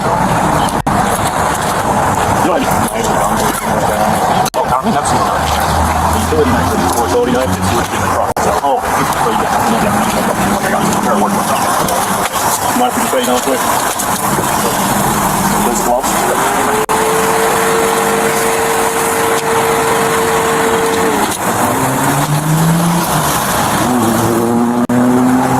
Well, two, at least two. I don't give this in the front back. Preferably the other side. Have this scoot over? Yes. Have me sit there and cover them? Sure. Are we all going the same? I'm just sitting here. Stand here. Yeah. You just need to take two. Yeah, no, I can go in. Do you want him up in front? Yeah, that's better. I think that might be better. Yeah. Hey, go ahead. I'm going to open up that door for you. We'll just have you sit in front so you're a little more comfortable. You're a little bit taller than me, so we'll let you be comfortable. So go ahead, just grab a seat up there, and I appreciate it. Yep. Moments later, Logan arrives at the police station. Oh, look, a bunny. I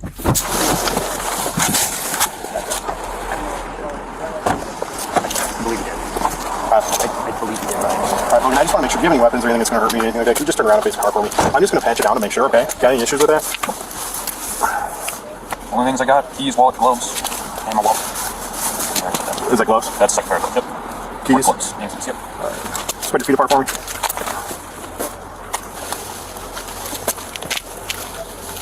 All right, go ahead and follow this up.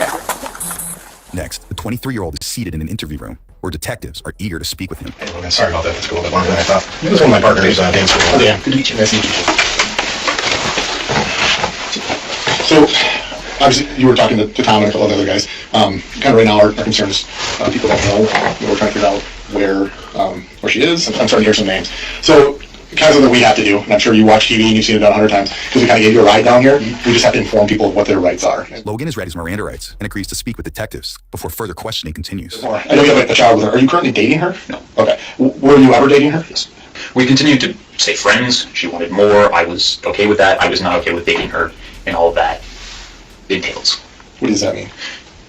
I did not want commitment in a committed relationship. Okay. She did. We kind of established that wasn't going to happen, even though she still brings it up pretty regularly that she wants more. But I have to turn her down every time. I'm not interested. I don't have any kind of together about my life, and I'm trying to fix that. Okay. So when you were dating her on and off, hanging out, you were cool with it. How long did that kind of continue? So that has actually continued up to, I want to say present day, but obviously circumstances as they are. What does that mean? With her missing, I mean. Oh, I mean, there's a chance she could just be like out with a friend or something, right? I hope. Yeah. I really do hope. I don't know what friend she would be out with that she wouldn't have told her mom about, but I really do hope that's all it is. Okay. You haven't seen her since Sunday then, between that 8:30 and that 12:30? Ish. What were you guys doing that night? She wanted to spend time with me. Okay. She does. I don't know. I honestly have stopped trying to figure out what her reasons for doing what she does is. She's a very physical person. She wants to cuddle. She wants to have sex, which is something I do not particularly want to do with her.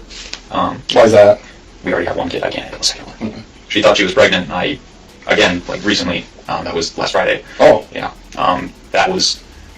I made her make sure. I made her promise me she was going to get an appointment to find out for sure. That appointment she was supposed to make this week. And she had called, and they were supposed to call her back, and I never heard anything after that. Okay. Did she take a home pregnancy test? What did that show? Well, the first one said negative. Okay. No. But she was late for her period cycle, so she wanted to make sure. Okay. Okay. How many days late was she? I believe at that point it was 2. Okay. Is that normal for her to be? I'm not sure. Okay. She doesn't usually tell me she's on it. I just have to find out the hard way when she starts screaming at me. Okay. Okay. Yeah, I think I can understand what you're saying. So on Sunday, were there any conversations about the plan with the pregnancy, or what if it's true? Was there any plans on what if this is? Basically, I was not willing to have that conversation until I knew for sure. And how did that make her feel? She was not. She basically said that's fine, but she wants to keep it. Yeah. I said we're not keeping it. It's not happening. We tried that with this one, and she tried that with our current son, and that did not end well. And I was not going to put a second child through it. Logan tells detectives that he and Kirsten had planned to put their first child up for adoption, but ultimately decided against it after he said Kirsten changed her mind, leading to various issues that involved Child Protective Services. Now, he says he was faced with another possible pregnancy that sparked an ongoing argument between the two. So it was a stressful situation that I did not want to repeat of. Gotcha. Because if she fights it, if she fights, him being, or another child being adopted, and this goes through again, because he's going to fight it. Yeah. I wasn't going to do that. Fair enough. Fair enough. Next, detectives start asking more detailed questions that show Logan's alleged disdain toward the victim. Do you know her phone number? I don't know it off the top of my head. What's her contact in your phone? Do you know her name? Okay. Spelled just like her name? Yes. Okay. When did you talk to her next on the phone? Tuesday night, when I was supposed to be going over there to talk to her. I had to tell her that I was not able to. Okay. She was less than thrilled. And why did you decide not to go over there? Hail. Okay. When it started hailing, I decided to wait, and when it took half an hour for it to stop, I didn't really want to go anywhere when it was still pouring down right after it just hailed. Okay. Did you leave your house at all? Yes. Okay. How far did you get? So I went over to my friend's. It's a 7-minute drive without the road construction that's there. Yeah. Very good. So, what did she say to you when you said you couldn't or weren't going to come to the hail to pick her up? Not to pick her up, just to go over there and spend time with her. Oh, okay. Same thing we did on Sunday, basically. She begged me, for lack of a better word, please, I still want you to come over, yada, yada, yada. Basically, all things to that effect. Yeah. I told her no, repeatedly, and then hung up the phone. She doesn't have a vehicle. She is not one to not contact people. And I'm assuming her mother hasn't been able to get a hold of her. Correct? Am I correct? Yeah, nobody knows where she is right now. Also, not something that's normal for her. All of these things combined, one of them, sure, but all of them, it's never happened. Mm-hmm. That being said, I'm not exactly an optimist. Okay. And I'm not exactly creative, so my helping you, fam. thoughts and my ideas of what could have happened are limited to basically what I've seen on TV, which is almost never a good thing. Mm-hmm. Gut reaction, do you think she's alive? I hope so. Gut reaction, do you think she's alive? Yeah. Okay. I'm going to be fair with you and say that 50% of what you just told me was bull. And this is where I'm looking at you right now, and I'm saying to you, we know some things. We know where you were. We know what you said to her, and we know where she is.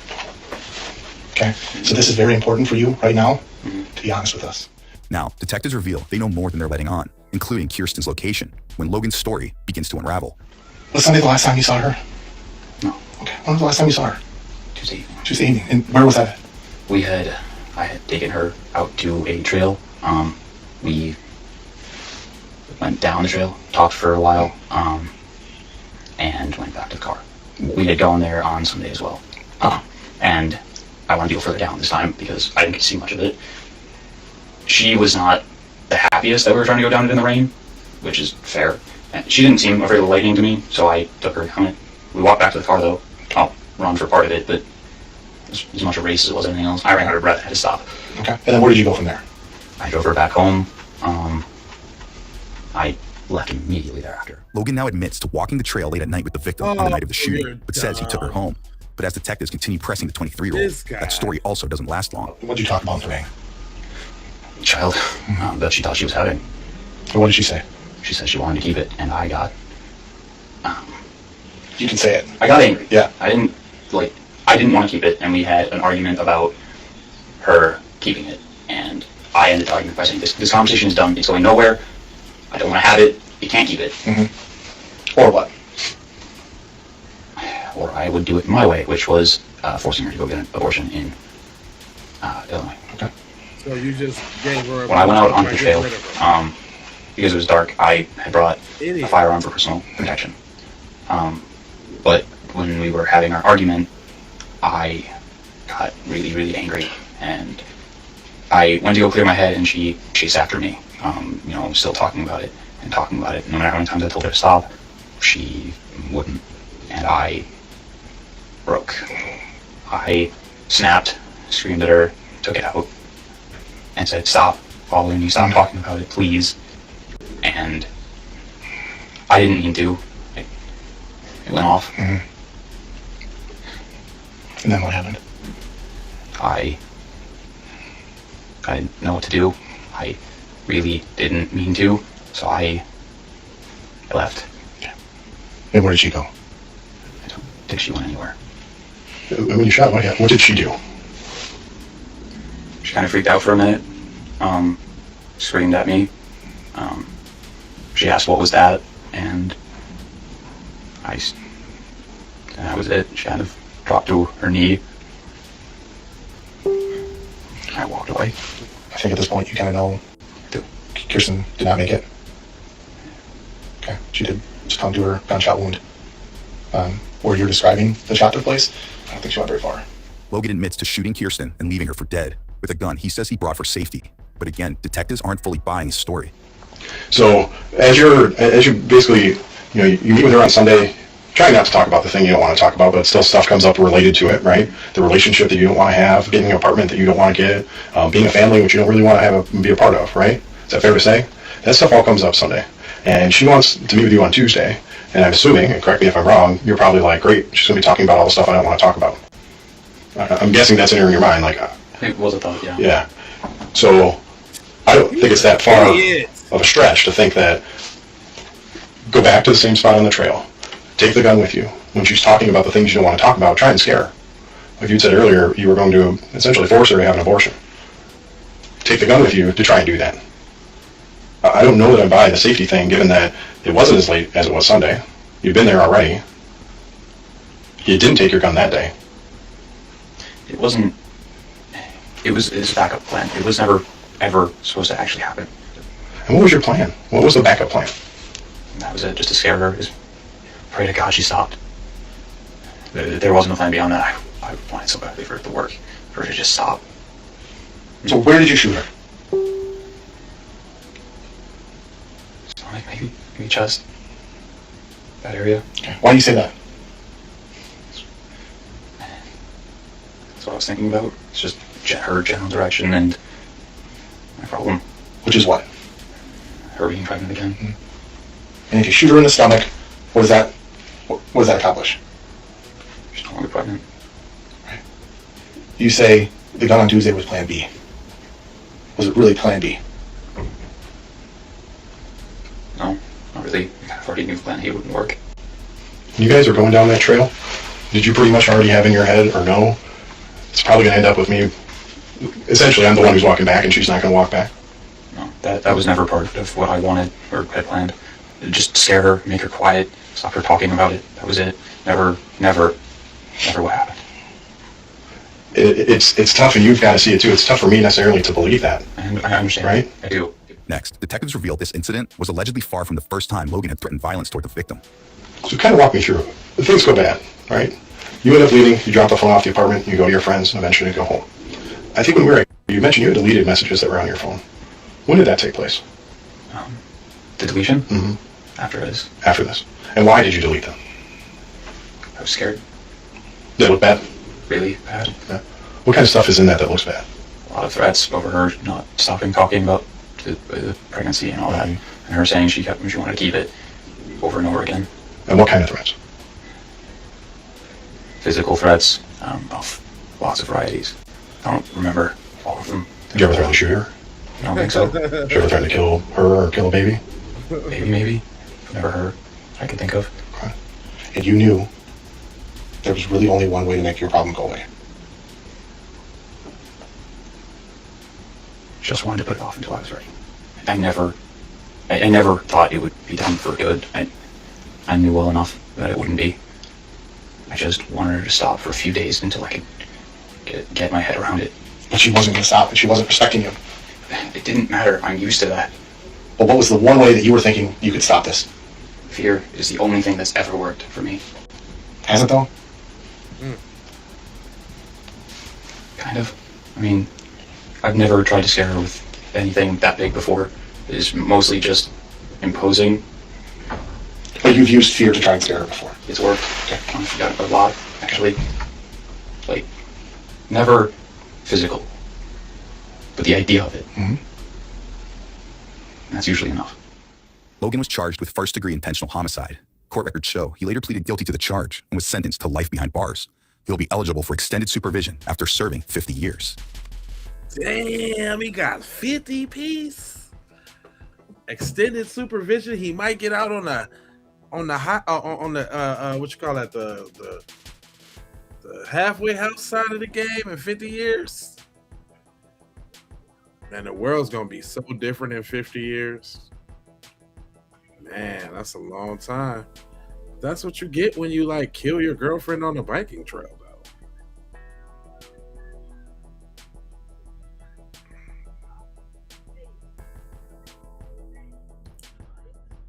Well, man, I appreciate everybody rolling with me tonight. I see a bunch of y'all in here. It's like close. It's close to like 800 people on all these channels. Well, it's y'all really on Keep It P Podcast Raw and J Lava. So shout out to y'all two channels. If you're new here, make sure you hit that subscribe and the bell for notifications so you can be alerted each and every time I decide to go live. I'm gonna need you to go ahead and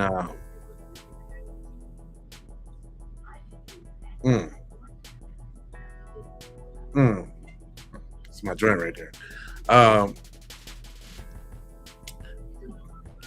Y'all get the, I don't know.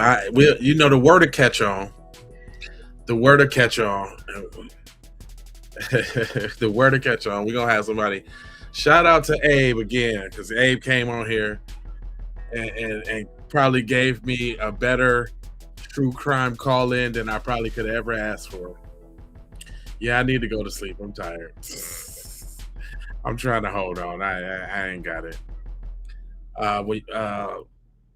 You know, I got 4 words for y'all. For everybody that's just stopping in, I need you to go ahead and subscribe for the vibes, like for the spike in the algorithm, share if you care about getting crime everywhere.